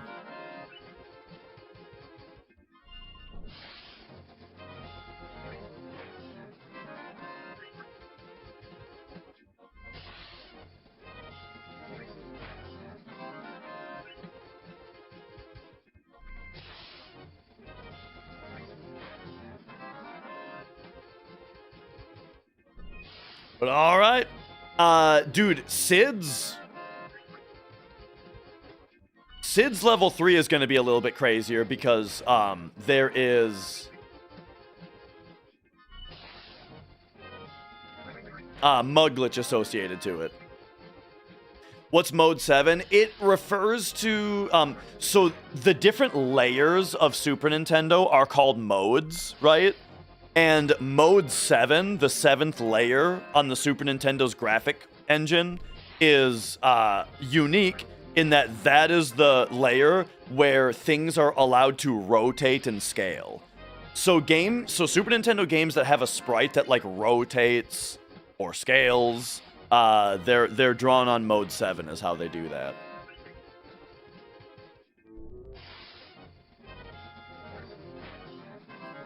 Did I get the hundo record? Yes, it is still up for verification. But I believe I succeeded.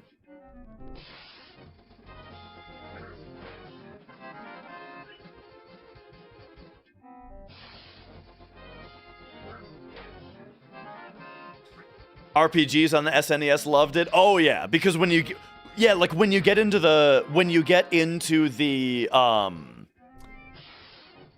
what do you call it? Airship, and then the ground like goes down and goes at an angle. Yeah, that's mode 7. Doing that. The first thing I always think of with mode 7 is Contra 3 and the overhead levels where you rotated the level. I haven't played Contra 3 in a hot minute either.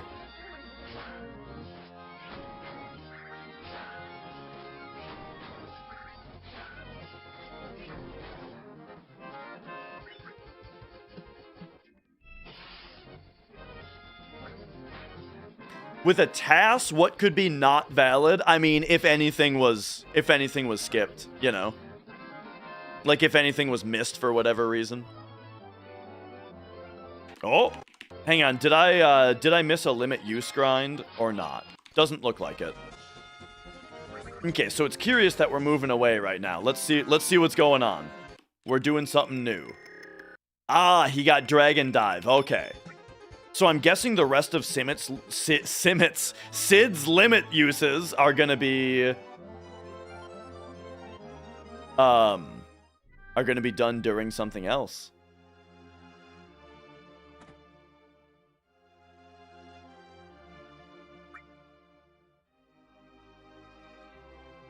And yeah, some retro games kind of simulate Mode 7. I really don't like when they don't. Look, I love Binding of Isaac, right? I'm a big Binding of Isaac fan. However, I tell you, I really dislike a lot of the things that it does in its graphical style, in its like pixel art usage. I mean, for the most part, the game looks great. Don't get me wrong, but like, look at these knives, for example.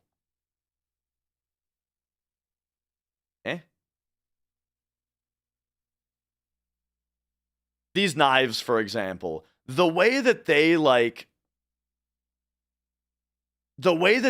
rotate on a higher resolution than the actual pixel grid of the game, I'm not a fan of. I don't like that. And then I'm also not a big fan of like, it's not, oh yeah. Like the pixels of the tiny planet here, or whatever this is, are a different size from the pixels of like Isaac. Maybe they're not actually. It just has a thick border.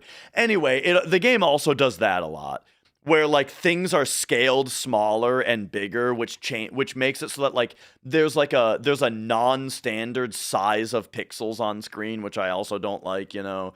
Things like that I'm not a fan of. What I've noticed though is a lot of modern retro games have caught up to my complaints about pixel art. And there's a lot of modern pixel art games now that actually do everything correctly. Like, I'm fine with rotating a sprite without drawing new sprites. Like, drawing new sprites for rotation, of course, is better. But I'm fine with doing a smooth rotation as long as it still obeys the same pixel grid as everything else, you know? Alright, here we are. I don't think I have a favorite command materia. I mean, I like 4x cut a lot. I like double cut. No, I like slash all. Actually, no, I have an answer. It's slash all. Slash all is my favorite. All right. Curse ring on Sid. Sprint shoes, Choco bracelet on Vincent, and then all right, what do we got? What do we got for the final dungeon menu? Enemy away on Cloud. Makes sense.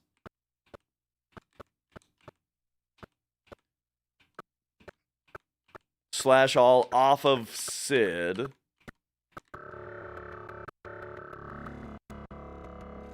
And then now, excuse me, he's got a couple HP pluses. I can only imagine that was enemy lure coming off of Cloud. HP plus Sid.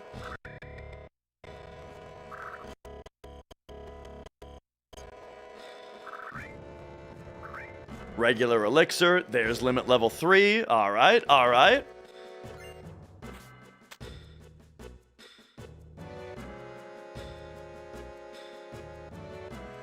Yeah, Shag. Like, I remember, like, Shovel Knight was a game that also really bothered me. Where, like, things moved really smoothly in a 1080p setting, even though the graphics themselves were a lower resolution. Not a fan.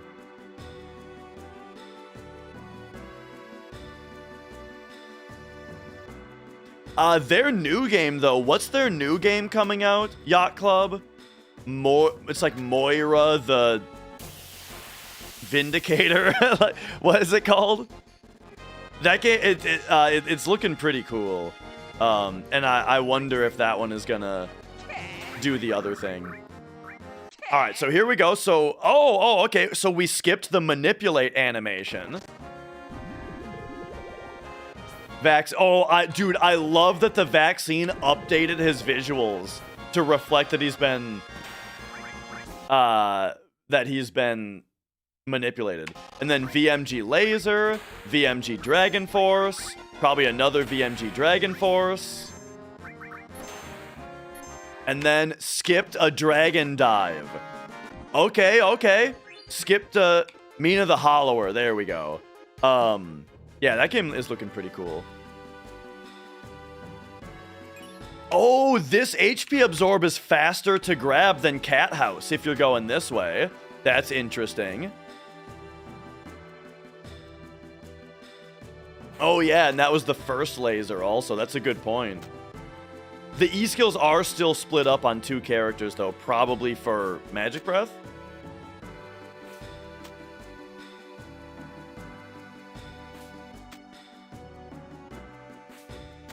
Somehow Sacred Feces sounds a lot more vulgar than holy shit. There's something much more vulgar about that phrasing.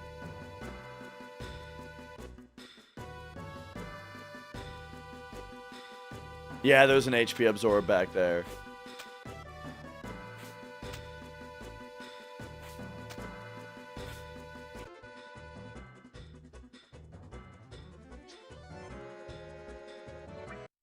All right, there's save crystal glitch. Also a drive-by item usage. What was the drive-by here? Probably an elixir on Sid. Oh, Mega Elixir, okay, yeah.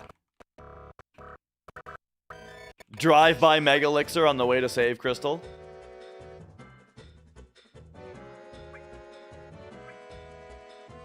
Oh, this is interesting, okay. So, choosing Cloud to go left and then immediately leaving. And then doing another paralysis dodge here. Okay. Which allows us to leave even though we didn't select where to go. That's really cool. So you got so leaving before setting the party, is that, okay, so normally we didn't get the cutscene where we selected to go up. So the game is trying not to let us go up. But the save crystal paralysis dodge lets us go up. That's pretty neat. But wait a second, did that mean that the save crystal had to actually get used there? Yes.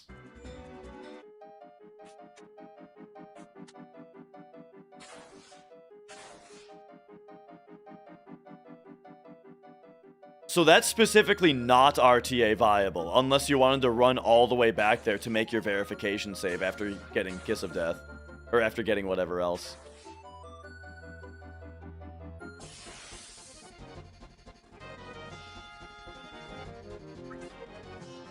Alright, stole Earth Drum, out of there. Don't need movers, because Protect Ring was already taken. From Schizo. This is a TAS run, Sid. There's Mega All. You're coming into the very end of a TAS run.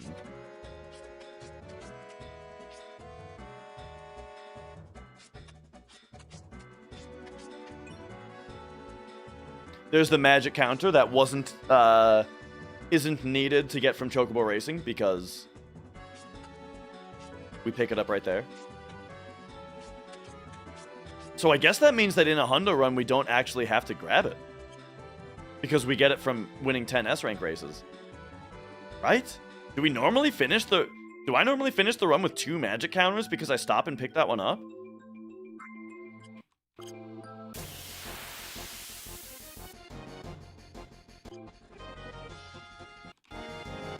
All right, this is assuredly going to be learning roulette. And getting a kiss of death. Okay, VMG manipulate. VMG roulette. And he's dead. And then surely the other one dropped a kiss of death. It sure did. For this run, it'll be his first because he took GP from all the magic counters won from Chocobo Racing earlier. But I'm saying, oh, except when we get the prizes from winning 10 S rank races, we might not get magic counter, actually. I was thinking we get magic counter, but we probably don't. We get a counter attack.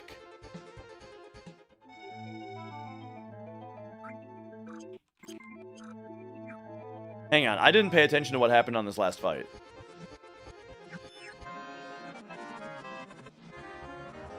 Ah, yeah, I totally blew past Zombie Dragon here.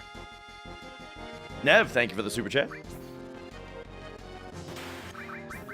All right, stole Cauldron. Vincent Muglich, Pandora's Box.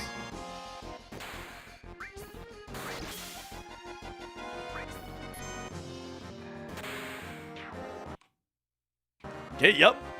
VMG learned Pandora, got Cauldron, learned Pandora's Box.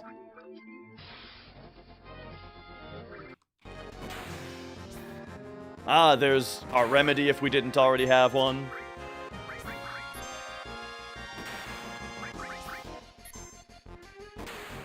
Manipulate, learn Angel Whisper. Manipulate, learn level 5 Death. Manipulate, learn... okay, there's the other Angel Whisper. There's Magic Breath. Oh my god, dude. Wait, okay, what was this one now? Oh, now this is a Dragon Dive from Sid. It's possible, Kirinka. I am interested in learning the new Hundo stuff. It's just that I'm going to have a kid in 3 months, and so I don't know if I have time to, like, learn it and properly execute it. There's Bad Breath.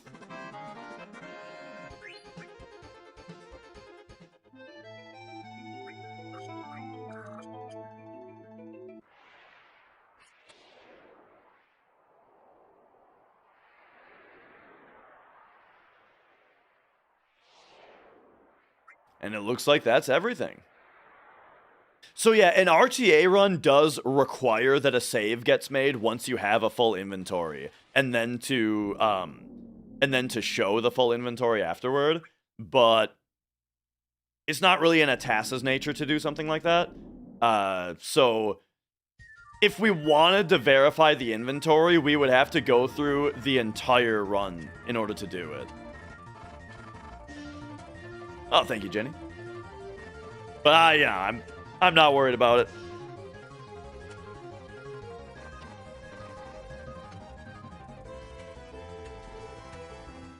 Or, oh yeah, that's actually a really good point, Ace. Yes. What you could do is run this task on your emulator, and then analyze the inventory at the end in the system's memory. That's totally correct.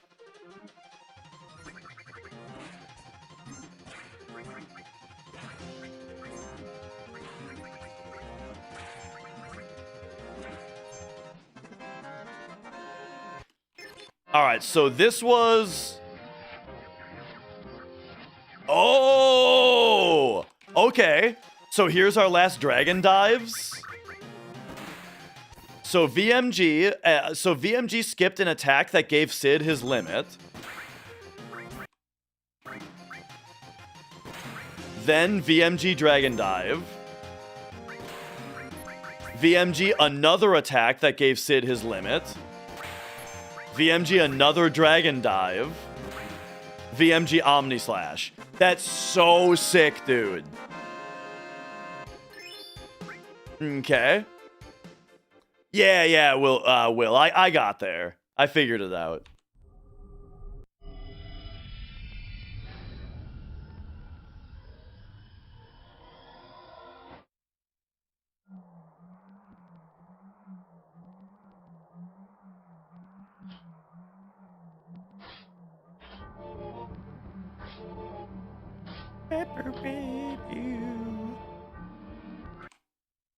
All right. Same party members. And now this, there it is. Here is the learning of chaos and the learning of high wind. Is the mug glitch hard to time? No. Mug glitch is very easy. All it does is it just skips the next animation that's queued up. It's very easy to use. The TAS just makes particularly good use of it. Oh, we do have 2 parties. All right, but either way, VMG Knights of the Round still is just the best thing. There is not an exception. You do need to get Pandora's Box. So, I mean, if you're worried about it, safety save. Make a save before you go into Northern Crater, and then load your save if you fuck it up. Alright, and here it is! The final boss.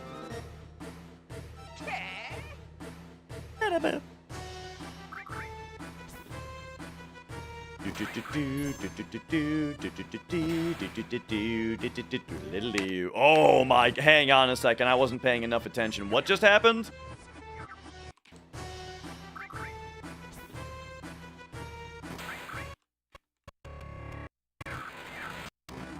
Surely this isn't actually VMG Knights of the Round.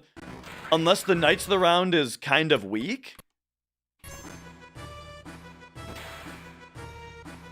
Wait a second. Yeah, I think that is what happened. I think this is a sneak attack mug. Hang on, I got a tiny little bug on me. Sneak attack mug skips a Knights of the Round, which puts him at exactly the right amount of health to then have this mug finish him off. Oh, man, that's awesome.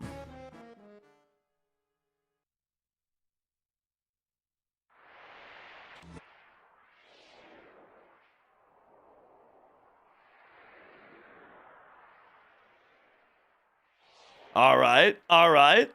Hey, thanks, Tema. Yeah, before he even did wall. Exactly. Yep, VMG the death animation away with the second mug.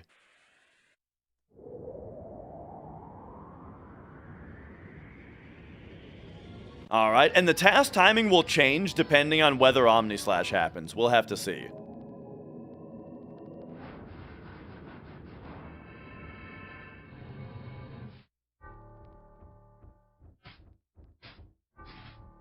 I think Safer has 80,000 HP. I'm not positive on that, though. Oh, the Omnislash! Okay, and here's something that we gotta do real quick.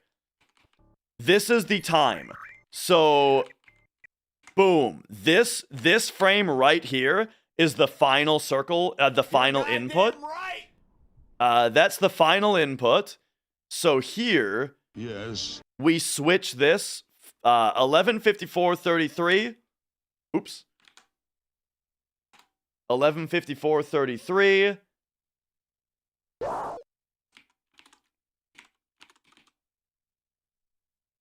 $53. There it is. Time stopped. Boom. There we have it. What are these holes in the wall for? And then real quick,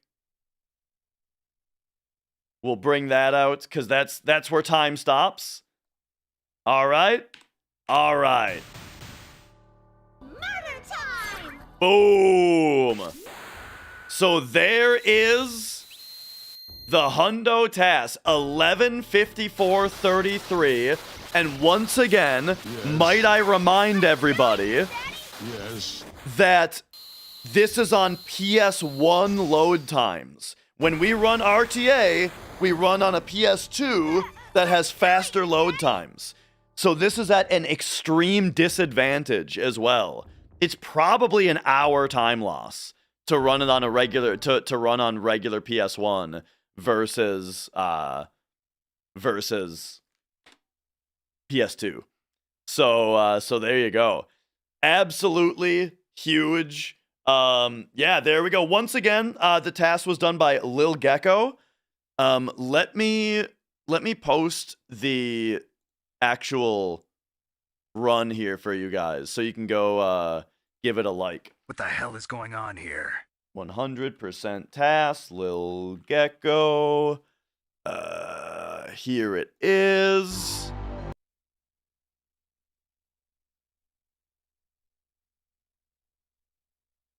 Okay, so the TAS video itself, there it is. Please go give it a view, give it a like. You know, as the least we can do for the very, very hard work that it took in order to put this incredible task together. So, Gecko, thank you for the task. Very fun, super fun to go through and commentate and all that. All right. I hope yeah, I hope you guys enjoyed it as much as I did. Any final questions here? Anybody what are we thinking as we wrap this up here? Oh yeah. Next stream from me is probably going to be Dragon Quest 6. I gotta finish Dragon Quest 6. So that's probably what I'm gonna be doing on Tuesday. Is this record? This is a TAS record, yes.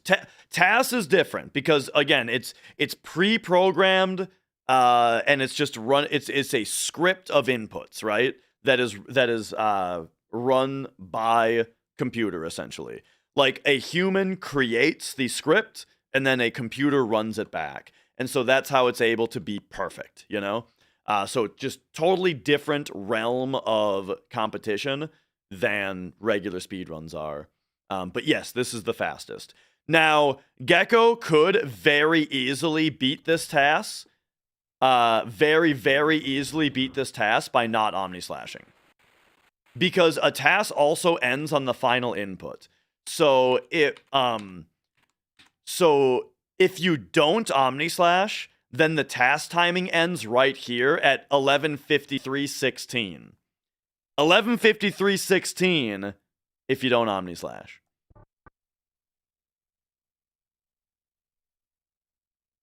But yeah. The active battles with pause manips, was that the main difference? I think the pause manips was a huge difference, yes. I don't really know of much other stuff. How hard would it be to implement the task kill grind with world map manip RTA? Zeal, so that is being done right now. Blink made, mostly Blink, but some other people as well, made a new hundo route that's called the advanced route, and it does world map battery cap kill grinding. And Zeal is actually doing attempts using that strat now. Yes. He did an attempt yesterday, for example. All right. Well, I'm gonna get out of here. I will be back on Tuesday, probably with Dragon Quest 6. I gotta finish that game. My thoughts on Dragon Quest Reimagined. I think that I don't like the art style very much. You know, I'm not much of a remake guy. I'm sort of just not really into game remake culture. I'm generally just anti-remake. Generally, of course, there's some exceptions. Resident Evil remake was good. Link's Awakening, Mario RPG remakes were good. But generally, I'm just anti-remake. And so when something like Dragon Quest 7 remake is announced, I have zero interest. But if I play here's the deal though. If I play Dragon Quest 7, oh, this one's different, Flex. This one, Dragon Quest 7 Reimagined is a different art style But yeah, it's if I play Dragon Quest VII and I hate it, right? If that happens, then I'd be interested in the remake, you know? Because maybe the remake would change the things I don't like. If I dislike the original, you know? So there we go. All right.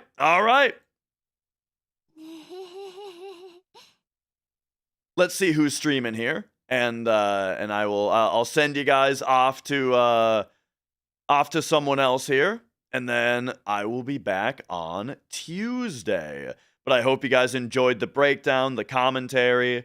Looks like our buddy, our friend, Morningcraft is speedrunning Final Fantasy VII right now. He's going for world record on the most optimized, most competitive category, which is any percent, no slots on PlayStation, no turbo, right? Yeah, this is the most optimized, most competitive category. So first, we'll say bye to YouTube, and then I will send you guys over there. So there we go. See you later, YouTube.